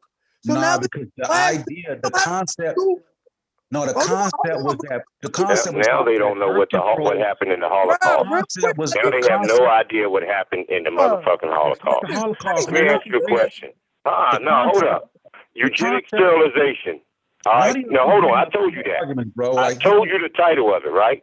No. So then, when I tell you, why are you going Ernest Rudin, who was Hitler's director of genetic sterilization and founder of the Nazi Society for Racial Hygiene, she is dealing with one of Hitler's top men. So you cannot say the association was that before or after, though? It is right there in your face, and has been told to you 100 fucking Was it before, times. after, or during? What are you talking about? Before, during? Before, doing what? Sis? The Holocaust, because you said one of Hitler's top Nazis. Was it before the Holocaust that she teamed up with him? Was it during the Holocaust, or was it after the Holocaust? Hold on. How could America be a plan? You don't know? You don't think that's relevant to know? Of the 20th century that Hitler Was that World War II, Amber? Then Hitler takes that plan. Was that World War II? Was it 1933? So I'm showing that. I'm showing that. But I'm showing the Yeah, well, that's when we had even the birth control review was 1933. That was like I said. That was 5 years before World War II. Listen, I'm gonna read it though. Listen, in the late 19th century, Galton, whose cousin was Charles Darwin, hoped to better humankind through the propagation of the British elite. His plan never really took hold in his own country, but in America, it was more widely embraced. Eugenics, Lynn, why the fuck are you cutting out trying to read this shit, bro? Because you said this bit is elite, and you just rolled right over it like it didn't matter. Reading, bro. That's the problem. You'll stop at a certain point. Don't keep fucking reading. Eugenics made its first official appearance in American history through marriage laws. In 1896, Connecticut made it illegal for people with epilepsy or who were feeble-minded to marry. Who is feeble-minded? The origin of it. So this is what I'm saying to you is that when Amber made the analogy about how when you talk about shit started off one way, right? You don't see the racial components in it till later on. Once you get to Hitler and the Aryan race, bro. That's not true, sir. Okay, well, show me it. Hold on, bro. Let me say this. It was widely accepted in America in the early 19th century because of black people. You have to understand, the Negro dilemma is a real thing. They breeded us for hundreds of years. Now, suddenly we're free, they don't know what to do with us. They had 100 years of lynching. They killed us the fuck off. And then guess what? On top of that, you had this movement of eugenics, which was a way for them to get rid of us, right? Show me that, bro. I don't want your interpretation. I read. Show it to me. Let me finish. Damn. So we're going to keep them from having babies, right? We're going to control their birth rates. And you provide the source and then explain, so you don't have to provide. No, because all you're gonna end up doing is fucking explaining this shit twice. Grab the source and then explain after you read the fucking source. I will, but wait. No, ain't no but wait. The fuck? Nobody want to hear that shit. Grab the source and then explain it. I'm reading from a source, bro. I'm reading. I'm not telling you my shit. This ain't my opinion.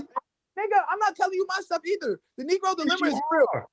So just read it to me, bro. Don't tell me your opinion. Just get the shit.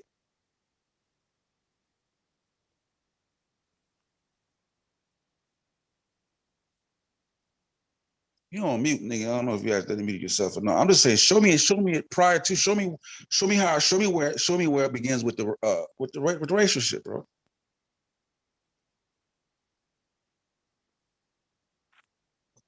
I muted him just so he could listen, because he gets to fucking hollering and shit and like don't listen. Like ain't nobody saying don't talk, but it ain't no need for you to talk now. Grab the source and then talk again. Like just grab the source and explain it. I will get the source, but remember, I still can get my coherent thought off. Then you can test me to get the source and I'll get it. But let me get my coherent thought off. You don't have to immediately cut me off. But I'm saying, why would you want to give me your shit first? Like, I'm not going to trust what you say till you just read the shit to me, bro. Hold on. 2 birds with 1 stone.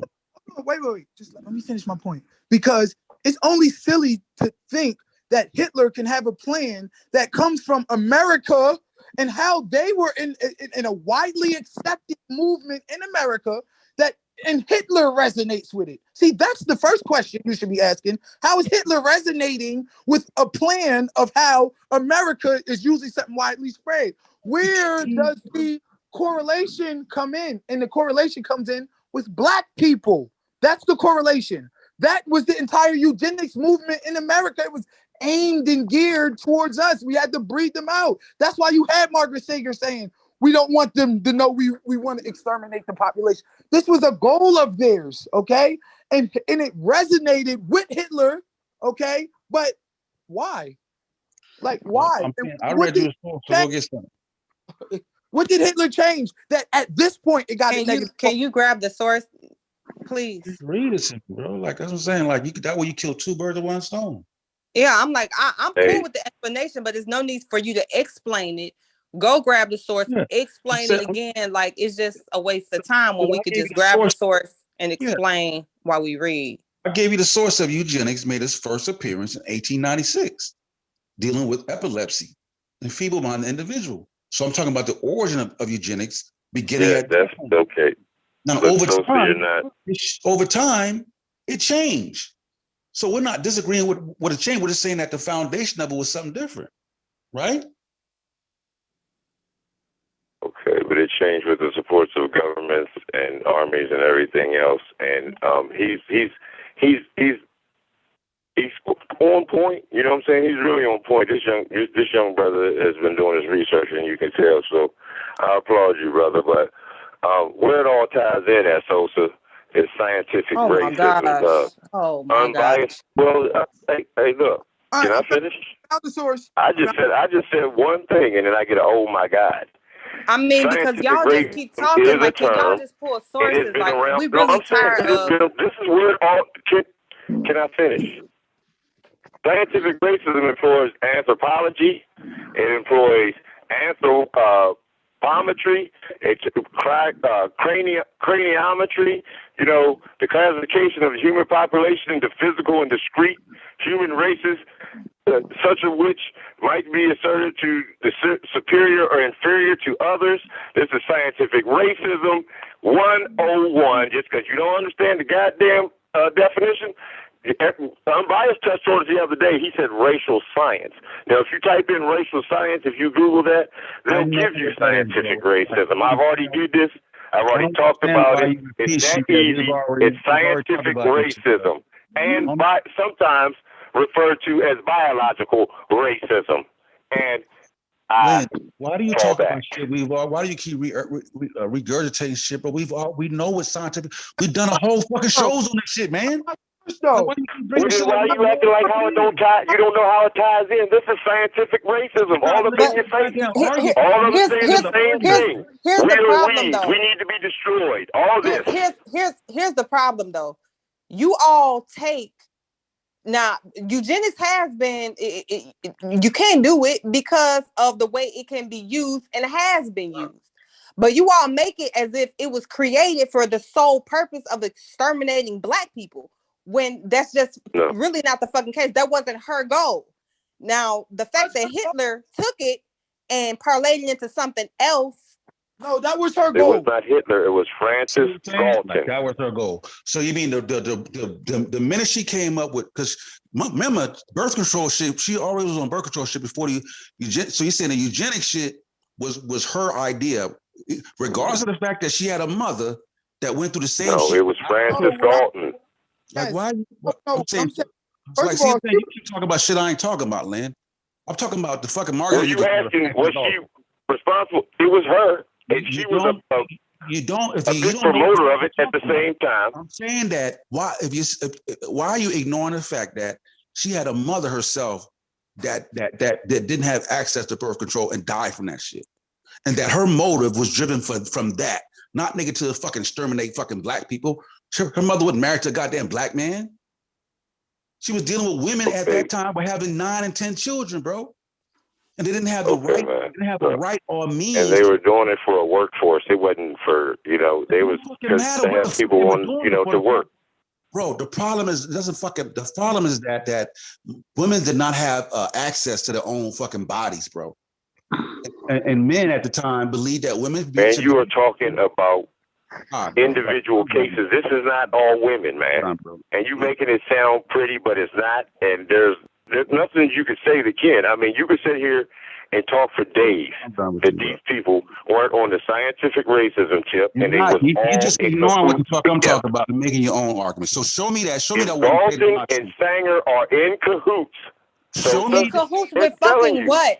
They just fucking. Lynn, you just said it was 1933. Did you not hear Stupi say that was 5 years before the Holocaust? Did you not hear that? So is it likely? And this is what fucks me up about y'all, because y'all don't use fucking logic and common sense. Y'all don't even try to see it from another way. You look at you try to confirm what the fuck you want to believe. Did it ever occur to you? Did it ever occur to you that she linked with Francis Galton because he appeared to have the same interests as her? Then he took what her belief or her idea about how to create a stronger and more stable society and put a twist on it and perverted it and turned it into something ugly and based in race. Well, is it possible? Well, I would if she didn't tell of her admiration for eugenics movement. I mean, you might be able to say that, but in her own writing, she just tells how much she admires the eugenics movement, and that is a racial movement. So, I mean, there it is right there. She's backing it, and she's got. Movement, bro. Oh my! I just These read that there's motherfuckers just want to different believe what they stages of the want to eugenics believe. movement, bro. Got some stuff to do though.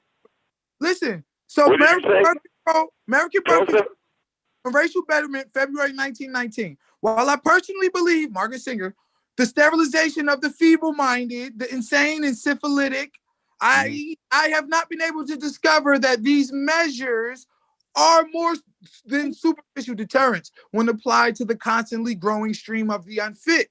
They are excellent means of meeting a certain phase of the situation, but I believe in regard to these, as in regard to other eugenic means, that they do not reach the bottom of the matter.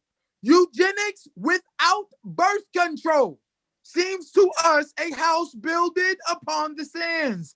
It is at the mercy of the rising stream of the unfit. Birth control and racial betterment, February 1919. Right there, she's saying her purpose for getting into birth control is eugenics, not her mama and her mama having. Amber, is it me, bro? Is it me, fucking Amber? It's not you, Sosa. It's not you, Sosa. It's not you. It's not the chat either. Most of the chat get it too. It's not us. It's them. That shit is fucking crazy. Oh, it's. Wait a minute. You said it's them. Hold on. Let me answer to that. Hold on. Can you read the last paragraph again? It says eugenic sterilization in her title. Okay, so like I said, an urgent need by Ernest Again, Rubin. it's the fact that y'all internalize everything bad he was one of for Hitler's black top people. Like, so what the fuck is with the inferiority complex? Every time a motherfucker mentions feeble-minded, you imply this they mean black people. Do you feel like you fucking feeble-minded? Like, what the fuck? Amber. I don't imply that. Like, this shit is weird. Hold on a second. Hold on. All of her terms that she uses are so vague. You bugging. That anybody can be placed. She has so many of them, and it is so vague. Yeah, it's so vague. Anybody can be placed in it. Yet y'all assume it's black people. Hold on, Amber, just one second. How you feel about I almost finished my point right there, and I'll stop talking, Why can't y'all please. understand that shit? It's not vague. She was Hold talking on. Let me say one more thing, please. We were all included in the feeble-minded. Can you read the last paragraph again, please? Yes, sir. You were included in the feeble-minded, baby. Please. No, Amber, please. Black people were feeble-minded. Now look, they were fucking feeble-minded. How the fuck she teach the goddamn black paragraph again, please? I'm begging. I mean, it ties right into what Darwin said that the favored races in his title in his book. When he changed it, it started off the origin of species, and then it changed to, and then he added for the preservation of favored races. So how is that natural? There's nothing natural about that selection when it's for the preservation of favored races. They tell you what you're doing. I don't know why you can't hear. Something's wrong with your damn hearing. You need to turn up your hearing aid because they're telling you in their own words. The preservation of favored races. You never read the book, because if you read the book, you would know that when he's talking about fucking races, he's not talking about races of fucking people. He's talking about goddamn plants. Okay. Hello. Read the last paragraph again, please. Please. I missed something, please. Okay. It says, while I personally believe sterilization of the feeble-minded, the insane, the syphilitic, I have not been able to discover that these measures are more than superficial deterrents when applied to the constantly growing stream of the unfit niggas. They are excellent means of meeting a certain phase of the situation, but I believe in regard to these, as in regard to other eugenic means, that they do not go to the bottom of the matter. Eugenics without birth control seems to us a house builded upon the sands. It is at the mercy of the rising stream of the unfit. Birth control in February. Now that's a source for your ass. Another source, women in the new race. Hold on, stop. Where she mention black people in that? Oh, the feeble-minded. Remember, All of us was considered feeble-minded at that point. That's why we were, marginalized to that degree. That's why we had to fight to be even viewed as human beings. We was viewed as cattle. We was viewed as property. We had to fight to be viewed as equal. When was this letter written? Human rights and civil rights. Yeah, So until that time, that's we what's was gonna kill all him. viewed When as No. When was was the letter this written? written? When was When the was letter this written? 1919. That was 1919. And she was already clear, and so was the eugenics movement in their stance. All right, look, I got something else for you. All right, look, Gunnar Myrdal's book. Okay, now mind you, Gunnar Myrdal and Alda Myrdal, his wife, big contributors to Margaret Sanger, big contributors to the American Birth Control Review, published all throughout the American Birth Control Review, had eugenics books that they wrote. Okay, big players in this particular process, and this is what they had to write on the matter. Okay, Gunnar. First of all, the only possible way of decreasing Negro population is by means of controlling fertility. This is Gunnar Myrdal and American Dilemma. Okay, he also says all white Americans agree that if the Negro is to be eliminated, he must be eliminated slowly so as not to hurt any living individual Negroes. This is her main man. Published all in her American Birth Control Review, just like all the rest of the eugenicists was published all throughout her birth control review. She was down with the eugenicists. That's why she talked to the KKK 12 times. They was on her. They loved her. Her message resonated with them, point blank period. Look, birth controls facilities could be extended relatively more to Negroes than to whites, since Negroes are more concentrated in the lower income and education classes. This is the American Dilemma. This is Gunnar Myrdal. This is Alda Myrdal's husband. This is Margaret Singer's main man. Published on the Okay. Let me say something. Please, you're ranting. Let me ask you something. I'm ranting. Charles Davenport. I'm giving you credit. Now I'm ranting. Hold on. You're going that hard. My apologies. I apologize. I'm sorry. Can I ask you a question? Charles Davenport book or paper on race crossing in Jamaica. In 1910 when he wrote that book, Charles Davenport, right? Race crossing in Jamaica. Why him never refer to people in that book, black people in that book, as undesirable? Since you're using undesirable as black people, and Charles Davenport, who was controlling heredity, race crossing in Jamaica, when he wrote that book, he didn't refer to black people as undesirable in that paper. Have you read that paper? No, I haven't, but I didn't bring that paper. You need to look it up. Charles Davenport, race crossing in Jamaica. All right? He never referred to them as undesirable. Listen, I don't know about all of that, but I do know. Now I got to look at the goddamn his shit. I'll get back to it when I get to it. But I'm looking at Gunnar Myrdal, right? So with Darwin, what race his ass? Who's all loving? He y'all father, Darwin. Oh, that's y'all God. But I'm looking at we love Darwin. That racist. Okay, so you talk about an American dilemma, the Negro problem in modern democracy, right? Right. So I got to go into this and see what the fuck is going on, because I'm looking at it. It's Chapter 7. 1944 study of the race relations. Chapter 7, population and be enlightened. Yeah, I got to see. Yeah, once again, you can't just go to X, because you got to see if that's what he is saying, or if that's what he is using, or if that's what he is saying that the people at the time were thinking, right? Because when I'm looking at the shit, right, it says it's a 1944 study of the race relation authored by Swedish economist Gunnar Myrdal and funded by Carnegie Corporation of New York. The foundation chose Myrdal because it thought that as a non-American, he could offer a more unbiased opinion. Myrdal's volume at nearly 1,500 pages painstakingly detailed what he saw as obstacles to full participation in American society that American blacks faced as of the 1940s.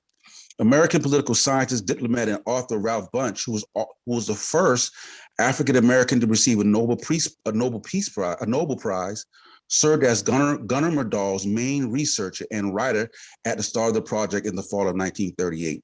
It sold over 100,000 copies and went through 25 printings into a second edition. It was enormously influential in how racial issues were viewed in the United States, and it was cited in the landmark Brown versus Education case in general.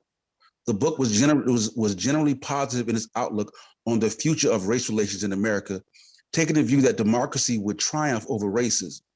So now I'm trying to figure out what the fuck am I getting screwed about what you're saying that. My nigga, stop going to Wikipedia and getting this white. That's what I'm saying. I'm gonna get the fucking book. Definition. Do you have the book? Do you have the book? Do. No, That's what y'all do. Y'all go to Wikipedia. No. Hold on. What I told you. Hold on. What I said is that I just gave you pages and read it all. No. Do you have the book? Just send me the book. Do you have the book? Yeah, I got the book. Put it in the fucking back chat or something. Because I want to see the context of it. I want to see what's going on. Because look, independent of that, why would that book be used in the Brown versus Education case? It's population and how they felt that they wanted to deal with it. And the bottom line is, I just read to you, birth control facilities could be extended relatively more, this is chapter 7, to Negroes than to whites, since Negroes are more concentrated in the lower income and education classes. This is what this is, okay? All right? The only possible way of decreasing Negro population is through controlling fertility. All white Americans agree that if the Negro is to be, and Negroes be eliminated slowly as not to hurt any living, Negro must be eliminated slowly so as not to hurt any living individual Negroes. This is clear, okay? So at the end of the day, it's not clear because why does the actual people that talk about the book saying something you haven't read that book, bro.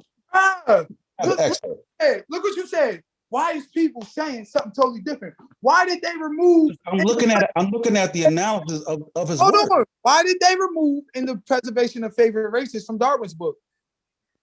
Bro, see, read that book? Tell you the story they tell you. Because race, have you read the book? I've read the book. History, I'm going to tell you the story that they want to. Fuck history. I've read the book. Have you read the book? That's fine. You haven't read the book, so you don't.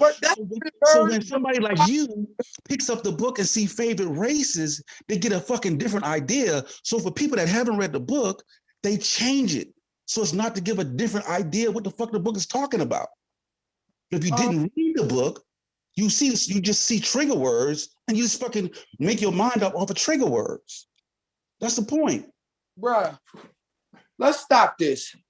Francis Galton, who was Charles Darwin's cousin, Charles Darwin, who created this ideal that black people came straight from monkeys and that now white people run the world. Remember this, in the preservation of favorite races and all of that stuff, bro, it's the same ideal, it's the same, mindset. And it was the pervasive mindset of the time. But now, do you have cousins that went to jail or sold drugs, and because they're your cousin, is that supposed to mean that y'all share the exact same ideology? Like, the fuck are you talking about? Ideology from? It doesn't matter. You got it from the entire eugenics movement was birthed from. Again, you can take something, like I was raised by my mom. I do some things the way my mom do it, and then I put my own twist on some shit. Like y'all act like if a motherfucker get an idea from somewhere, it got to stay intact the way they packaged it up and gave it to a motherfucker. No changes can be made to it. Nothing can be added to it or taken away. Like, come on, man. Listen, Darwin wasn't a racist, even though everybody was racist at that time. Darwin didn't have preservation of favorite races in there, which was clearly a link to eugenics and that entire mindset. Galton was his favorite cousin. Margaret's family was fucking down with the eugenics movement, and all of y'all just some white people apologists. Darwin's family was a part of the fucking abolition movement. The fuck, that's what I'm saying. Y'all just spouting shit with fucking no knowledge, bro. No, I just spit out shit with facts. And I backed it up with facts about how you have facts about a book and you ain't even fucking read the book. You're the only one going to Wikipedia. You're talking about Darwin's work. You're the only one going to Wikipedia. I'm saying you're talking about you're talking about fucking Darwin and Darwin's work. I've read the fucking book. You went to I'm not Wiki. using Wikipedia. I've read the book. Wiki. I'm downloading The American Dilemma, the Negro fucking problem, bro. So I can see where you're getting this shit from, bro. And I guarantee when I get it, it's gonna be something totally different than what you're saying because you fucking haven't read the book, bro. Yeah. I'm downloading shit right now, bro. But my whole thing is, Khalid, so wait a downloading minute. So shit now right now, are you dragging his source when you literally just went and got sources to reference? Who cares if it's fucking Wikipedia? Like at the end of the day, you just pulled the source. He's the one going to Wiki when I got sources. Now he's telling me I'm just sitting spitting nonsense. This is what y'all do. Wait a minute. But we don't even know where you got your source from. Problem. Who even cares though? It's a source. Yeah, you're using The American Dilemma by Murdoch and saying that Murdoch outlined this shit in his book, bro. That's it. And if it contradicts that in the American pervasive, socially accepted mindset, y'all try to find fault in it and call yourself the pseudo killers. Because I'm downloading the book right now. This ain't even the pseudo killers. I don't call myself shit. Socially pervasive. Quiet as a cat. And this is unbiased channel, so he calls his panel for the most part fact checkers. So I'm downloading this shit right now. All right, I got to pull it up. Like this shit is so weird. I just have a problem with every time you read feeble-minded that you assume that it's black people. While you talking about we white apologists, can we unpack why when you see feeble-minded, you assume that that's black people? Can we discuss that? Can we unpack that? You just said everybody in Japan was gay till white people got there. Like this is what y'all do. Y'all even I didn't say that. I didn't say that. I didn't say that. Big brother. Hello. Can I say something, please? I didn't say that. You're breaking up. Let me say something before. Let me say, please. No, I didn't. No, I didn't. Let me apologize to you. I didn't. I didn't say that. Hold on. Please, and let again, me apologize this to is you. a recorded live, so it could be red ball back. I didn't say that. Please. I'm reading something. Hey, let me ask one more question because I want to go to it. You said chapter 7. I want to know what. I just want to know what real quick too, because I can look at this PDF real quick. You said chapter 7, right? Like what part? Because there's like 3 parts. The growth of Negro population, birth and death. Because like chapter 7 is like the end. So like where at in chapter 7 are you getting that from? So I can go to it to see what and how to start from there. Go ahead, Steve. Just let it. While you're looking for that, tell me where it's at. I need to apologize to him when he said unfit. I'm just reading the creed, the eugenics creed. And one of the words in the eugenics creed is, I believe in such a selection of immigrants. I shall not tend to adulterate our national germ plasma with social unfit trade. And this is from Charles Davenport. And he was big in the eugenics society. He was integral in who migrated to the United States. His influence on the American immigration policy was influential. So, and he considered genetically inferior people to be black people. So when you say unfit, black people fall into it. So I take that back and I apologize. When you say unfit, black people fall into it. According to the eugenics creed, unfit to them would be black people. Thank you. So Amber, say you were wrong. Wait a minute. Go back. Because I want to see what's on the screen. Hold on. Let me where it says unfit black people, and this is from who? This is from Charles Davenport. That's the eugenicist. Yeah. He's a eugenicist. American eugenics movement. Yeah. And how does this tie to Margaret Sanger? And how it ties to him? No. Hey, part of the eugenics creed, bro. What page on that book? But how does it tie to Margaret Sanger? I'm not tying it into Margaret Sanger. I'm tying it to unfit and black people. The eugenics creed said they believe that. Yeah, we know that. Yeah, it changed. Yeah, we know. We understand that it changed. That we was talking about it in its evolution. It started off one way, then it gradually changed. Don't graduate nothing. That was your reason out. DJ Focus, bro. What page, bro? In that book. You'll find it. It's chapter 7. Chapter So I got to read the whole fucking. The academics at the U.S. National Library of Medicine and the National Institutes of Health say that they wrote a letter in 2008. I just had to pull it up from. If you read up on this, a presentation. This is a letter right here. These are academics saying this. Period. If Margaret you don't trust hold up. You don't trust the U.S. National Library of Medicine or the National Institute of Health? I don't trust that just because some people identify with this creed that automatically means that Margaret Sanger identified with the same creed. I don't believe that. Just the same way, just the same way. Aren't you like a Hebrew Israelite? IBM? I'm not. So because you're black, I'm not a Hebrew Israelite. I'm not a Hebrew Israelite. Are you religious at all? Oh, yeah. I'm not. When they wrong. I'm not. So at the end of the day, that's the same thing as saying because we have some type of commonality, we're black, or we identify as black, like they identify as eugenicists, that because we identify as black and we both identify as black, that we're exactly the same, or we have the same values, or we believe in the same things. That's different.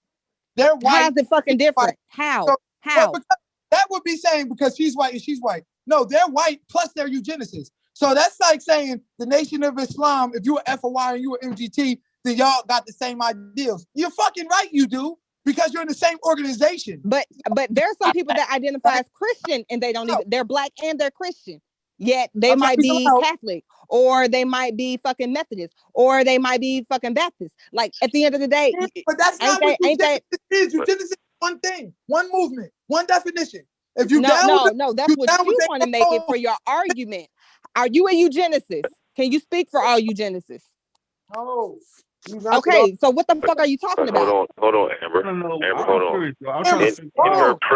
In her praise for eugenics programs in Germany, Sanger called for the implementation of such programs in the United States, specifically targeting African Americans, sister. You're wrong. You see? Oh, what? Tell me what I'm trying to look into that book because the book. Let me ask you this first before you get into that. I don't see. I don't see the book, right? An American Dream, Negro Problem in Modern Democracy. What was that? What was the goal of that? The goal of that book? No one cares. I said what it said in the book. No. I'm asking you. You're being deflective. Goal was. I don't care because they're always going to have some. You're being deflected because you never read it, right? You never read it. Just be honest. You never read it. No. I have the book. No, I have the book, bro. I downloaded the book. All right, so read chapter 7. Have you read the book though? You was reading just now, and if you was reading a bunch of stuff that exonerated you would have been saying it already. Look, I'm reading right now. But now I'm asking. You know what? Let's get off the book. Let me ask you some questions. No. Did you read the book, bro? Did you read the book? What part of chapter 7 did you read, bro? Just tell me what part. Tell you what, start reading the paragraph that you read, and I'll type the search in so I can pick up where you left off. I specifically gave you excerpts out the book. Now the burden of proof is on you. You're not gonna read now, put me into some question that you think could kind of make it right now. So we get so you haven't read the book, right? You read excerpts from right that somebody, but you haven't read the book, right? Right. Again. Try again. You never read the fucking book. Try again. Weak tactic. Yeah, you never read a goddamn book. We're weak tactic. No, because you just. If I read that 1,500-page book, what matters is I got that information that it was in some old 200-year-old book. I went and got the book. I got the references that I needed, and that's what fucking counts. I don't need to read no 200. And that's why you end up. That's why your research is fucking terrible. I don't. Crazy. And it makes no sense for you to even ask me to. You're only saying that so you could kind of seem right, because you can't find nothing to refute what I'm saying. So shut up. I'm trying to go to the part where you read the book so I can agree with what the fuck you're saying, bro. Yeah, but you already got chapter 7. You got the chapter. Read. And get back to me when you got some proof. Other than that, silence. Read the book, nigga. I swear to God, every time y'all do that. Quiet, boy. Now, let's get back to the facts of hand. All right? Because this is not rocket science who this woman is. It's not rocket science who the eugenicists are. And all of you Negro apologists sitting up here on this podcast trying to rewrite it's not rocket science. It's not rocket science, but it does require nuance and being able to differentiate when one thing is this, one thing is that. Like, have you ever seen a Venn diagram? Have you ever seen a Venn diagram? When you've been stuck on this subject for the last 5 years, it's a great and exercise can't get for over logic. the hump, something is wrong. I'm wrong. That's where y'all been at. This is where y'all stuck at. I need y'all to learn how to utilize a Venn diagram even your with own multiple scientists are ideas saying going this to you on, now. and when to know when ideas intersect and when they're alone. So you can kind of understand how this works.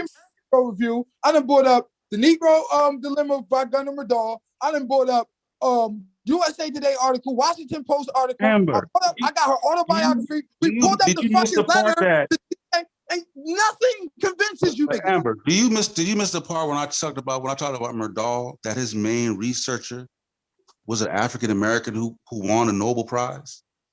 No, I did not miss that part. I heard that part. Yeah, so understand what the book is. Just by that alone gives you an understanding. Because as I'm reading the book, it explains what the Wikipedia article was saying, bro. Bro, like that book. Uncle Tom niggas don't exist. So that's got a whole bunch of people winning Nobel Prize for having white point of view. You niggas is one of them. You black. Wait, so he used the feeble mind for his research? Right. And this man is talking about he used the feeble mind for his research. Let me just on the feeble-minded. Oh, okay. Look at you. You the damn Uncle Tom and you black. You up here trying to be a white people apologist and you black. Bro. DJ Focus, bro. I don't give a damn about First the of name. all, baby, if you are a representation of blackness, baby, you can have it. I don't want no part. You are a representation of black queenness with your motherfucker, then you can have absolutely, baby. I don't desire to be a queen and none of that shit, baby. I'm me all day, every day. I'm me all day, every day. All day, every day. Scientific racism is working, got us arguing amongst ourselves about something as simple as the woman who writes in her own writing is racist or not, and her gender was racist. I mean, again, we can't keep on conclusions you draw. How long have we been doing this? We've been doing this for years. The same thing over again. Trying to like, if she's so fucking racist, why is it this fucking hard to just find blatant statements? Here's the thing: have y'all ever questioned why isn't she in the time period where you say everybody in the time period where you say everybody was fucking racist, they all hated fucking black people, everybody thought we was the scum of the fucking earth. Why the fuck she got to be covert with her racism? Why the fuck wasn't she just saying it? King, baby. 1865 Civil War. There was a sentiment that black people needed to be free. The world was changing. You had to become and motherfuckers was still racist long after that. What are you talking about? They was still calling motherfuckers niggas and holding them down in the fucking 60s. What are you talking about? Lynching started after the goddamn Civil War, nigga. There wasn't no goddamn. What are you talking about? Like y'all do not use logic for me. Like why the fuck a motherfucker gotta hide and cover up when they could be openly racist with no fucking question. You can call them a nigga on TV in the fucking 50s and 60s. Nigga, these niggas, you don't have to fucking be covert with your racism. Not and be widely and publicly accepted as an academic. If you want yes, you could be widely and publicly accepted as an academic and be racist. The fuck are you talking about? Racist. The fucking motherfuckers went over to Germany and fucking fought. In the war and still had to come back and be fucking brutalized and abused. My grandfather lived through that shit. What are you talking about? Talking about them. We talking about the people who are in control, who are trying to implement change overseas. Again, they did this shit in front of all of the fucking world. Hell, what different? Why would they be worried about fucking public perception when fucking televisions and shit hadn't even really been created and invented? Who the fuck would have known? It was. Public relations was invented. Public relations team was invented. They were invented by Bernays. That is another arm of the scientific racism. We're talking Well, about the we're going into public imagery. Well, we're going One into of the main psychoanalysis. drivers You got of to the know civil what rights movement was psychoanalysis is because in motherfuckers Bernays' watched movement. black soldiers go over and fight in the war and then have to come home and be fucking discriminated against and spit on, and they saw how big of hypocrites that America was. But all of this shit y'all talking about happened even before that. So I'm trying to figure out what the fuck was the big secret. We're not figuring nothing out. Stop trying to figure something out. We just proved it to you with 7 different. It ain't no fucking figure. It ain't no figured out. I'm trying to figure out why y'all can't figure out that motherfuckers have to hide this shit back then.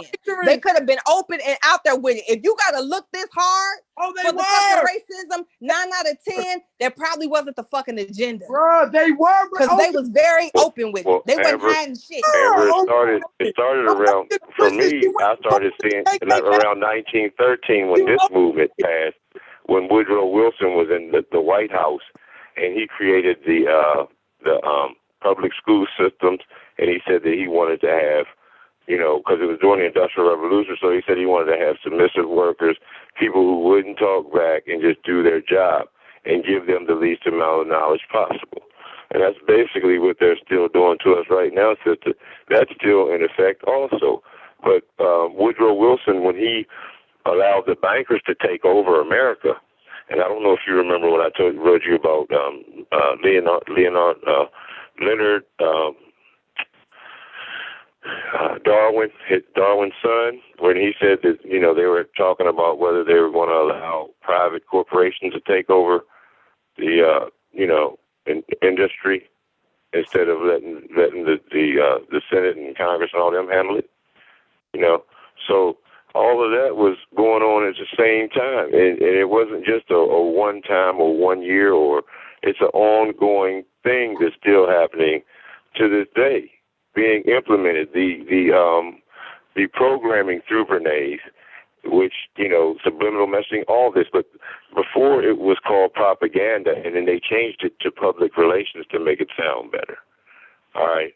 But he took his movement off of the German scientists, the propaganda movement. I think he got inspired from their movement. So they were all inspired by these racial, there's an underclass that needs to be off the world, however they said it. And they said it very subtly. They used words to where it wasn't just, pronounced wide out, but to the ones in the know, they knew exactly what they were saying. You see? So, I mean, it goes along with all of that, and that's what we got to, remember, because this was all the same period, and it was all at the same time, whether it was 33 or 20. I mean, that's not too far away. 13 to 33 or 20 years, that's not that far away. You know what I'm saying? So, I mean, it was still in effect and still in movement at that time. And like you said, though, it was 5 years when eugenics started, and that's why Hitler and them was so in love with his thing, and they took it, and Hitler wrote Mein Kampf. She wrote Mein Kampf off the teachings of Francis Galton. Right. All right? So that is, in history, written down. You don't have to look that hard to find it.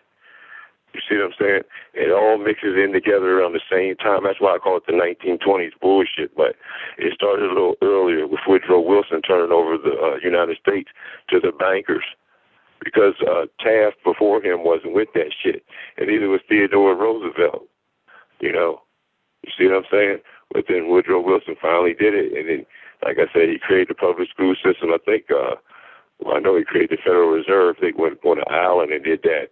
A little story with that, and then he created some tariffs and all kinds of stuff. It helped it make it easier for them to come in and take over. And then see the Federal Reserve, like I said, the first Federal Reserve was in England when the Rothschilds did their BS, and then we got the second one, over here in America. But they had already had all those European countries in their pocket by then, because they started loaning them money. And then, loan the princes or the paupers, the people who had and then it got all the way up to the kings and queens. They was in their pocket. They had borrowed money off them, so they was in their pockets too. And then they did that manipulation at the stock market over there, and then they created the Bank of England, and that was the first Federal Reserve. So that's what they're doing, and it all ties in together. It does very easily. And to me, you know, in my opinion, and we're all going off beliefs here, so let's not get angry at each other, but that's basically what it is, you know, and it is the time of scientific racism. I say one of the times, but you got to remember that 400, I think it's 400 BC, I think the Greek guy, he was talking about selective breeding too, so I can't remember his name, but he was talking about selective breeding all the way back in that time, you know, so they, you know, attribute that to him, but at the same time, we're talking about this times, you know, how they're using the term and how they're defining it, you know, because the definitions of places, people, and things can change to fit their narrative at any given time. It's like they're not allowing the kids to call you he, she, or you got to call them, you know, them or they, you know, just to fit their narrative of this promoting the homosexuality and pushing it on our children. So, I mean, it's still happening to us today, and we got to get a grip on it, you know, and learn the weapons that they've used against us for all this time. Thanks. You know, we have to learn them. It's true. I totally agree, man. And let's not forget, like, you know, the brother was saying earlier about how, you know, oh, Hitler, when he got control of it, that's when they got all bad. But like, yo, black people in this country was being put through and have been put through way more than the Jews got put through in Germany. Like, our persecution and suffering and slavery and suffering and death lasted over centuries and centuries and centuries. So for us to believe now that it was that evil mindset, eugenics mindset was all up here in this country and it had nothing to do with us, or to think that the evil came when it went over there, is to deny the evil that we was going through right here at the time. We was getting. We got to remember too. Hold right on, here. we're a target, but we're not the only target because they were going after their own. Also, they were doing it to everybody. Yeah. Whoever fit that narrative that they was imbecile or idiot or a moron or unfit or any of that. Whoever fit that, the king could have been mad at somebody and say, "Yeah, just let's mark him as unfit and kill him off." You know, if it was the past, you know. So we were marked. I mean, like I said, so we were the only race that designated for extinction. So it's different if you say, oh, this particular person had, a kidney disease, but when you're talking about an entire race of people as opposed to that, then really the goal is to exterminate that race. We can always throw in oh yeah, if you was insane or syphilitic, yeah, you shouldn't have kids either. But real talk, what is that doing compared to the entire race being wiped out? An entire race of people being globally wiped out compared to Great point. You know what I'm saying? Like one syphilitic or one person with kidney disease as opposed to the whole race. Nah, we was targeted for the extinction and still is. That's why, as I said before, you can't make music about killing nobody but black folks.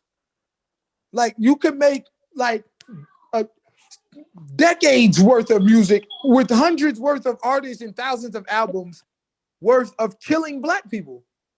Like that is still the same weed them out. Black death. You know what I'm saying? We dying all early. Cancer killing us early. The heart disease is killing us early. The food, we dying. Everything. Black folks dying. Got the same agenda. They got killing us down to a science.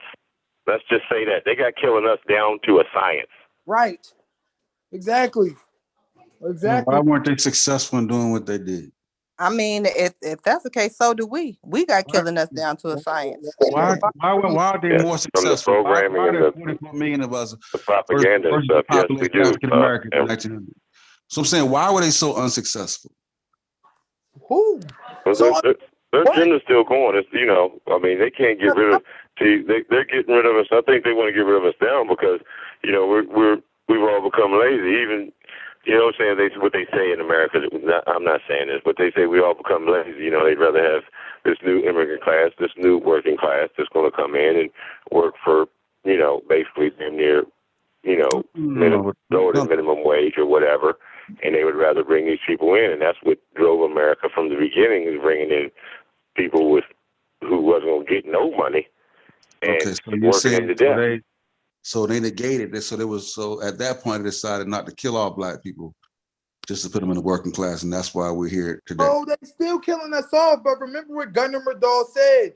He said all Americans agree that if the Negroes to be eliminated, he must be eliminated slowly so as to not hurt any living individual. So don't get it twisted. We still the plan is still in motion. That's why this is the whole point of the Ma'afa 21. This is how they tie Singer to Black genocide. Well, if we put 79% of abortion facilities in Black communities, then that right there is going to help destroy the Black population before they're even born.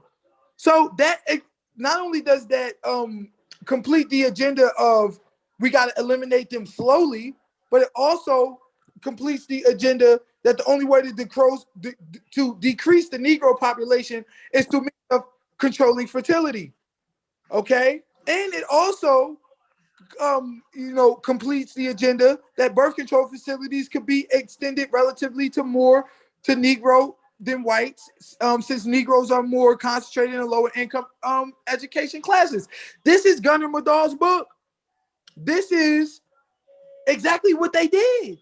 This is a leg of Black genocide. This is them wiping us out slowly, okay? Desensitizing us to it. Now you can take a pill, shit your baby out the toilet.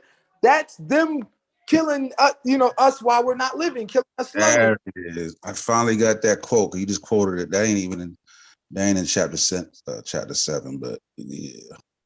I just need you to repeat the quote so I can actually go and see what's being said, man. That's not in chapter 7. That's like particular excerpts of things that are in no, actually it's in chapter 7. It's the early part right here. It's chapter 7. It's way early. Possibility of those. But you do understand that this is not Martin, this is not him saying it. This is not what he thinks, right? This is him published under him. Yes, this is.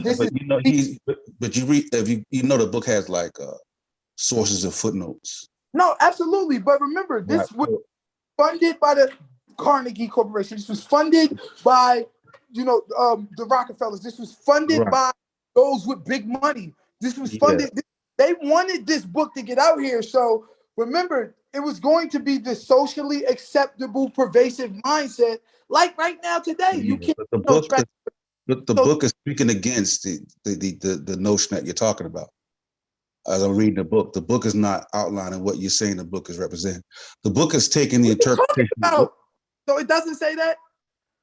Birth control facilities could be extended more relatively to Negroes than whites, since Negroes are more concentrated in the lower income classes. He's talking about the temperament of people in white America, sometimes living in the South. And he actually, because I'm going through it piece by piece right now, he's giving his background, where he was raised and how white people look at Black. He's talking about the first time he heard a Negro, first time he never saw, he never was exposed to Negro writings until he got exposed to W.E.B. Du Bois, I think called Souls of Black Folks. He's talking about how that changed his mindset, because before then he was never exposed to that. So he's breaking down. So this book is not an outline of his own thoughts of how he felt about the Black race in general. He's outlined the understanding or the mindset of the Europeans in America at that time, and explaining what needs to be done to either erase that mindset or push the nation forward. Right? You get that? You get that though, right? Look, bro, you can read the preface and the prologue. I'm in chapter 7. But it doesn't. He still said what he said. Yeah, he said what he said. I'm going to why he said. That's what I'm saying. That you know what? In the book, there's footnotes. That's what I'm actually know what footnote means. Bruh. So footnote. When you say footnote, bruh, I'm not doing this with you. No, I'm saying that when you're writing something, you think like, when you're writing, you're reading something, and there's a footnote, right? That means that he's using, that's the source. He's using a source. He's sourcing where he got the information from, right? So everything a person writing a book is not everything that person says himself, right? I that. But he's still published as his thoughts that backs up his point of view. It's still published it as a thought that concurs with his mindset. That's his thoughts that he wanted to compile to send to the world. Who you think you're talking to, bro? Like, stop. In chapter 7, it says, if we forget about the means for the moment and consider only the quantitative goal for the Negro population policy, there's no doubt that the overwhelming majority of white Americans desire that there be as few Negroes as possible in America. If the Negroes could be eliminated from America or greatly decreased in numbers, this would meet the whites' approval, provided that it would be accomplished by means which are also approved. Right? Correspondingly, an increase of the portion of Negroes in the American population is commonly looked upon as undesirable. Right. So he's giving the temperament of America at the time. This is not like him writing this is not of him writing of a manifesto. Like something that negates what I read something that negates what I said. I'm gonna keep going. Says the full possibilities of these latter evaluations in permitting a birth control policy in America have not yet been realized. Under their sanction, birth control facilities could be extended relatively more to Negroes than to whites, since the Negroes are more concentrated in lower income and education classes. Okay, so did he not say that? Yeah, that's what I'm saying. Like, I'm gonna keep reading the book. I think you should read the book. Like, I'm gonna read the whole book, and then next time we had the conversation, we're gonna pick up from the actual book. Or we're gonna see if your understanding of what the book is and what he's saying is actually correct, right? Because I read what the Wikipedia was saying about the book. He said Wikipedia is bullshit. So I'm gonna read it myself, and I'm gonna see if the Wikipedia is actually bullshit, and if you're right. You feel me? And then next time we do the show, we're gonna build on the book. That's fair. That's fine, but you still ain't negate nothing that I said. It should be a buck. I'm gonna read the book. It should be a buck. Okay, that should be fine.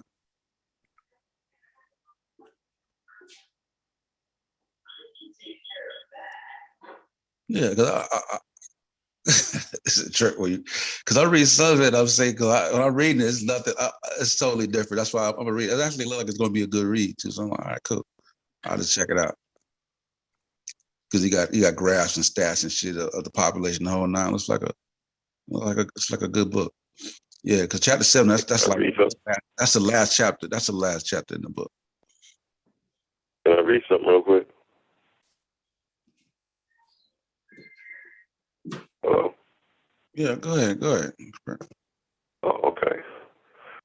In the late 1920s, Edmund Bernays wrote a book about the central role that propaganda plays in helping shape the attitudes of the body politic.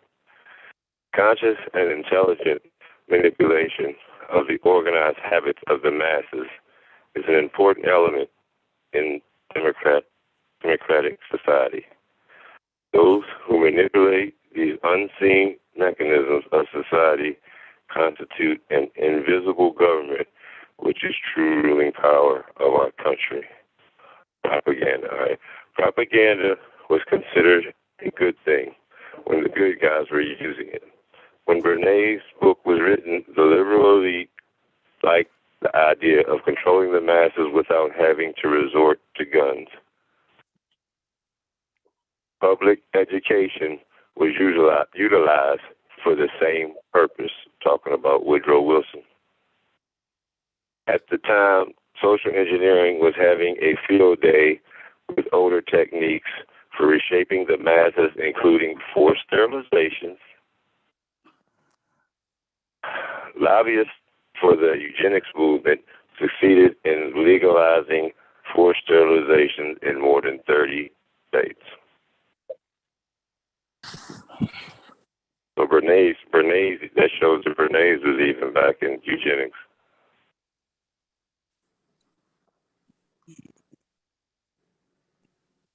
All the same people around about the same time. That's all I gotta say. I'm saying, y'all,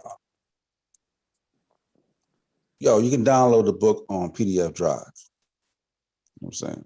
In case anybody listening wanna. You can look up the 30 states that that she legalized forced sterilization in too. Yeah, if anybody listening, you can go to a PDF drive and download the book, In America Dilemma, the Negro Problem and Modern Democracy. So if anybody want to go get the book, they can go right there and download. We're talking about beliefs of so-called academics. Beliefs. Theories. a belief by definition. If you don't believe it, look it up. So you can believe whatever you want. If we're taking what these men say and adding them to ourselves when they are supposedly they're going against us, and we don't even know it, so we're taking these labels and these titles and adding them to ourselves. Probably got some people out here calling themselves eugenists and Darwinists. Yeah, loving it. And don't know that, these people were out to get you. Read books, Lynn, like start the excerpts. Get a book, get the book, pick the book, and let's go through the book. Yeah, but that's not our aim and goal. Our aim and goal for digging up this book was to see if something in it we was told was in it. You can't do it like that because I don't have time to read a book. I have time to present a little bit of information and pass it on and give you a chance to research it for yourself. No, when you can't do it like that when you get in the book because people have their own agendas and they take excerpts from certain parts of the book without giving the context of what's going on, and they paste certain elements of it. If you don't have that whole context, you don't understand what's being said or even who's saying it. So I can write something that I'm not even saying. But you can take it and say, Social wrote in his book that DJ Focus is a crazy man. He killed 5 people. You know what I'm saying? But y'all also say that there wasn't a clinic. There was a clinic in 1913. Hold on. Like I'm saying, y'all keep passing out a whole bunch of misinformation on this woman. Don't know what you're talking about. An analogy and then tell me to hold on. I'm in the middle of giving an analogy and you just cut it. Go ahead, man. My bad. I'm sorry. Go ahead. Yeah, but what I'm saying is like I can write that in the book. Right, and you just take that excerpt, but if you don't get the part where I said it is believed and it was told by certain people in the community that DJ Focus killed. You know what I'm saying, but that's not me saying it. I'm not saying he killed people. I'm just writing down what the temperament was or what was said by certain individuals. And then if it keep going further, it can say, but later on that was found as to not be true. But if you don't read the whole shit and you only got the excerpt, all you can believe with the little excerpt you got. I was saying you got to get the whole shit though. Well, true. I understand where you're coming from. You gotta to be able to, keep it in context. You gotta read the whole thing. I understand that, but when you're making quotes like, we don't want, the Negro to know that we want to exterminate them. I mean, I think that's pretty self-explanatory. No, we already explanatory. Then why I'm not getting back into that again. You know what I'm saying? But in her own words, where she said that she wanted to implement such programs in the United States, specifically targeting African Americans, and this is, during her dealings with Ernest Rudin, Hitler's director of genetic sterilization, bro. It was her talking. Anyway, it was her talking. Can I say something, please? I've been spoken. I've been quiet. Please, we do not want the word to go out that we want to exterminate the Negro population. And the minister is the man who can straighten out the idea if it ever occurs to any of their more rebellious members. That's what she wrote. No. I read it, right? I read it because I want to understand that we're basing Margaret's entire career on this statement, which is open to a lot of misinterpretation. No, it's not. No, make we talk now. The head of the CDC or the head of disease prevention. What's his name? The little Jewish guy. The one who Fauci. Fauci has made many statements, and I've heard many of his statements misinterpreted. Because no, we can't harm him because I was listening to you, right? I can't base this. I can say she was a woman of her time. I can say she was an elitist. She was an uptown girl, right? And she moved in circle with uptown people. And most of those persons were highly racist. So she might have had racist tendencies. But her job was to empower women with family planning because she saw a woman dying. Women had exorbitant amount of children, and women were dying in high numbers in childbirth. Right? I don't see she saying this. I don't want misinformation get out there. That I don't want people to believe that we're using birth control to eliminate black people because birth control is Stop. She said, I don't want it to get out. Just focus So, on let them get us I want you to get this too, Pete. Was Hitler doing the same thing to those people over there? Because they were doing the same exact thing to the Jews over there. Y'all just dive in the middle of that man shit, bro. That man been No, chilling. they were doing the same thing over there. So you want to act like bro. they're not doing it here? They were doing the same thing over in Germany, but Hitler was more outspoken about it. America couldn't be. You can say that when he's done, bro. You can say that when he's done. Hold on. Let me just finish. Let me just finish. I'm emotional, bro. Was white people in America during that time given the opportunity to take birth control? Or was it just primarily in black communities? Was the pill available to white people? Yeah. Yeah. So she wasn't trying to kill white people too. Yeah, but they already said. Am I trying to kill what? No, I'm not trying to kill nobody. I just you got the wrong one, stupid. That ain't me, brother. No. This is what I'm saying. If you're saying that, how come the vaccine, the COVID vaccine, is available to white people, black people, Chinese people, and Indian people? Are you telling me that the COVID vaccine is designed specifically to hurt black people? No. Or are they playing a numbers game? Oh. Are you telling me that the birth control pill was designed specifically to hurt I think you got it confused. I think. Hold on, Sufi, real quick. I'm just gonna take 1 second, real quick, DJ. Sorry, brother. But what we're saying is that it was to eliminate our race and also go at the poor and anybody else that they felt was, any of these terms that they throw out, which could, so vague that anybody can be thrown into them All right. So, question. Let me see if you say that. So the pill was only then provided to poor white people, morons, because moron is a eugenic term. I just read it earlier today. So it was provided to poor white people, to morons, to disabled white people, healthy white people, and middle class I got white that chart. I've already showed that chart 2 years ago, Stu P. It's the moron to imbecile to idiot chart, bruh.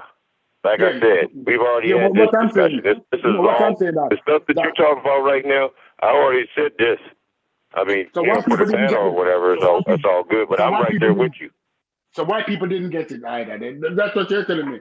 I should deduce from what we're talking about that sensible the first person sterilized was Buck. You can look up the case. Buck versus Bell, Stu P. It was a white woman. Okay? Right. I've said this numerous times. Buck versus Bell. Look up the case. Look up, they sterilized this woman and her daughter and all this stuff, where they were trying to, because they were saying they was imbeciles and they shouldn't mate. That was the first case. I said they always start with their own. That's what I say. So I don't know who you might be talking about DJ or something. So I'll let DJ talk. Go ahead, DJ, but, it wasn't me, Stu. What was the question again? The question is that, was the pill available to sensible white people? What sensible white people taking the pill? Which pill are you talking about? The birth control, family planning. Was it available to sensible white people? Yeah, perhaps. Yes, I'm sure it was. So she wasn't trying to kill those people then, because those people weren't unfit. No, you have to understand. As I said, they said in the book they would make it more accessible to us. Okay, that was the current thing, common thing, right? So even if you say, oh, he was expressing other people's opinions, it was still the pervasive American mindset of the time. And that pervasive American mindset clearly stated, and I quote, all white America, hold on. First of all, the only way possible of decreasing Negro population is through means of controlling fertility, socially acceptable mindset, birth control facilities. And remember, you just said it was highly acceptable American birth control in the early 19th century. So if it was highly acceptable, they all believe the only way of decreasing Negro population is through means of controlling fertility. And that was the aim of fertility of the time. That was the aim of birth control, was to control the birth rates of Black people and weed them out. Then it says birth controls facilities could be extended relatively more to Negroes than to whites, since Negroes are more concentrated in the lower income education classes. So that lets you know right there that, yeah, they're going to make the pill accessible to everybody, but they're going to extend it more to you. Next question. And they're talking about public schools right there. They just worded it different, but it's basically public schools. Okay, so all right. I'm learning. I'm not being aggressive. I'm trying to learn because I'm reading up on it. Right. So basically, what you're saying is that although white people have access to it, the primary focus of birth control would be to the Negro, I hate that word, to Black people. Well, right? But according to not birth control itself, not birth control. It's the narrative that they're pushing. It's the scientific racism behind the term that they use is birth control, and how they use that to manipulate. They plan to use birth control as a method for population control by lowering birth rates within undesirable populations such as African Americans, right? But in the 50s, was Black people the only undesirable population? Jews were undesirable at the time because Jews weren't white until after World War II. You know? No, that's a religious. Hey, preach, Stu Peace. What did it say about 1950 or something like that? Tell the truth, Stu Peace. Yeah, tell the truth, because most of them immigrants wasn't called white until after that, so they could add more people to their race. Right. Preach, Jews Stu weren't Peace. white, and Italians weren't white until after Irish weren't white until after World War II. They were referred to as mix and guineas and kites. Oh yeah, they knew what they was, Stu Peace, because they was all around the Mediterranean, mixing with the Africans right across the water. Right. So my question is, did those populations get the birth control too? Because they were also undesirable until after World War II. Whether they got it or not, it was clear that the American sentiment was worth between Black and white. See, I don't care about the immigrants and all of them. But hold on, but Jews weren't white. Jews weren't white. Italians weren't white, and Irish weren't white. Excuse me, they weren't Negroes either. It clearly said Negroes. But they weren't. All right, you have to understand the KKK. Stop, let me break it. The KKK, the Ku Klux Klan. I can't do this with you. No, you need to understand. We need for me having a discussion. We're reason as in a Jamaican term. The KKK, prior to World War II, or before World War II, you had to be of either German or England descent. The highest descendant of white people in America is of German or English descent. You can check it up if you don't believe me. Everybody else wasn't white. A Jew wasn't white. Jews couldn't be in certain towns after sundown. That's why Jewish neighborhoods are always aligned to Black neighborhoods. You ever realize that yet? When you go to certain cities, Jews live close to Black people. That's not true. Since when? Since lately Jews move over to the suburbs. Bro, they don't live with us, bro. Right. Where you from? But Spanish folks live with us. Black people and Spanish folks live together. Ain't no bunch of Jews. Spanish people live with us. No. Spanish people live with us. No. Yeah, there was no large population of Spanish people. Black people in this country. Stop trying to connect us in some way. We're unconnectable. We have been through what we have been through. And I'm not connecting you. I am not connecting you. Hold on. I am not connecting you. And not only did they not breed Jews, they couldn't. Remember, we're a threat to their genetic survival. So if we get too much Black folks get to populating, we can wipe them off the planet through cohabitation alone. So as an Aryan, as somebody who believes in whiteness and eugenics, then our number one goal now is going to be to reduce the population of Black people because they can wipe us off the planet through cohabitation. So our proliferation not only becomes a threat to them economically, militarily, but socially, but also we're a threat to now their very genetic survival. So yes, it created what they called the Negro dilemma, and as a result, they had to figure out what to do with us. 100 years of lynching, killing us all off. They even had you believe that Congress even entertained an idea to send us back to Africa because they was wondering like, yo, what the hell we gonna do with them? Because remember, they feared retribution too. They feared that we was gonna get them back. Like, damn, y'all been mistreated like this. I'll be free. We gonna get them back. So they had it was the Negro dilemma. So they said, look, well, eugenics is a perfect way. We'll breed them out. We'll control their birth rate. We'll put birth control facilities all through our community. Not only will we gonna have propaganda to where Black Death is the order of the day, but we're actually going to put these facilities in their community to where we can now reduce their populations through eugenics and birth control. And as all right. Let me give you a piece of fact. Hold on. Let me give you a piece of fact.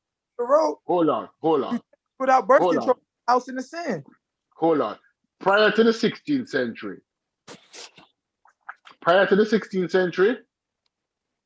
white people only comprise a fraction of the people on the earth. Prior to the 16th century, more Black people were in Africa than white people that were ever in Europe. Far more. Right? Because people need to understand that the 10th century wiped out almost 70% of the white population with the Black Plague. So you using their numbers as an excuse as to sustain the whiteness. They have been through very rough times already, right? Where their number was significantly lower than any other number of people around the world, and they survived. So you using that as saying that their fear that the genetics is going to be wiped out. That's not going to happen. As I said earlier, almost 70% of white people in America can trace the descendant back to German origin. Yeah, but you talking about all this international stuff, and I'm talking about the American Negro dilemma. They breeded us, then they breeded us, they tortured us, they mistreated us, they enslaved us, and then they had to let us free. Hold on. And that's not true either. Hold on, bro. Stop it. Let me tell you why that is not true. Because you make some statement that's not true. Let me finish. Black people have been 15% of the population. Okay, fine. Let me finish though. Now they breeded us for years, for centuries. Black breeding was a thing. All right, they sold us. They made us screw our mothers. They breeded us. Okay, because it was always more Black folks on the plantation than it was the slave master. Remember that. And at the end of the day, they breeded us. They sold us, and then they had to let us free. So that produced a situation, a dilemma for them.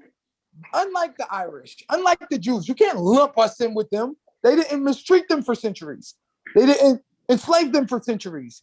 I did not lump them up. Wait a minute, let me finish. Not only could they assimilate into white society, which they all did within one generation, but they're not a threat to their genetic survival. See, all of those Jews and everybody you're talking about, they're not us. So we presented a unique dilemma for them. So that dilemma they had to deal with us, not minorities, not all of us and the immigrants. No, Black people. All right, can I rebut that now? Listen, Black Americans, Black Caribbeans, I'm not going to South America and the Brazilians. Right? But even in Brazil, I'm going to save the Brazil for the end of the statement, is not a threat because our population has not grown. Within the last 50 years, Hispanic population has grown from 30% of the population to almost 40% of the population. Black people over the last 100 years have still remained 15% of the population. So we being a threat from interbreeding is no threat because our population have not grown. Too small. Bro, not true. And remember, the population, first of all, those numbers are all skewed because, once again, we present a unique dilemma for them. We've been 15% of the population because at that number, they're able to marginalize us. You really think we didn't grow, not get smaller, not get bigger at all? We've been 15% for 100 years. That right, hold on, let me finish, bruh. That right there alone, let me know that you don't understand math. You don't understand math. Just because you remain 50% of the population doesn't mean that you're not growing. You can still be growing. Bruh. No. Man, you are not growing. I told y'all this 2 years ago. Stupid is trying to use my information. You can't do it. Like I said. No, let me explain. We have been at 13 to 15% of the U.S. population since 1980. Right. The Mexicans was at 8. No, the Mexicans was at 8%. They went up to 25, 26% in 2016. And in 2016, the white man went from 51% to like 47%. Okay?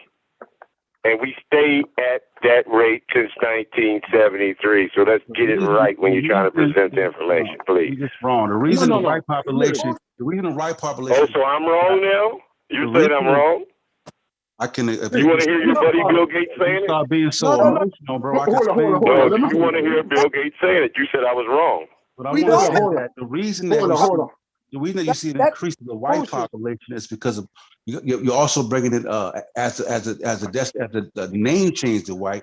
There's also a large influx of white immigrants, so that their numbers are improving or increasing, same as Brazil, because they're bringing in other white people are coming in, well, they're falling off here in America, brother, just like they're doing in Europe. Just and you can do the numbers if you want to. Right, but we are not. I've already told you the numbers 100 times too. Lynn, bro, I already said 33% of them are 30.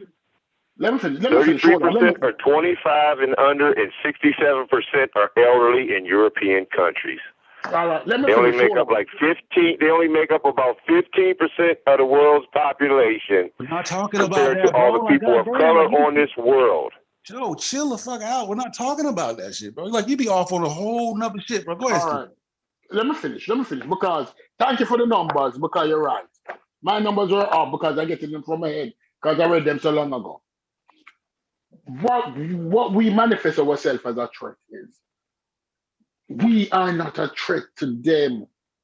The threat is if why do you think the first thing Trump did?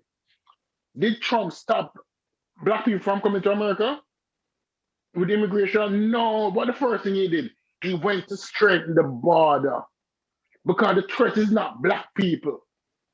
Who is the threat? Who is the threat to the survivor? Spanish people and Latin American people. And not black people. I say this real quick though. Let me finish, please. Let me finish. Oh, what we fought black Americans. I'm going to explain this to you. Only black Americans having children, no, it's poor black Americans. If you go into the data, middle class black American is of the same birth rate as middle class white Americans. We're not having children. You don't believe me? But look though, look. Well, it's their birth rate. It's their birth rate, Stupid. Their birth rate can't keep up because, like I said, when you're only 33%, 25 and under, and you're 67% elderly, you don't have the numbers to keep up. Your numbers are way under the birth rate, which is around 2.1. That is about 2.1 at this time. Kids in the household, they're down to like 1.8, 1.7. They cannot keep up the birth rate. So that is one of their major problems too. Look at black people. All right. The dude who just gave me the statistics a while ago. Look at birth rate within middle class and higher black families. Yeah. Are they any higher than those? It's the same exact birth rate. 2.1. Yeah.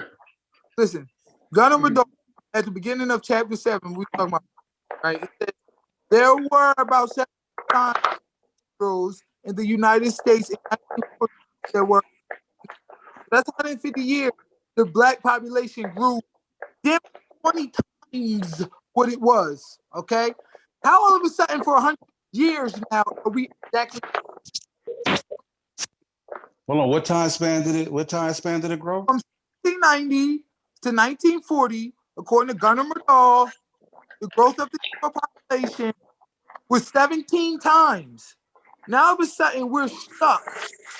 No, but that pushes through the eugenics movement, though, right? Why?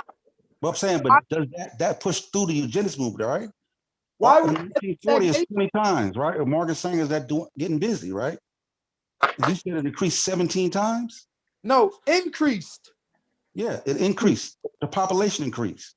Right. Doing eugenics. It shows propaganda, which turned into public relations. Hold on, Lynn. Like, wow, I'm asking. It's working, and the public relations team is doing a hell of a job on it. That's what it shows. A question, bro, and you jumping in with some shit, bro. I'm trying to get clarity from him, bro. You said the birth rate increased 17 times during that time span, right? To 1950, right? That pushes through the right. While the eugenics movement is going on, the ratio is still increasing 17 times. But remember, eugenics was an ideal at this point. She needed the birth control. She said eugenics without birth control was a house built upon sand. It wasn't until she was able to place the birth control facilities all throughout the Black community that her decreasing of the Black community actually was able to take hold. And what time? And give me a time frame when she put birth control throughout the Black community, because we know how long the project lasted. So, what time period did she put? What time period? In the 1970s, early 1970s. In the early 1970s, Planned Parenthood, her dream became official and funded and all of that, and they began putting up abortion facilities in all of our communities, which is why we all grew up with a Planned Parenthood right in our communities. You know what I'm saying? You go to Farrakhan, and I'm not mistaken, this is Farrakhan Phil Donahue's show when he first came, and he was talking about how the African American population was at a boom. This is early 1900s, still not 1990, about 1990, something like that. And they was predicting that at 2020 or 20 somewhere near that, the African American population would eclipse that of European. This is 1990. Well, what I initially said, that's your man, Farrakhan. I believe it's more. I believe it's Farrakhan. That's your guy. Population. I really do, but there I is also some fluctuation between 13 and 15% in our population. I believe that we are more than 13 to 15% of the population. But when you put us at this marginalized percentage, you can keep us marginalized. It behooves them to keep us at 13 to 15%, which is why we've been there for 100 years. Okay, can I say this to you? Hold on. Funding, us access, and to basically just take things off the table for us. You would know that. It's small amount. But I'm saying you wouldn't know that with you can look at that with the goddamn voting, bro. You can get a clips, you can get an idea of the population based on voting, based on birth rate, like based on hospital records, bro. Bro, yeah, but those numbers are manipulated. As I said, who's doing the math? But if you're saying it's manipulated and I'm saying it's accurate, then I have to just go to you. I have to just fall to your premise. I didn't do the census this year, and fill it out for none of my family. So that's it. Yeah. So because so since you say it, it's not. So it's true because you said it. Okay, can I say something, please, hold on. Let me say something. Please, let me say something. That's 5 people right there. Hold on. Okay, hold on. You talk about individual and not generality. Let me explain the population to you. When you say through voting, Donald Trump, the last election between Donald Trump and Joe Biden, right? 47% of white people voted for Donald Trump, right? 53% of white people voted for Biden. 90% of black people voted for Biden. You'd expect Biden to win if our population was higher by more than 8 million votes. If you take out the white people outside and look at the black people who voted, the 90% of black people who voted, it's still accounted. If you say 50% of people voted, it's still accounted for 13 to 15%. Do the math that way.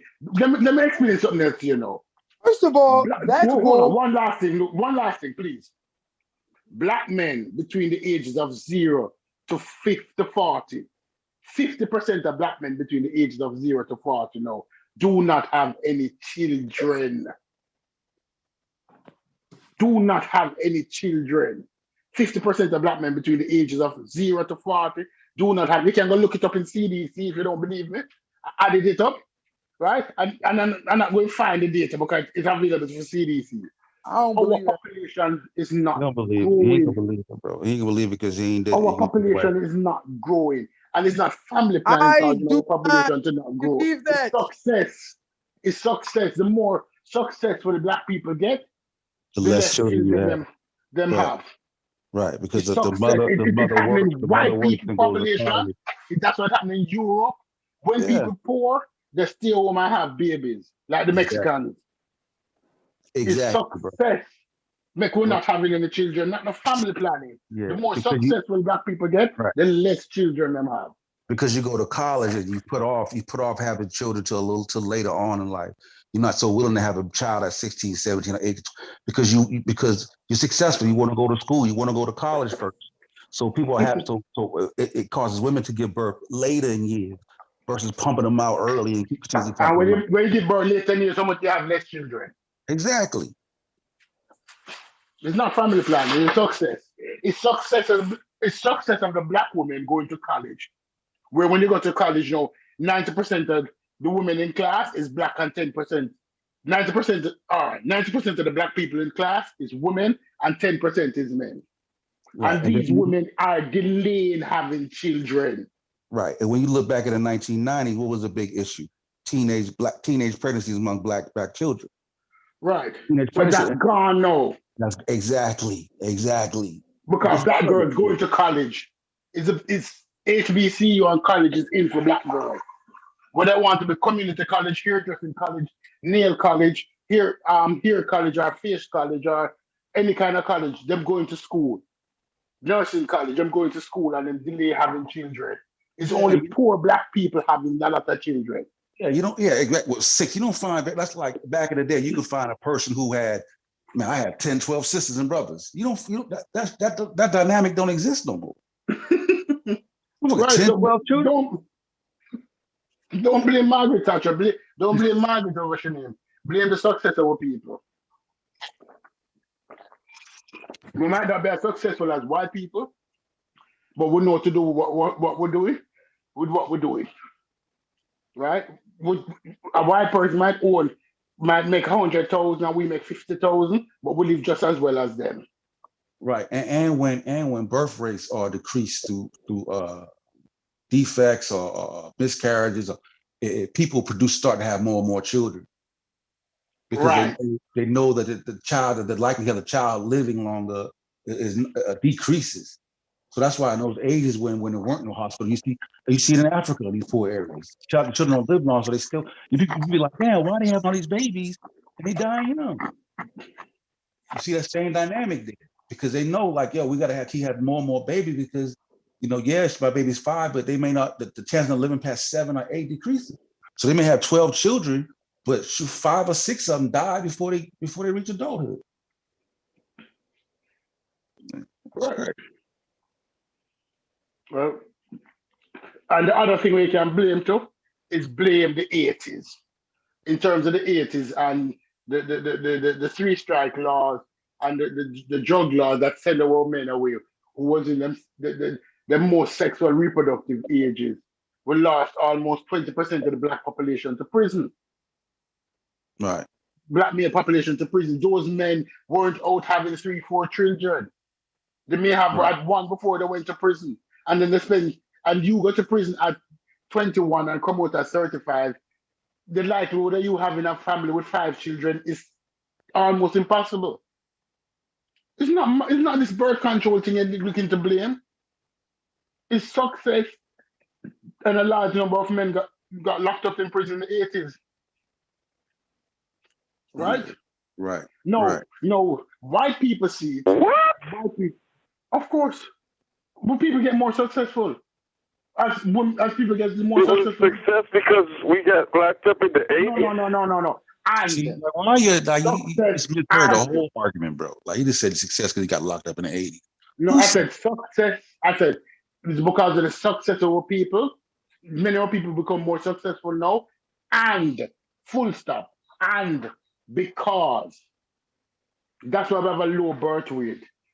People got successful now, right? Now that the drug trade finished, now that the crack almost dead in every black community. The crack game finished. Crack was the drug of choice for black people, right? The crack game finished. The resources now coming back and people spending more on themselves. Them feel happier, them feel more successful. Them not in any rush to do any other thing more than to celebrate themselves. They're not celebrating children, right? And a lot of our men got locked up, and that caused our decline in birth rate.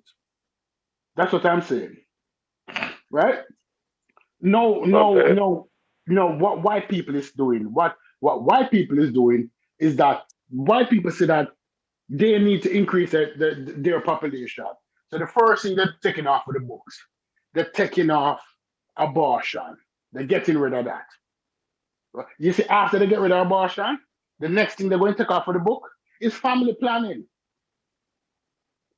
It's a plan to increase the population because they need the people to have children. Because they look at Japan and see what is happening in Japan. You need to look at what is happening in Japan, you know. Japan is 30 years ahead of the West, you know. When you look at Japan, there are many villages that is only old people live there. Because the success that the country had in the 80s, where the Japanese were coming to America and buying everything. The Japanese were rich. They delayed having children. As a result of that, they didn't have the amount of children as to boost the population. A lot of villages in Japan is empty. A lot of them empty because they don't have the population. Well, so you don't blame Margaret Sanger on what is happening to black people now. Blame the world. Everybody wants to drive a Rolls Royce and a Range Rover. And them sacrifice them children to drive the Rolls Royce and the Range Rover. Because you can't have 5 children and paying for the Rolls Royce and the Range Rover. That the girls number one link to poverty is a damn bunch of children. That's of course. So if you don't want to be poor, what you're going to do? You're going to delay having children. Well, in America, the most impoverished are white women and children because they have more numbers. But, you know, I mean, if you want to use that, you can use it. But point it to white people because they're the ones who are the most impoverished in America. Yeah, because them having more children now. Not us. And they have more abortions than anybody else. That's why they're getting rid of it, because their women are doing it more than anybody else in America too. Right. And that is what they want the population numbers high. And that's why you see in most of those the people that are fighting for the abortion to end it are the conservative goddamn white folks. Right, because they want the population to increase. Because they love it. They love it, Sosa. That's their plan. I mean, they were the ones who started. When she was trying to do it with her clinic, they ran her out of America because she started doing it to the. Hold on for a second. She started doing it to the people, the rich women. The rich women was just walking in and, you know, doing whatever they wanted, being promiscuous, and or, you know, having babies with their husbands, and they were just walking in, and they ran out of America because she was doing it to the rich people. They was the ones who was wanting the most. Right. So let me ask you this. So does ending abortion, does it help increase the white population, or does it lessen it? Was it an advantage to white people or disadvantage? No, it's a disadvantage. Because if you're only 20% of the world's population and your birth rate is so low, I mean, you shouldn't be playing around with it at all. Right. Right. So if you want to build it up, then that's what you put a stop on. Right. Well, you're trying to put a stop on. You're trying to quell the other races from mating and you know, through eugenics and stuff like that. You know, and all the plans.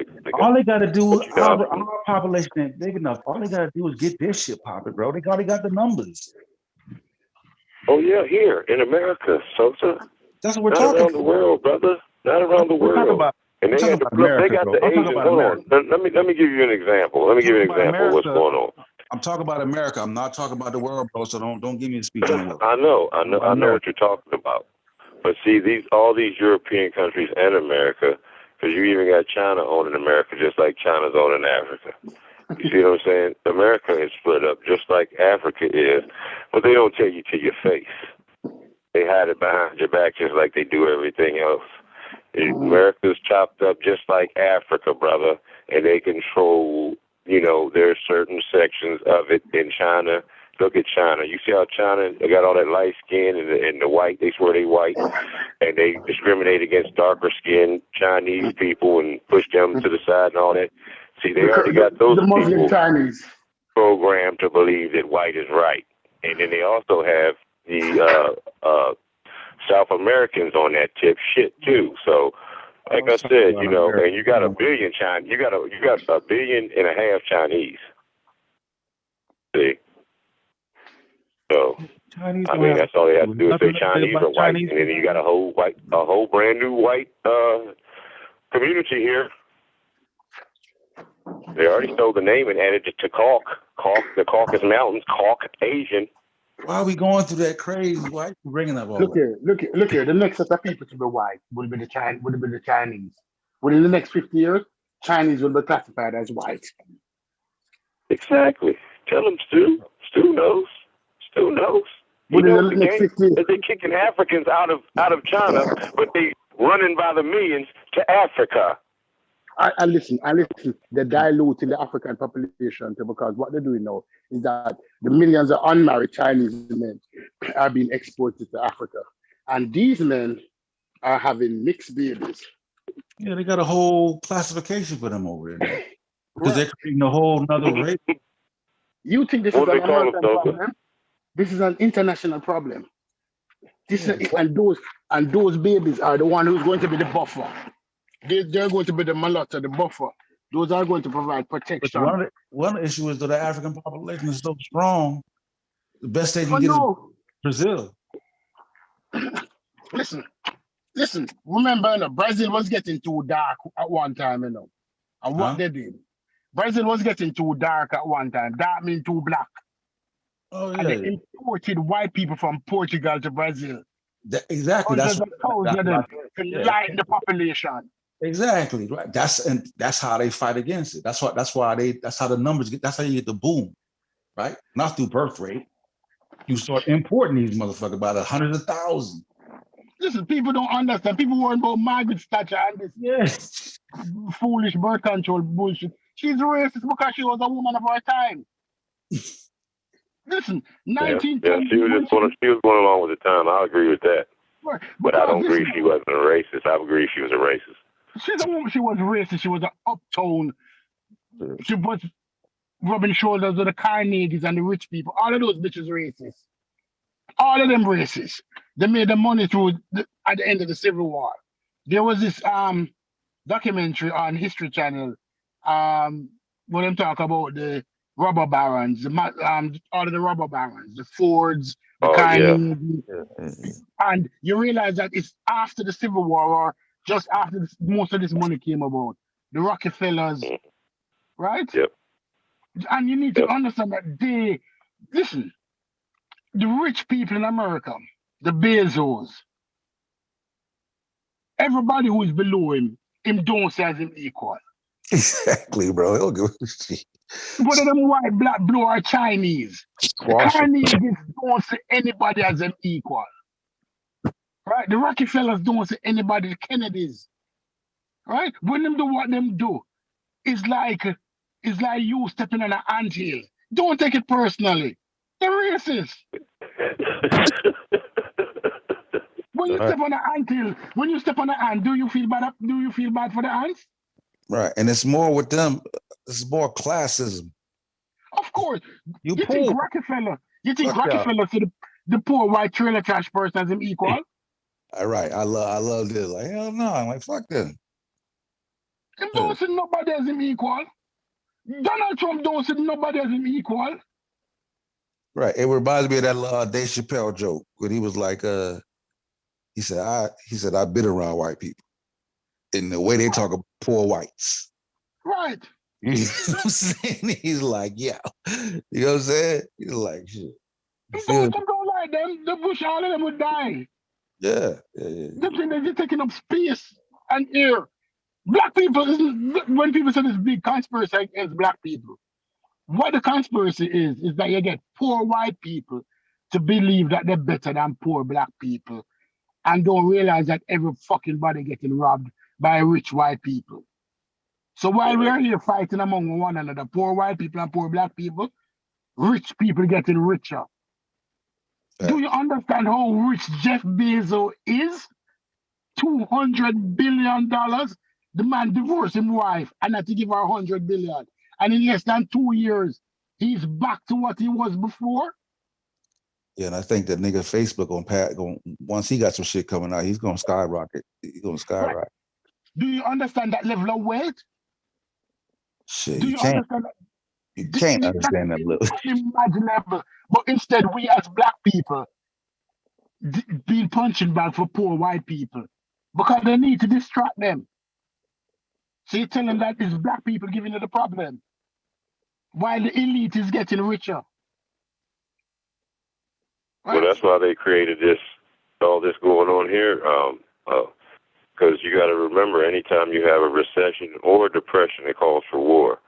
And if you can look out through history, anytime we've had a recession or depression, you had the war, and that's just them, anteing up. It only takes like a couple people with money to cause a recession or a depression in the United States. So these people manipulate this tactic also to make us go into our savings and make us, take all of our resources and make us more reliant on them. Bro, this shit due to the pandemic, right? And I'm telling you now, right? The society has changed. I've never in my life walked by so many places that's hiring. Got signs blinking in the window because people are not working jobs anymore. Niggas is working from home. Niggas got the gig Uber and other shit. So a lot of reasons these fast food places aren't open because they don't have the staff to even open up the inside like that. You know what I'm saying? Like I went by Checkers, right? A fast food place. And they was like, yo, we'll pay you the first week you come to the job. You know what I'm saying? Like, forget about, I used to work and have to make you work a week. They're giving $50 bonuses. Like, please come to work. We're hiring. No. But guess what? They soon fix that shit, That shit soon fix, Just wait until things settle off. This shit soon fix. A recession soon drop. No, I'm not saying a recession. I'm just talking about the how people are employed is going to change. The mode of operation on how people work is going to change dramatically. No, don't forget AI. Don't forget all the robots and stuff they're being pushed into the factories and things that are going to be doing the work for them, and they will have replaced the humans. They already have them. I mean, China's opening up one here soon. Before we even get to that, because there's always going to be a human faculty, and every time they create a robotic industry, there's a human faculty that goes into that. Hey, look, man, these things work on programs, and they will take the place of a lot of humans. Like you say, that there will be a couple of jobs here and there, but the majority of the jobs will be taken up by these robots and AI. No. People are gonna still work them robots. Don't know about it. You don't have any idea what I'm talking about, do you? Yeah, I mean, just like Bezos. Speaking of Bezos, one more thing. Bezos just came out with. Look, I don't even try. No, I'm not taking you down no rabbit hole. You don't have to believe me. I can't refute that. It's already coming into your face. So I'm just talking about you're going to see it soon enough. Yeah, that's what I'm saying. Until you're going to see it soon enough. Not tackle that when we see it. Like I can't really. Yeah, give it 10, 15 years. Right now, he's trying to manipulate DNA, and he's also trying to make people live 50 years. And then the ultimate goal is to live forever. It's on the news. You can check it out for yourself. All that. They're trying to figure out how to make cells multiply without damaging it. Yeah, that's always been the case, bro. That's not new information. Get the book Oxygen. Well, I'm just saying. I'm just talking about the inventions, like CRISPR. Yeah, they don't have to have. They can create their own white race now. No, they're trying. Well, CRISPR, you can create your own white race because you could create the babies. You could pick what color the baby's hair is, what color the eyes are, what color the baby is, the muscle tone, and the brain capacity. We're going on something. You can do all that through CRISPR. Okay. Right. I don't want to. We're getting. No, but listen to this. Let me just make this one thing. Look at the game, but Jeff Bezos and Richard Hansen playing. They're playing a game that the Soviets And America had to play. Countries had to play. The game they play now is who can go to space first. Individuals playing that game, you know. Hello? You understand the game they're playing? Who can go? Two rich white men racing the space race. Something that was done collectively through countries, first world countries. Two white men can play that game. I can build rockets, hire scientists, and go to space before you. And you work. The old boy trying to outdo them. What's the dude that do the Tesla? Right. That one guy already did it. Remember the one billionaire already did it. Was it Branson? He had already went up into space supposedly. Yeah, Branson doing it. Now the Tesla doing it. And now Bezos are doing it. They have so much money that they don't know what to do with the money. When you look at I think they use that as diversion, Stu-P. Like you said, the diversion, I think they're using that as a part of the diversion, to give so people will look over this way while they're doing stuff to you from behind. You see what I'm saying? Right. Margaret sang a situation years ago. That was the game they playing 100 years ago. Different game they play now. The game they play now totally different. The rich people in America has been the same rich people over the last since the founding of America. It's the same rich people. Every now and then, one and two poor person might get a seat near the table, but not at the table. It's the same people has always been rich. The rich people in Europe is the same rich family. Right? If you want to avoid this hammer, you better get your money up. And they were signing the Constitution while slavery was still going on, weren't they? Of course. It's the same rich people. All right. So I don't think we were animals at that time. Right. When Benjamin Franklin went to France to find money for the war of independence, it's people that him know. It's the same rich family, the same cousins that him left in France who was rich. Him get the money from. Right? And Jefferson was running back and forth to England, wasn't he? Remember Thomas Jefferson was running back to England like a spy, kind of. Yeah. All right, look at it. Let's bring it back down. When the American bank, the Federal Bank, was formed, is that the Rockefellers went to Europe to their rich cousins, the Jews, and they formed the Federal Bank. A lot of people think the Federal Bank is an American bank, you know. It's a privately owned bank. The Federal Reserve is a privately owned bank. Yeah, we know that from what old boy said, because remember, I forgot the president, but he was like, basically was saying we fucked up.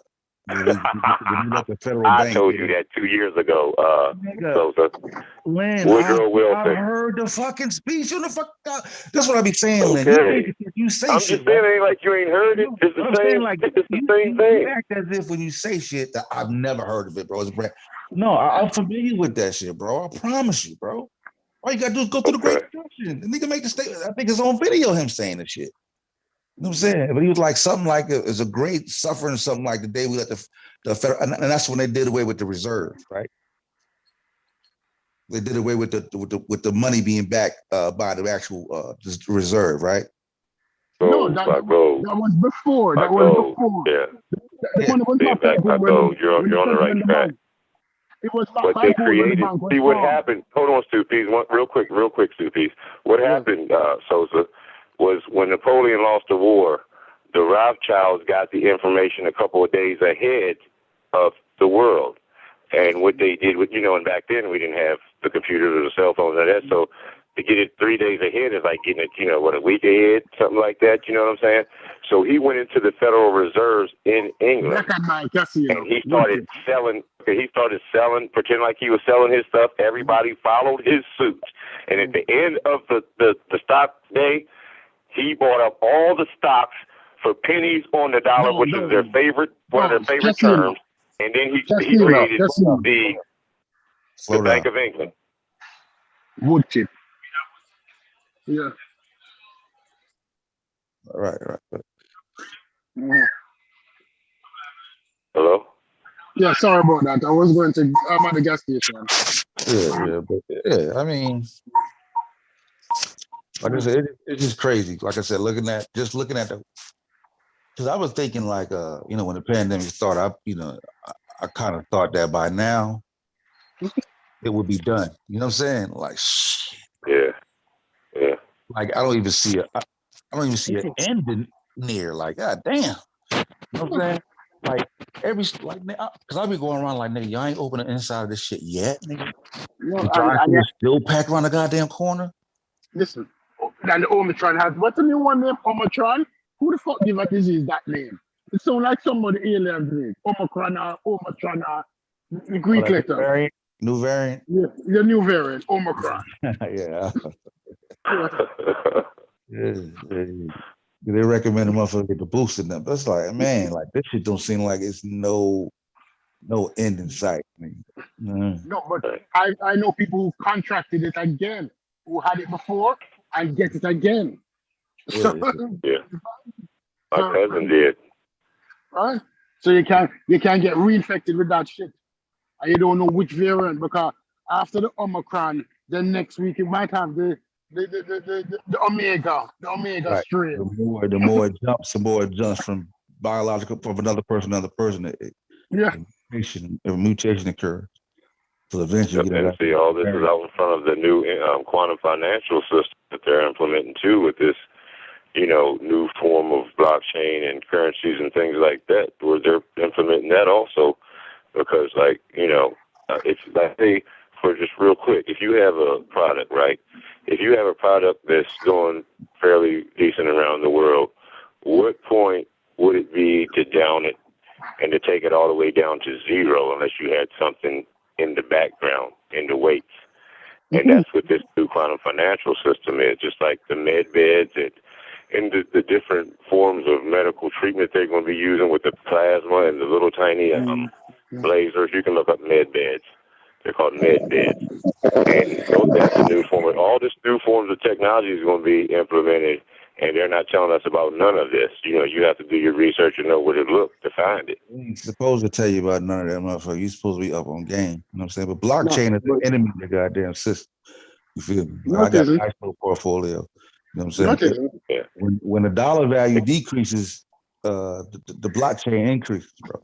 Like there's a correlation between the value of the dollar and the blockchain and Bitcoin. Yeah, but the problem, I'll tell you something what a lot of people don't realize what's happening around the world. You see, 50 years ago, let's say something that all of you eat, a burger. Let's say 50 years ago, a burger in America would be cheaper than a burger in France, because the burger is made in America. But you see, today, if you tally out the exchange rate, a burger in America costs the same amount as a burger in France, the same amount as a burger in England, the same amount as a burger in Jamaica. The monetary system, the dollar might look like you have a dollar, and they might tell you it value more, but it's the same monetary system going around worldwide, because goods and services costing the same thing around the world. Gas, Texas have gas, right? Texas pump oil. But yes, still the gas prices in Texas is similar to the gas prices in Florida. It's similar to the gas prices in India. It's similar to places where they don't have gas, because somebody controlling the monetary system and they're leveling it out, they're equalizing it. So you have a dollar and think, oh, this is American dollar and this is British yen and that is pound and this is that. Don't matter. It don't matter where you have, because the goods and services is the same price no matter where it is around the world. That's what I'm saying. The dollar, the fiat is not worth that. You know what I'm saying? Like, it's not about the dollar anymore. The petrodollar is what they use around the world. They use the petrodollar. I need more money letting my money sit in crypto than I would in the bank. Of course, because the bank is not about making money. Exactly. The bank is about making you feel safe about your money. The bank is a mattress. The bank is a mattress with concrete walls. It's somewhere to put your money where you keep it safe. But the problem is that the banks are run by these devils who run the Federal Reserves, which are all around the world. That's why you say who's in control. Just like, see, you already said it. It's these Federal Reserves, and they're all around the world. They're not just in America and England. Because the World Bank and the IMF is all around the world. and all of them interrelated with the federal bank in England. Yeah. They might have different names. They might put up different names. It's like a crack dealer now saying him selling blue magic and him growing the corner and him selling pink magic, but him selling both magics. So what him doing? It's like, all right, think about it. It's like Ross and Coles. It's the same fucking store. Ross and Coles is the same fucking store. And I'm in the plaza. And when you think say you're not supporting Ross, but you're supporting Coles, you're supporting the same person who own both of them. It's what it is. It's that trick they're playing on poor people. And that's what we need people to, poor people need to realize and wake up. Now listen, you need to read the book 1984. Anybody ever read the book 1984? Nah. 1984 is a wonderful book. It's a wonderful book. You need to read that book and you get a general understanding of what is happening, how they control the system. Right? When you look at the television, you realize that the programming that you get is not the same programming you was getting 20 years ago. It's because the users control. You realize that they pump up sports because that's what the Romans did. Why do you think the Romans built that beautiful place, the Colosseum, in the middle of Rome? It was to control the population. You give them games and you give them bread, and nobody knows what's happening. Keep them ignorant to the workings of the government by throwing out little, trinkets and treats for them to, watch and sample, while, like I said, while they're doing all the mess in the background, and, just like Rothschild, one of his famous speeches, y'all heard me say it too, is just, he said, give me control. This is what the one in 1700 said. He said, give me control of a nation's money, and it matters not who sits on the throne. Of course. So king, queen, president, it does not matter if I control your nation's money. No, but that's what's happening now. That's what's happening now worldwide. Right? Bitcoin gives you a sense of security to say, all right, I have something. I have an investment. I have this, I have that. Right? But to me, it was all right if the coin was $1,000. But when the coin reached $100,000 now by next year, who went to buy the coin? Yeah, that's, but see, you buy the coin, you buy fractions of the coin. Right, but it's who buying the coins. You know who buying Bitcoin now? Oh, that's what I'm saying. Now the richest now. It's poor people buying Bitcoin now. Now the richest. I mean, you can still buy a fraction of it, but now the richest buying up Bitcoin. So I'm saying, but that's why you got the other coins you got to dig into and get the, you know what I'm saying, get into it early. But there's money there, but like it's just a new wave coming, man. It's new technology. With the metaverse, well, you can do your own research too. If you go to market cap and hit on that exact crypto that you're looking for, so you can do the research on the partnerships and their onboarding and all that to see who's on board with them, and then you can make a decision there. Even though it's a speculative market, you can't lose in a speculative market. You can do a whole bunch of research before you buy whatever stock or crypto you get. Different cryptos. I got a good little portfolio of cryptocurrency. Like I did very well off Shiba Inu recently. I did get off CRO. Yeah. You know what I'm saying? Did real well off CRO. You know what I'm saying? But what I'm saying is like with the Bitcoin and shit, you are seeing elites buy it up and it's starting to stockpile Bitcoin because they're seeing like a lot of people that had Bitcoin, it's just a wallet and nobody's selling the shit. They've been doing it. They've been doing it since 2018. So they've been stockpiling, but it's, like you said, it's a limited number, but they've been doing it. Even Walmart and the Bank of America, all these banks and stuff, they've been doing it, brother. They've been doing it. They just been putting out FUD. That means fear, unrest, and disapproval or something. Fear, unrest, and disapproval, I think it is. They've been putting that out there in the press to keep us away from it, but at the same time buying it up by the billions is the reason why this financial system here, the world is waiting on America, because I know you heard about Kanye City and his own crypto that he has, and over in Asia, in Tokyo and China, they've already got these things implemented. A lot of these coins are already regulated in countries, so they're just waiting on America to get on board and do what they're supposed to do. But But America's bullshit because they're still onboarding their people, saying, "Come on, nephew, come on, niece, hurry up and buy this shit before it gets up out of here."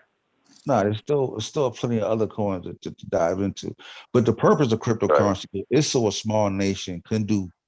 You can do. That's why Facebook kind of got in trouble, because you can do business with these smaller nations without having to go through the government. Because now they can and you can create your own crypto though too. Right. That's what I was asking Garfield and them back then. I was like, why don't we do it as a community? Why don't we create, get some crypto? And then Garfield said that he had a couple Bitcoin, but he wasn't getting into that. But and I asked a couple other people too. But I'm just saying, why didn't we do this as a community and get into it? My homeboy, I don't call him my homeboy, but a nigga Smash Rockwell from Roscoe. He got what's called a Hiro coin. You know what I'm saying? He's setting up through like a DAO. You know what I'm saying? And the DAO is where like people put in, right? And everybody that owns a DAO has a say in what the DAO is spent for. You know what I'm saying? And you can't spend the money or use the money without a certain approval amount. You know what I'm saying? So if you say, okay, we're gonna take the money in the DAO and buy this, then you have to get 50% of the people in the DAO to support that, and then the money goes towards that. But he has his own coin. It's called a Hiro coin. So like it's there for people to do. You feel me? And you support the brother or whatnot. But so why you holding out on everybody, man? You got all this going on and you ain't telling nobody. I mean, this ain't a crypto channel. This ain't a crypto, but I'm all in the crypto. Like I said, go to Smash. But it still could have helped your community out, though. You know what I'm saying? That's what we can pass it along, and the people who do hear might get into it and come back and say, "So save my life." It's in a crypto channel, but shit, we do talk about it over there. So I'm all into that shit. What's the channel? What's the name of your channel? The crypto channel.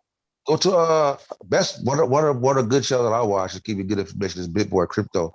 But the homeboy that I'm talking about for the Arm and Rock Squad, it's called I think he's on the Smash Rockwell. I gotta go to him. Okay. Yeah. I see him on Sidenetter and a couple of channels. He was on there with Amber too. He was on Amber's show once. Yeah, I went and seen him over when I watched Amber over there when she would do a show on Wednesday. Yeah. Hey, I'll give you another one, Sosa, real quick. It's a brother in Florida who has his own crypto channel. Yeah, Smash Rock. Type in Smash Rockwell. Yeah, on the road. I remember the name. Smash Rockwell. Smash Rockwell. He goes live pretty much every day and build. He gives me a lot of information too. Because he gave me the game on how to go through the white paper, how to pick out what's fraud or what's not. You know what I mean? Like he break a lot of shit down. I mean, are you interested in the other channel, Sosa? What's the name of it? Like I got a few I'm gonna listen to, but go ahead. What's the name of it? Cryptocurrency Blockchain News. It's cryptocurrency together and then blockchain news together. And it's a brother in Florida named Shamari Clark. I think I already had that. I use Yeah, I told Sean about it over there. I've been watching it for cryptocurrency news. Cryptocurrency Blockchain News. Blockchain news together, cryptocurrency together. And it's a brother named Shamari Clark. So when he comes in, he says his name. I'm supposed to be asleep. So. I'm supposed to be on my way to sleep, but I was just gonna ask because I heard the conversation. Do you all follow EYL at all? Earn Your Leisure. Who was that? EYL, the channel EYL. Earn Your Leisure. Earn Your Leisure. Look it up though. It's Earn Your Leisure or EYL. Earn Your Leisure. It's a group of Black men. Some of them are venture capitalists. A lot of them have acquired wealth through stock investments and more recently cryptocurrency. But they talk about all types of shit, like all manners of investing, because that's like they shit. Getting black people into investing. So they got a channel on YouTube. It's called Earn Your Leisure. Yeah, I just subscribed. Like shit, and the crypto news. Like I spent half my day listening to fucking investment shit in crypto news. Yeah. Because with that market, you got to be ahead of the game. Like you got to know what's coming down the pike to jump on it early. So and they do a real good job of giving you like tips. So they have like different tiers. You can like gain membership, and they have like private Zooms where they bring people on like that's experts in different areas. And like you can pose questions, ask them about, different stocks or cryptos, and they'll go through and tell you, this is why I would do this. This is why, like they teach you how to do stock holds, options, put, like even trading like futures and like futures and what's the other one? It's another one. But I can't think of the name right now. But when I say all manners of investing, they into it. You said day trading. Yeah, my sister's actually learning how to day trade through using a system. Day trading, also like how to set up your retirement accounts, like literally anything you can think of, even with like what do they call it? What's the recent thing that kind of started booming with like art and stuff? NFTs. Yep. They provide like literally everything. Yeah. Like I'll fuck with. They done had Shaq on their show. They done had Rick Ross. Like they really do the shit and talk to a lot of people in the community. Black community at large. Yeah, I do. I got some NFTs with NBA Top Shot because I love basketball, so that's my shit.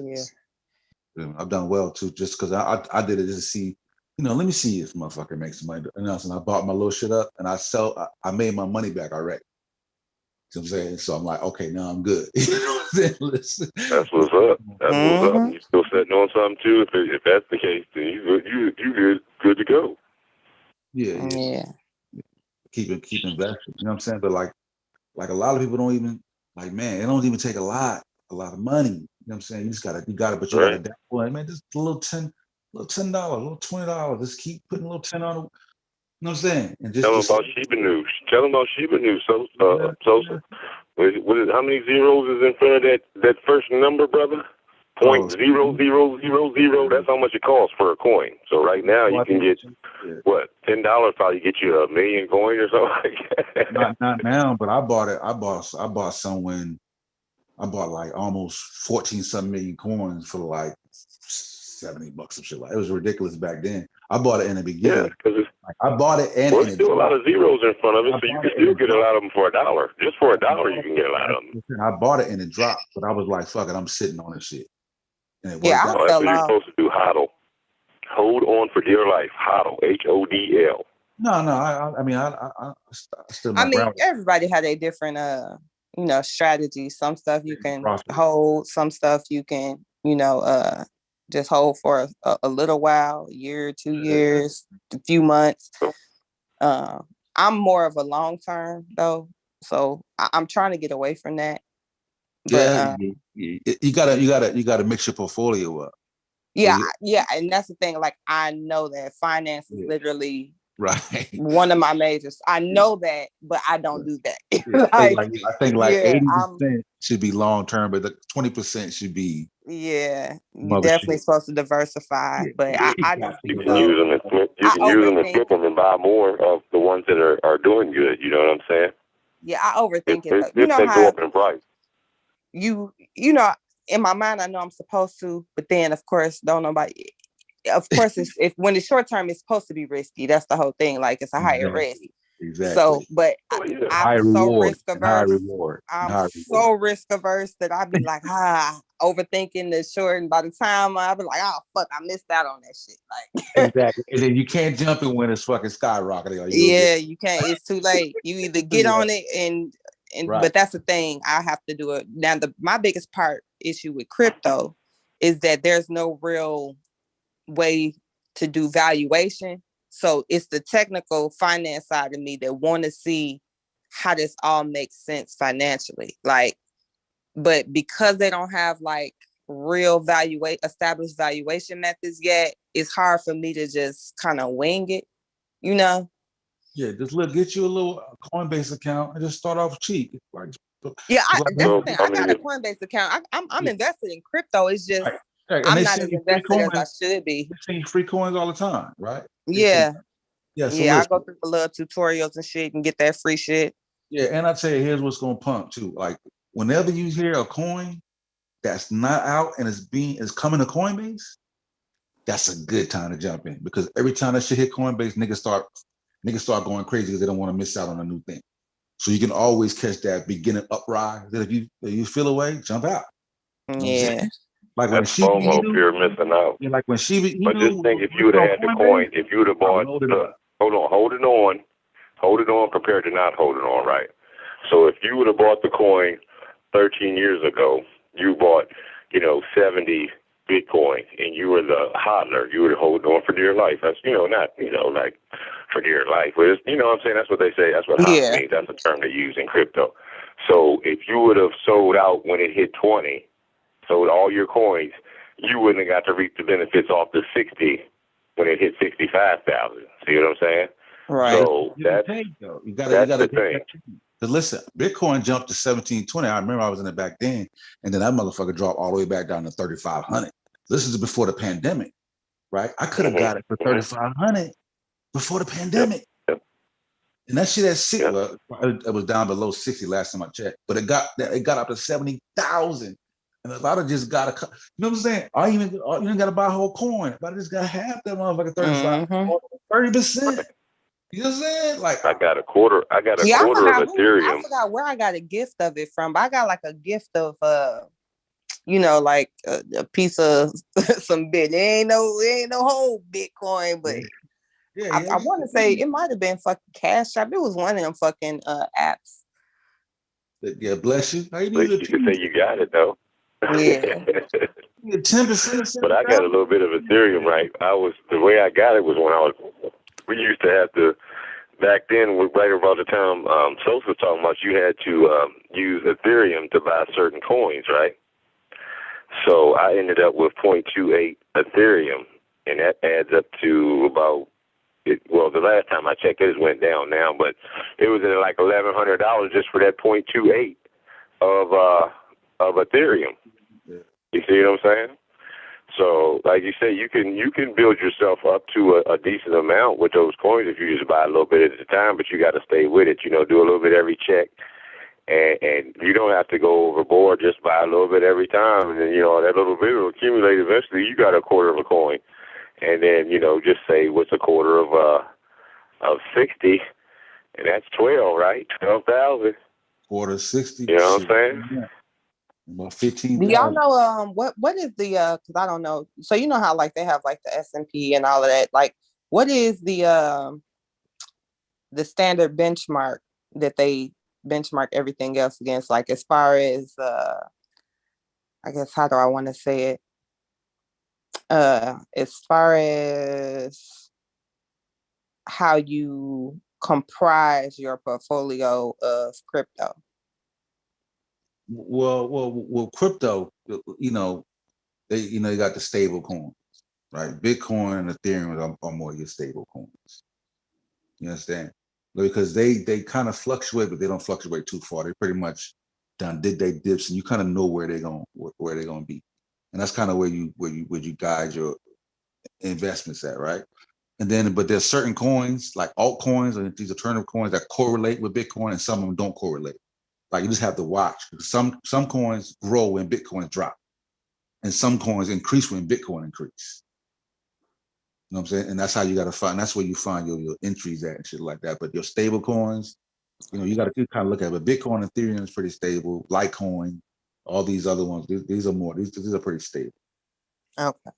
And that's where you kind of gauge. Well, you can also use stocks too. You can buy stocks. I mean, you don't have to just use coin to diversify your portfolio. You can have futures and all kinds of different things to diversify your portfolio. That's just the accumulation of those things and having them accessible to you, to yourself. That's your portfolio once you buy these stocks and coins and futures and whatever else it is you buy. Well, yeah, that's but how you diversify it. So like with like stocks though, there's typically like there's a method, a known method to the madness, you know, and you can kind of measure different stocks in different ways against benchmarks, or you know, you can kind of see because they've been there for quite some time, or you know, they're not completely and totally new. It's kind of like a tried and true system. You know what I'm saying? Like you can see what's kind of pegged to what, or what moves with you understand what I'm saying? Like crypto was kind of new. So like stocks, I consider that to be like a separate thing, even though it's all in the investment portfolio. When it comes down to it, I kind of look at like cryptocurrencies. I want to know what's the good mix of cryptos to be kind of balanced out with whatever benchmark there is for that, versus like stocks, that's kind of easier to maneuver and navigate. Yeah. Right. Yeah. Because Bitcoin, you know, that shit, crypto, wild west. But they have different workings too. Some are currencies and some are for the governments. Yeah, but generally speaking, that's when everybody be like, I'm not giving financial advice. You know what I'm saying? Get you some Bitcoin and some Ethereum at your stability. You know what I'm saying? And then just diversify your portfolio. But with crypto, you just gotta, if you pay attention to the news, like you can figure out what's going on. You can ride the wave, because with crypto you can just buy the dips. Like right now, Bitcoin it dipped below 50-some thousand. I'll invest now because I know it's gonna get back to 70 and probably eclipse that. You know what I'm saying? So every time it drop, I go in some more. And when it go back up, I might say, you know what, let me take a little profit. And then when it drops, I'll reinvest. You know what I mean? I just buy the dips. Yeah. See, it's a fluctuation. The market always fluctuates. Yeah. So you're going to have that regardless. And, you know, you call them the candles and the wicks, the greens and the reds when you're looking at the chart. You know, the ups and the dips and the ascension, that's going to happen. But, you know, like you say, if you can watch the trend and see how it's trending. And then also, like I said, you have to go in, Amber, and look at crypto market. What is it called? Coin market cap. Coin market. Okay. Yeah. And then when you go to a crypto, you hit on that crypto, right? Hold on, you hit on that crypto, right? And then it'll tell you the onboardings and the people that are and what it's done this week, and who it's dealing with this week, and what it's and how it's moving. See, you don't have to just say, okay, I want this one because my cousin told me. You go and say, my cousin told me about this one, so I'm gonna hit on it. I'm gonna do some information on it. I'm gonna see. Look, oh damn, there's Walmart is involved with them. There's Bank of America. Oh shit, here's General Electric. And like that. You see what I'm saying? So you can always do the research on the coins that, and especially the ones that interest you. Because there's how many? Social, like 10,000 out there. Yeah, more than that. Most of them are probably but if you do your research, just take like a week or two to do some research on it, and check it at least once a day. And check the movement to see if anything's new, and that's how you can tell which ones are really making moves. Because like XRP is going through. They were saying big things about XRP, but it's going through. The trial. It was going through trial. I think it's almost over now, but they were talking about that, and that was one of the coins they were talking about. And I think that they were trying to keep away because it was supposed to deal with the government, and then now these other coins are dealing with the government. So it has to go somewhere else and all this other stuff. And I'm just like, you know what? They're still trying to throw you off. But if you do your own research and check the coin yourself and see the moves that they're making and, onboardings and all that stuff with different companies, Wells Fargo, these people, all that, you know what I'm saying?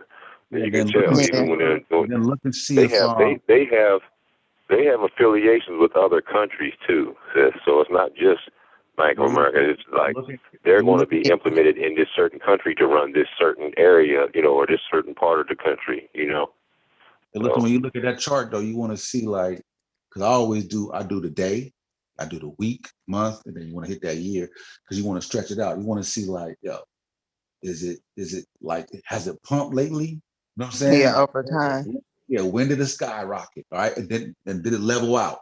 Like, did that motherfucker shoot at $2 and come all the way back down to 20 cents? Or did it shoot at $2 and come down to set 170 and go to 180 and it's been fluctuating around that? You know what I'm saying? Went down 10%.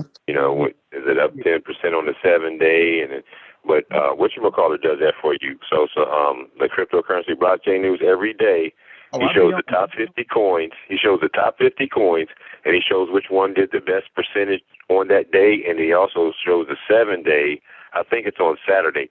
He shows who's doing the best, out of the 7-day week of that week. Like that. And then he talks about the ones who are making big moves. Yeah, I stay on coin market cap because I'm saying like I'm a cowboy, I'm a gambler, right? So I'll take a chance on those small coins, right? But I understand with the small coins, they're gonna pump. It's gonna be a pump and dump, like how it was with Shiba Inu when it first came out, right? Like you may get that motherfucker for like $50 or something. I put 50 in it. That motherfucker will shoot up to like 300 quick within like a couple hours. This shit just like, oh. You need to get the fuck out with that shit. You know what I'm saying? Because you know it's gonna drop. It's gonna drop.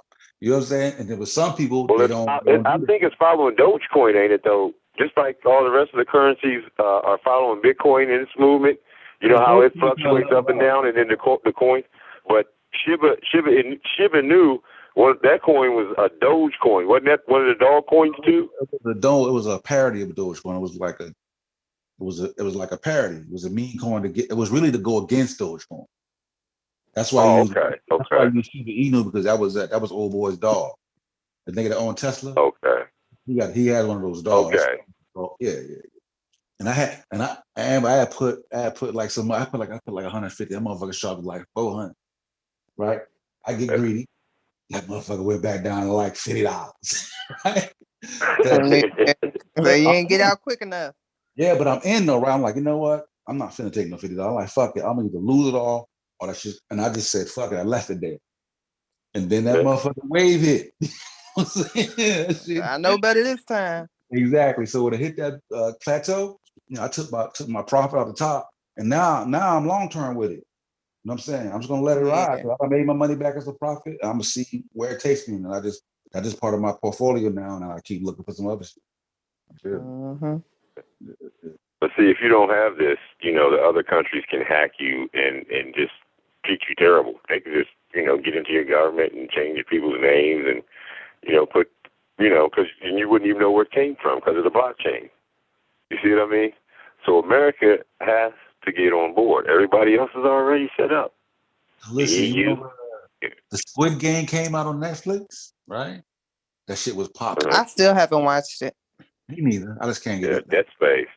Debt slavery. But they made slavery and organ trafficking. Well, hold on. Organ harvesting. They made a Squid Game meme coin, right? It was a scam. That motherfucker shot up so fast that the other sites was like, nope, they banned that shit. You know what I'm saying? Because it shot up too quick. You know what I'm saying? Because they know, motherfucker, they call it a rug pull. They get everybody to jump in, the shit skyrocket, and then everybody that got the money in it, pull the money out quick, and that motherfucker just belly out. And sure as shit. But before everybody can pull their money out, all the sites was like, nope, they put a lock on that shit. You know what I'm saying? Me and my sister and my brother-in-law was just actually talking about that the other day.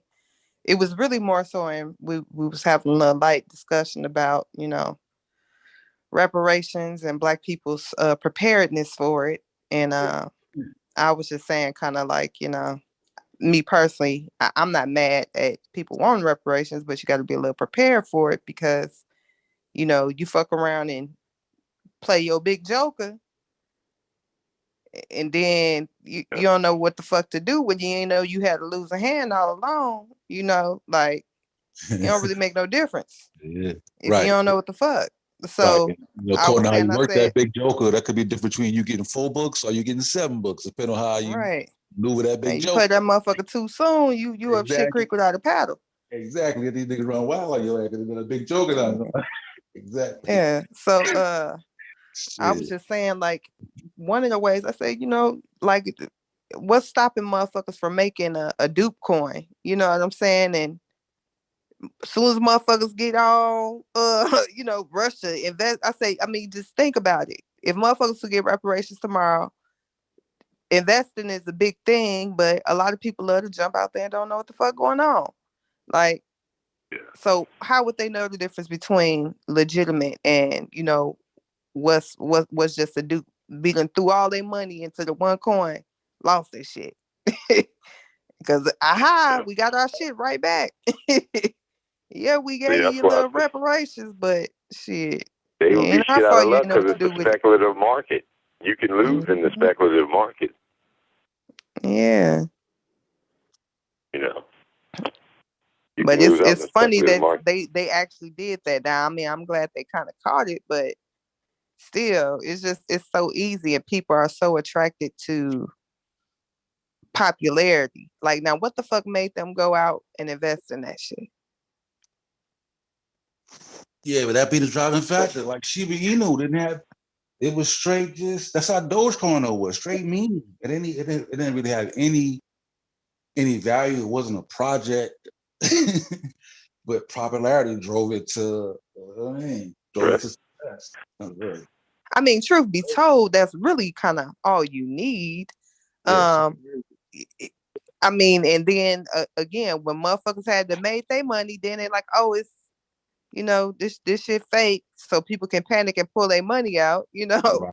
like, and control. I mean, it really is about popularity, and because like you said, it's all speculative, but well, I don't know, it's just amazing to me. Just hold on real quick. You got to add this to it. You got to add that it's suppression of information too, like I always say. I mean, they wasn't letting us know about this stuff.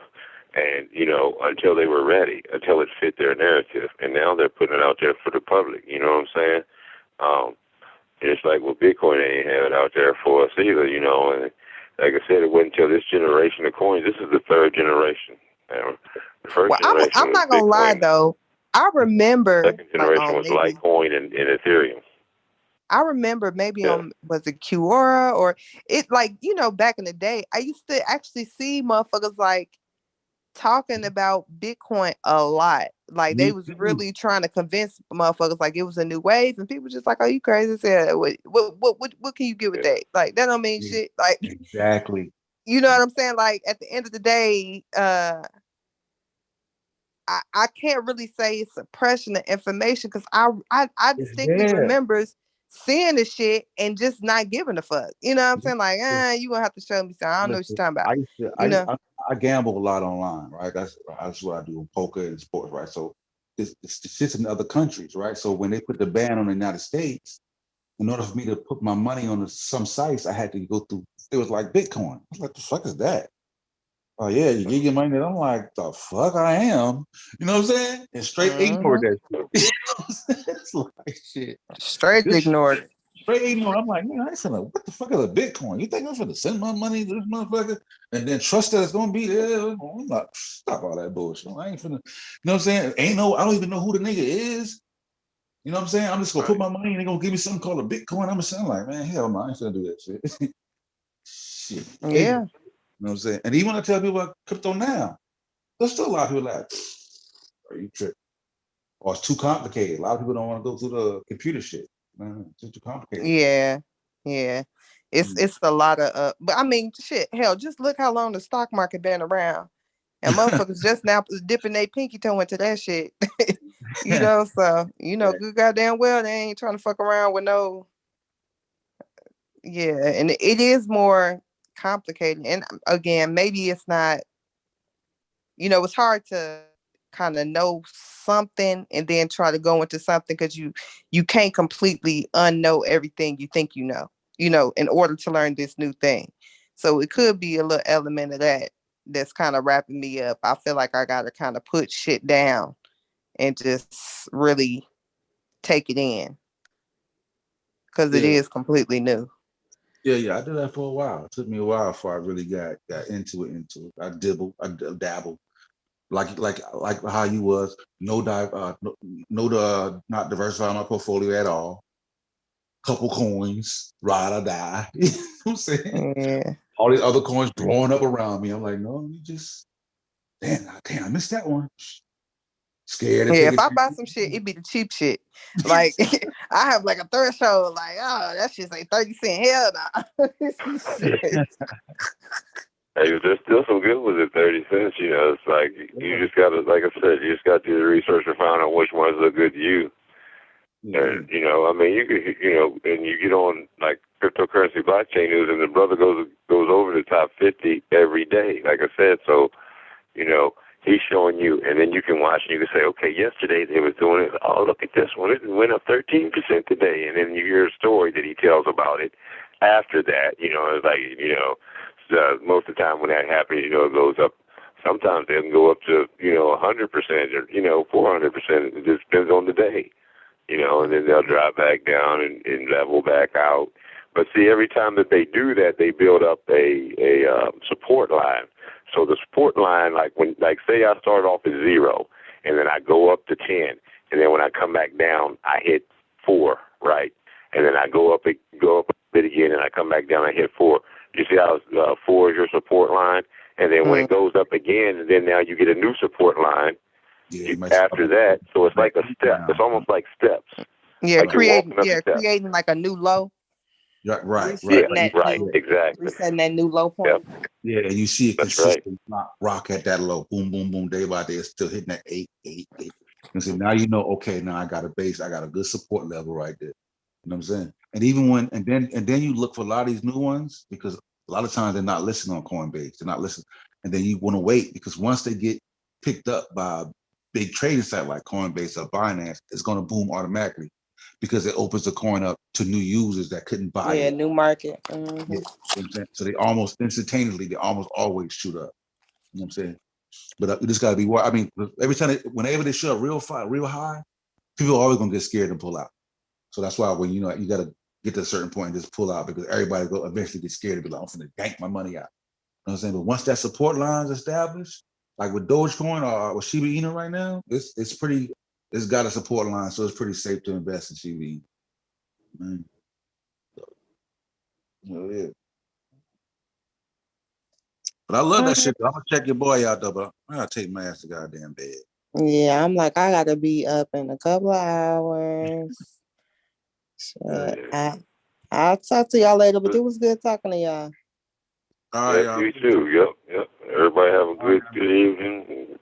Good tomorrow. All right, for sure. See y'all later. You too. Bye-bye.